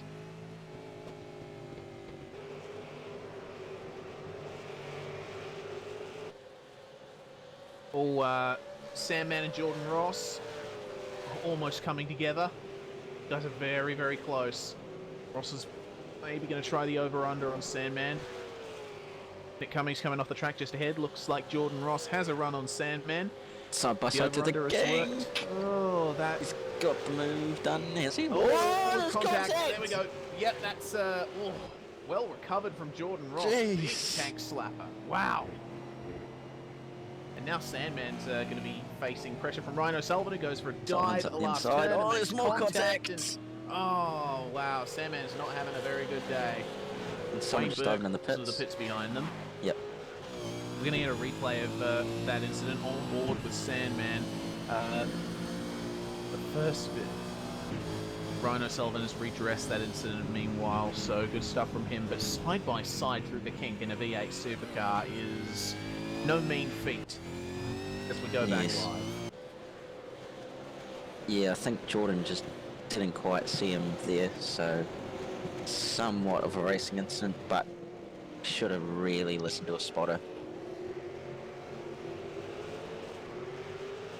Maybe netcode has something to do with it. That's always a possibility. Yeah, quite possibly.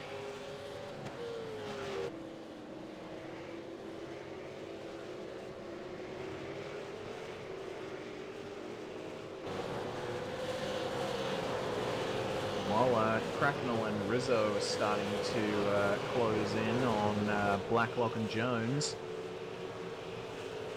Pretty good. Let's compare lap times. 59.2 from Sam Blacklock, 59.3 from Jones, 59.4 from Cracknell, 59.2 from Rizzo. Yeah, some fairly decent times by the looks of it. So, look out for Ross Rizzo in the coming laps.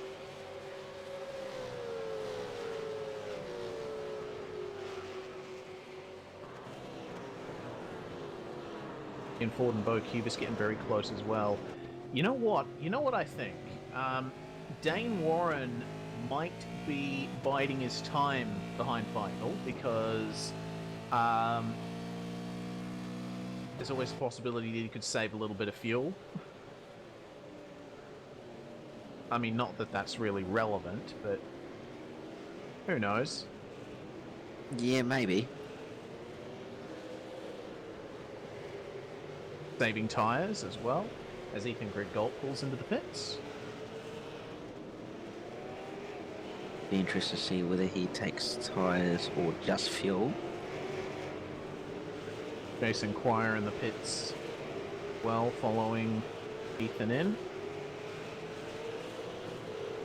While Ryan O'Sullivan and Sandman are going at it. Grigol's just done a drive-through. Griggolt and Burke both done drive-thrus apparently. Wow, okay. So that's obviously for incidents beforehand, as we see in Ford and Bo Cubis. Still fighting pretty hard, these guys. Yep, Ford's doing a pretty good job of being defensive at the moment.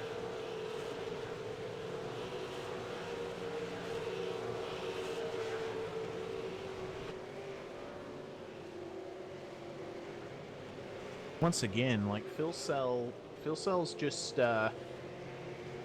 keeping a good consistent pace. Like he hasn't gone out and set these stonking quick lap times, but you know, just maintained the pace. saved his tyres a little bit. That's very important in these hot conditions. Listen forward. Once again. Very close. Cubis up Oh, the here we inside. go. Always got it a little bit sideways. Alright, well, they're going to go side by side. Cubis is just... Cubis will have to pit at some point. Oh, Ford moving over. Wow, alright. That's a fair statement from Ian Ford as Cubis goes through the inside into the hairpin. I think Ford's trying to do the over and under.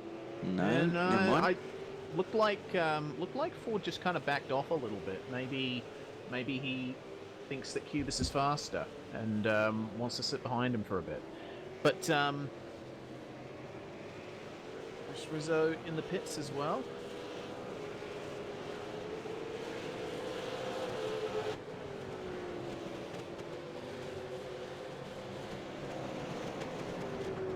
Ryan O'Sullivan and Thomas McMillan going side by side through the arena. Oh. Ooh. Both of them are going to have their exits compromised a bit here. But O'Sullivan's going to have the inside for the next corner.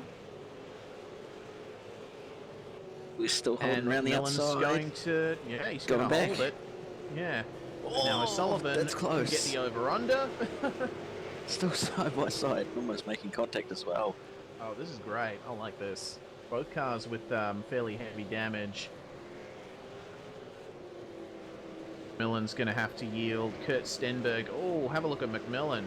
Almost getting a jump off the apex, but Kurt Stenberg with Sandman just behind him. They'll be liking the look of this. With an extra position as we see Jordan Ross just ahead of them getting really crossed up over the grass.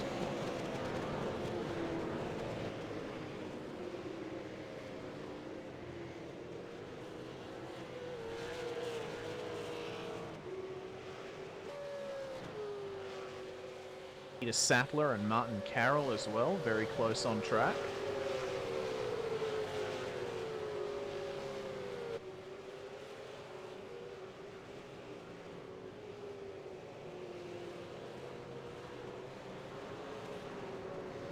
And Benjamin Smith.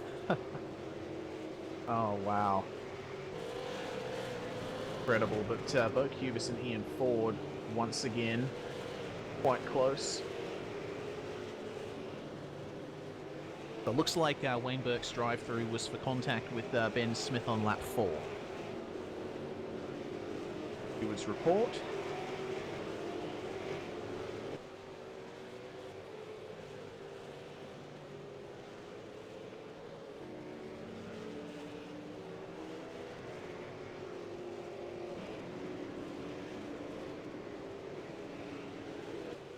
While Thomas McMillan is really facing pressure from Kurt Stenberg, it looks like Sandman and Smith are going to go side by side once again. Smith is going to try and go around the outside.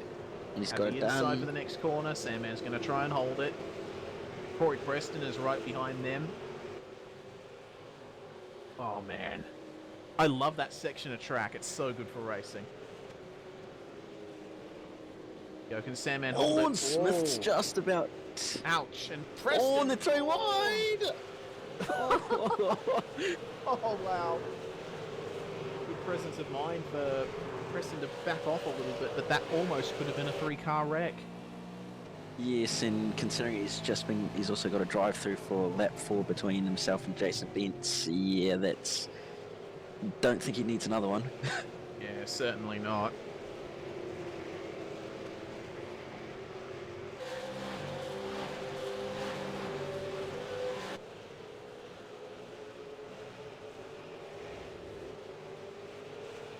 Smith's going to come back at him. Oh. Oh, through the Oh, chicane. he's all over him. Oh, They're men in the that's pits. got on! It's got some Oh. and Preston, and Preston's on the pit Preston. lane. Oh, That's man. a wild entry.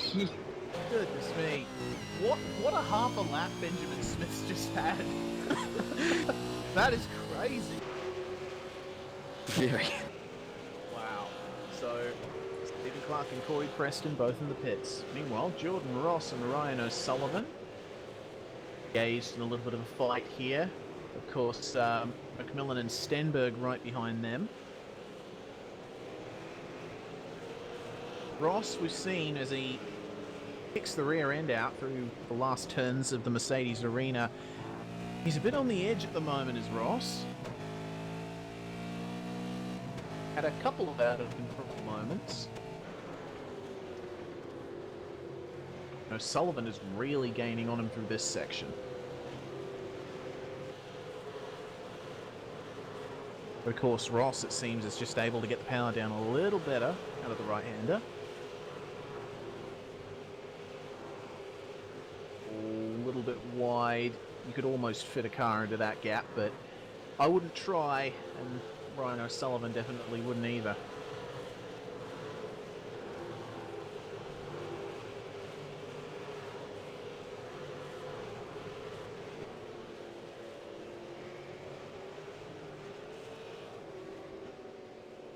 Well, this time by will be halfway round. Craig Jones, very slow out of turn 1. I'm not sure what's happened to him there. Just come to a stop. Has it been an engine blow up, perhaps? I'm going to rewind Possibly. and have a look. Got a replay coming up of him. That's weird. Maybe been a a- technical issue? Yeah, it looked like just, he looped it on the entry to turn 1, and then he's just gone at like 15 kilometers an hour for a few seconds, and goes again. Maybe he accidentally turned his wheel off or something. Turned the car off, maybe? I don't know. Very bizarre. Ford pits. Back out. Currently in 17th position. So Kurt Stenberg gets past Thomas McMillan as well. That would be for 13th. Preston tours the pits a second time, this time to make a stop. While Jordan Oh, Ross... got to between Jordan Ross and or Ryan O'Sullivan.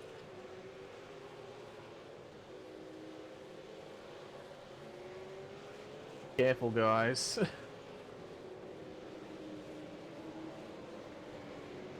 Feigl and Warren's still battling hard as well.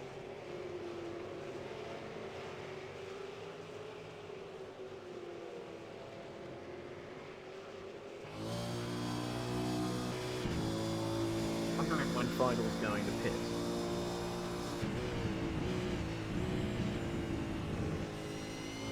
Yes, that's going to be the interesting question.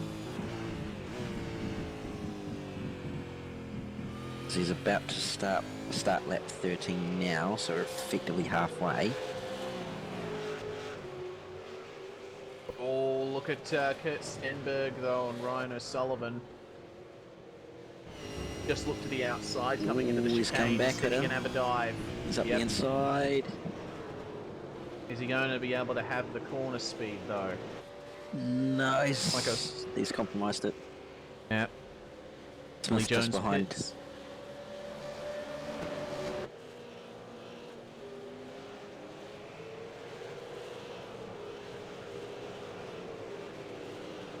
Riding has started last and is 14th. Meanwhile, we're seeing some side-by-side action between McMillan and Smith. All so close to making contact through turn 2. Very close. Oh, now we're seeing some internet troubles for Benjamin Smith.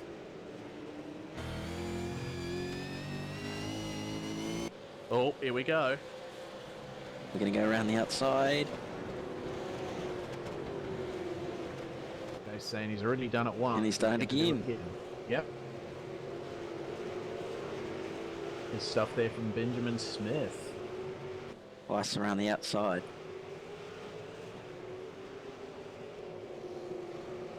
Battle pack behind Peter Sattler. Martin Carroll and Ross Rizzo really going at it.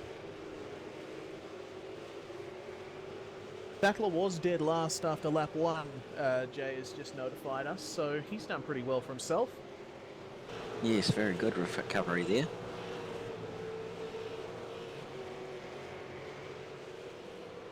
Oh, goodness me. Oh. Carroll and Rizzo.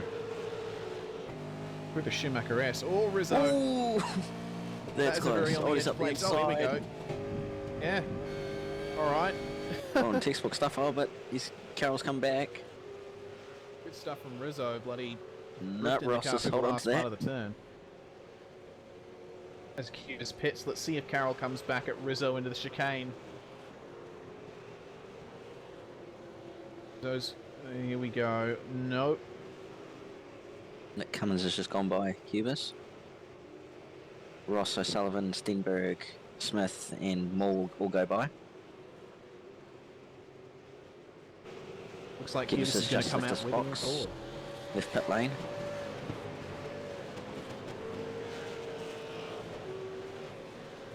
Go.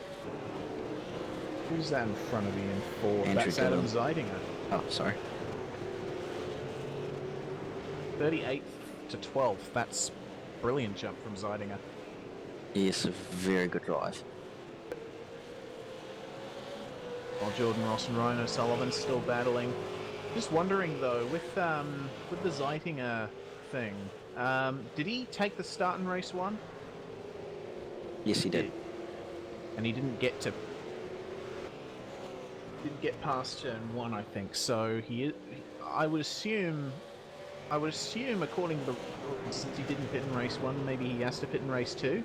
I'm not sure how that works. If a driver ends up retiring before he has the opportunity to pit race 1, does he then have Keeps to up pit the in race inside 2? of Gillum, just in the background there as well. Feigl and Warren though. Here we go. Got a bit of a run here, side by side. That's Oh, close. wow.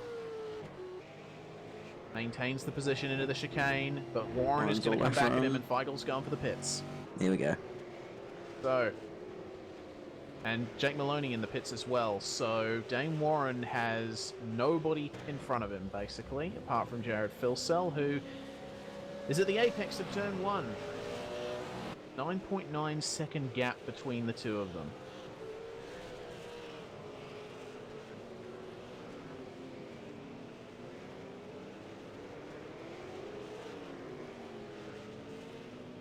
Wondering if Blacklock pitted in race 1. I'm not quite sure if he did. I seem don't to believe recall him so. Going in.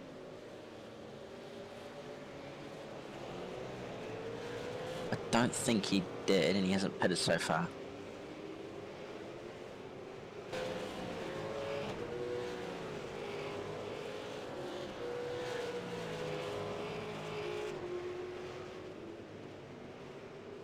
Will be interesting to see how that goes.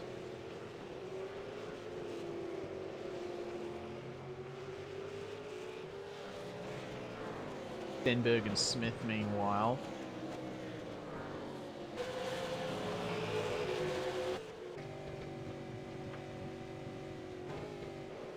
Oh, have a look at the gain Smith is making through that turn and under brakes. Oh, huge. Gone past Zeidinger. We're seeing a 3-car battle pack though here for 11th. Ian Ford is trying to go up the inside of David Moore. Moore's going to let him go by. Maloney's going to farm pitted. through. So Maloney and Ford are now locked in this quite tight battle. Looks like Maloney came out roughly around Ford.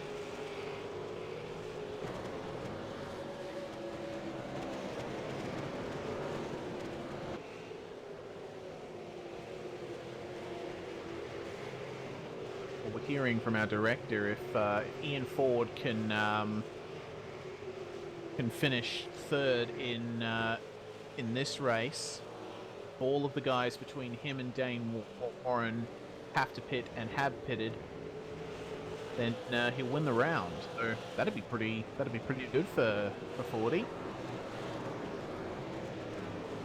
But if Maloney gets past him, it'll be a tie. And it looks like Maloney's that got a still run has yet here. to be decided. Maloney's As he's going to up the try inside. for a move. Let's say the move's going And- to get done here, and he's got it done. Yeah, Ian Ford lifted. Just behind, though, is Cubis. But yeah, Ian Ford lifted just before the braking zone there. I think he wasn't going to try and fight Maloney there. That's interesting that he would do that, considering he is in contention for the round one.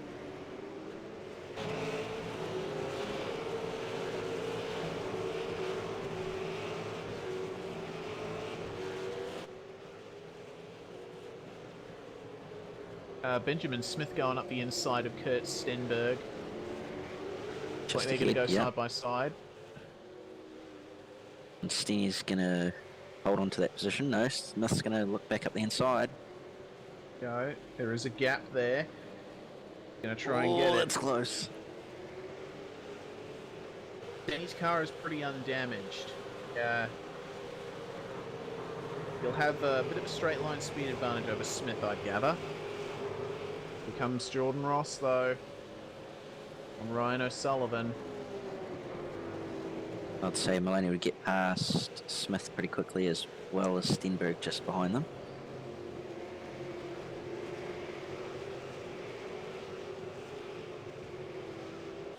Yeah, have a look at this. Through the kink. Oh. He won't make a move here, I don't think. Nah. Taps the brakes, just stays behind.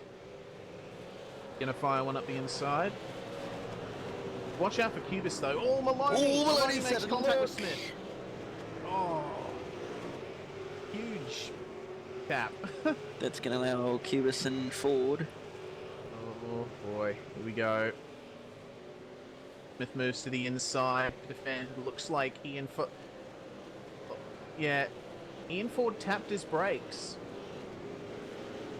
just before the braking zone. I think... I don't know. What's Ian Ford doing?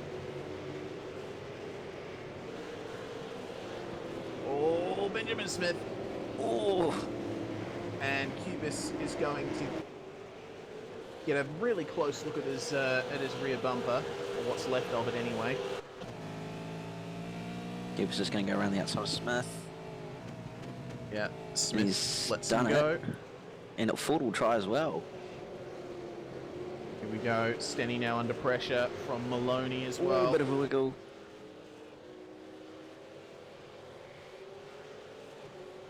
Did Stenny pit in race 1? I don't think he did. I'm not sure. Yeah, I can't remember either.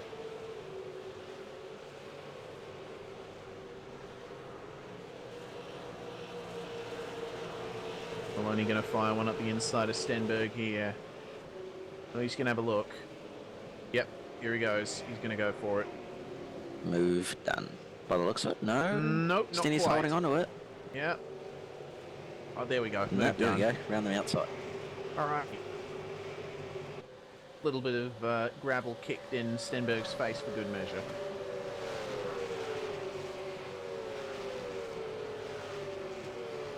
Well, now Stenberg is going to be under pressure from Cubis. Yes. Looking quite spicy into turn 1. Looks like Cubis is definitely going to have a run on Stenberg here. Already pulling out of the draft, signalling his intentions. He's up the inside. Yep, there he goes. I don't think Move down. Stenny's going to fight that. Yep. Alright, next target on Maloney's radar is Jordan Ross, who he's caught up to quite quickly. Yes.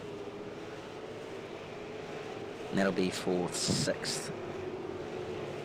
Maloney's recovered quite well here. Yeah, he's driven fairly well. Looks like Stenny did pit in the first race, so... Man. He's on for a good result here. Top 10? Oh.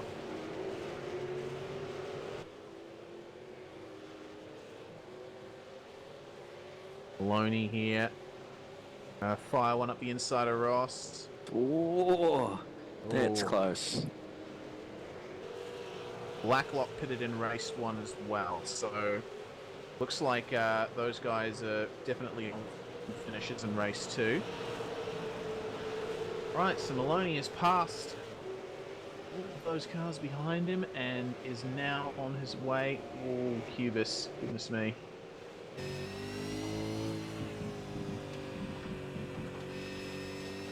Oh, here we go. It's going to be on into the chicane, surely. I wouldn't be surprised. He's got to run. Yeah, Cubis had to lift off a little through the kink though over that curb. No. Yeah, here we go. This is what's going to happen. He's going to go for it at the last turn, probably. No. Oh, forward in the one. background getting very loose. Wow. All right. Well, turn 1, it seems, is the passing spot of the day. See what Cubis can do. Meanwhile, Maloney's up the inside of O'Sullivan, and Cubis is up the inside of Ross. Oh, and Ian Ford's up the inside of Stenny. Oh wow. Two. Maloney's through. Cubis is through. Ford is not. He's trying to go around the outside, and that's not going to work. While Rizzo side by side with Andrew Gilliam.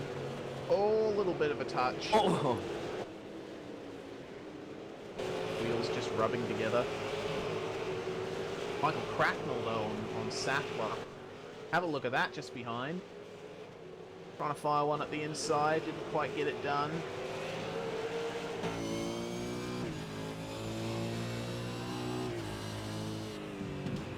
oh, that was feeling close there. Oh yeah. Cracknell's just got that edge in the corners, but he's because he's getting backed up by Sattler, he's just unable to take advantage of that. Yeah. Oh. Uh-oh. Oh, Cracknell. Almost got passed by Burke, sorry. Cool. Well, meanwhile, Ford, Stenberg, and Ross currently in a line. It looks like Bo Cubis is going to make his way past Ryan O'Sullivan through the kink. O'Sullivan didn't put up any fight there at all. Oh, Ian Ford having a look at Kurt Stenberg. Look at the run Ian Ford got. Ford right, He's he's going to up go right looking. to the inside. Stenberg's seen him. Ford's just not able to get it done. Oh, Feigel's going to get a move done on Smith here in the background.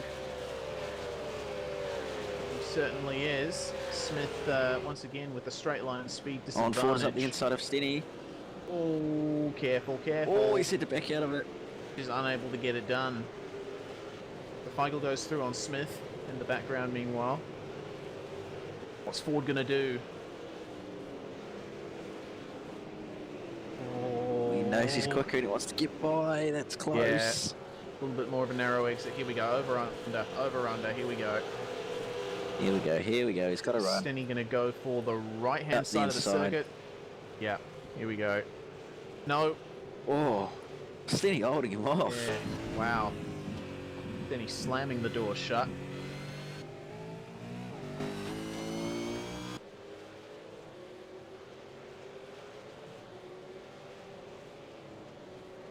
Oh, look at that.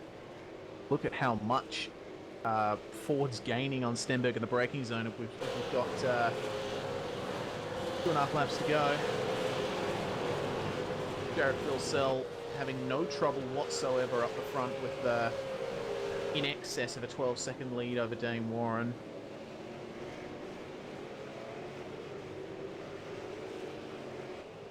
This battle, 7th place, is one to watch for sure. Have a look at Ford, look at the exit he's got. Huge amount of dust on the circuit at the exit of that turn there. Oh, is Ford going to fire one at the inside of Stenberg? He is. No, he isn't. No. Thought about it. Oh, and he's going to go for the lunge. Is there going to be contact? No. No. Oh, he's Ford sideways. sliding on the Feigel's now curb. right behind. Just couldn't On get Feigel's it. going to have a move now. Oh no, he goes but defensive. Ford's going to go. Oh, here we go. This is fun. I like this. Teammates versus teammates. Oh, look at Ford. Oh, he's up the inside of Lunge. Stenny again. He's got a done. He's run wide. No, that wasn't going to work. Oh, and now he's lost a further position. It's all gone wrong for Ian Ford. What a shame. Yeah, he's just pushing slightly too hard by the looks of it. Meanwhile, Michael Cracknell's made a big mistake and lost a couple of spots. He's now sitting behind a 3-car battle here, back in 20th place. So there in front of him, Ethan, Greg Galt, Peter Sattler and Wayne Burke. So all these guys are all over the place battling. Have a look at Galt or Sattler. Feigl and Stenny though. Feigl's got him. Oh, good move. Yeah, so Simon Ian Feigl. Fordy's looking. Oh, Oh, Stenny's waiting to come back. tanks for That's that climb. close. Oh, Yep, Stenny's going to go side by that's side gonna- towards the S's. Oh, Feigl's going to close the door though. Leaves Stenny just enough room Oh, as they go to the that's Schumacher-esque. marginal. Another touch. Oh, and 40's going to come back through. Oh, this is great. Then he's going to cover the inside of Ian Ford. Feigl slides slightly. Ian Ford's going to try and go around the outside of Stenny, going off the track to do so. And he slots There's a right slight in. bit of contact Backs up between Stenny 40 on the and exit. Stenberg. Doesn't sound Wow. like Stenny's too happy with that move. Certainly not. That was definitely on the edge stuff from Ian Ford.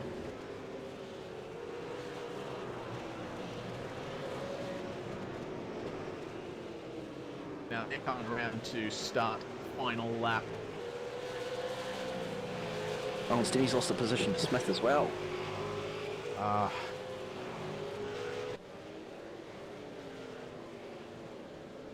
Now Stenny's the one who's majorly losing out. Oh, Jordan Ross almost making a move on O'Sullivan there. Yeah. I wonder what Simon Fox can do before the end of the lap. Running out of corners to try and get these positions. He's managed to get some positions by the looks, so he's just been biding his time and being patient, which is good to see. Yeah, it certainly is. Ooh, he's having a look at Ross though. Ooh.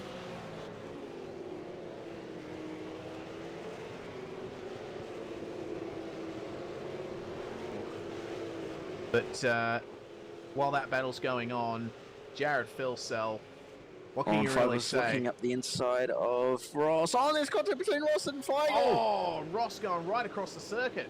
Goodness me. Wow. Okay. So we'll get to that in a bit. Jared Philsell coming through the final turn, drifting in celebration.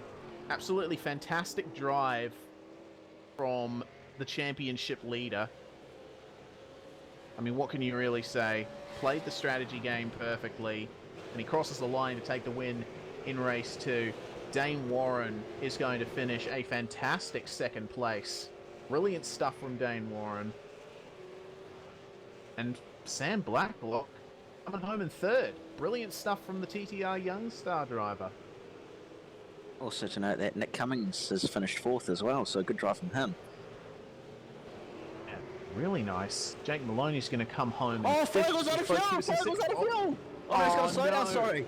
Oh, slow down.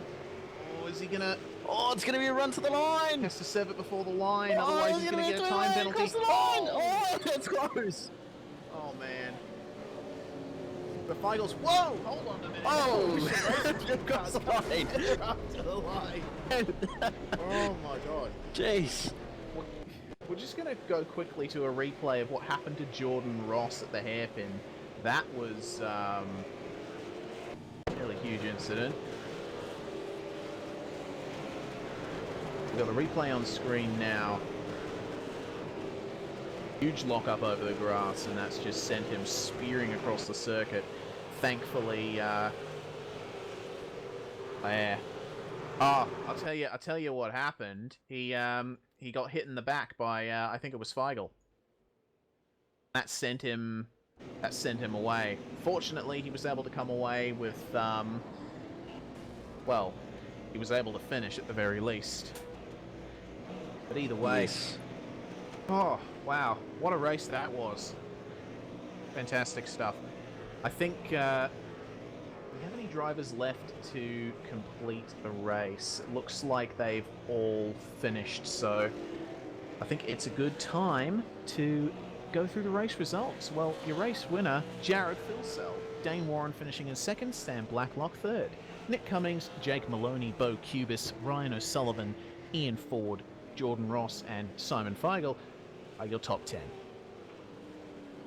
11th will go to Benjamin Smith, 12th will go to Kurt Stenberg, 13th David Moore, 14th Adam Zeitinger, 15th Ross Rizzo, 16th Andrew Gilliam, 17th Wayne Burke, 18th will go to Michael Cracknell, 19th Ethan Grigault, and rounding out the top 20 is Martin Carroll.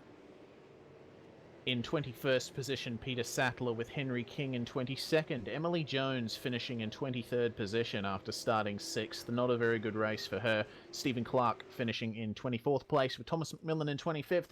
26th, Jason Quire.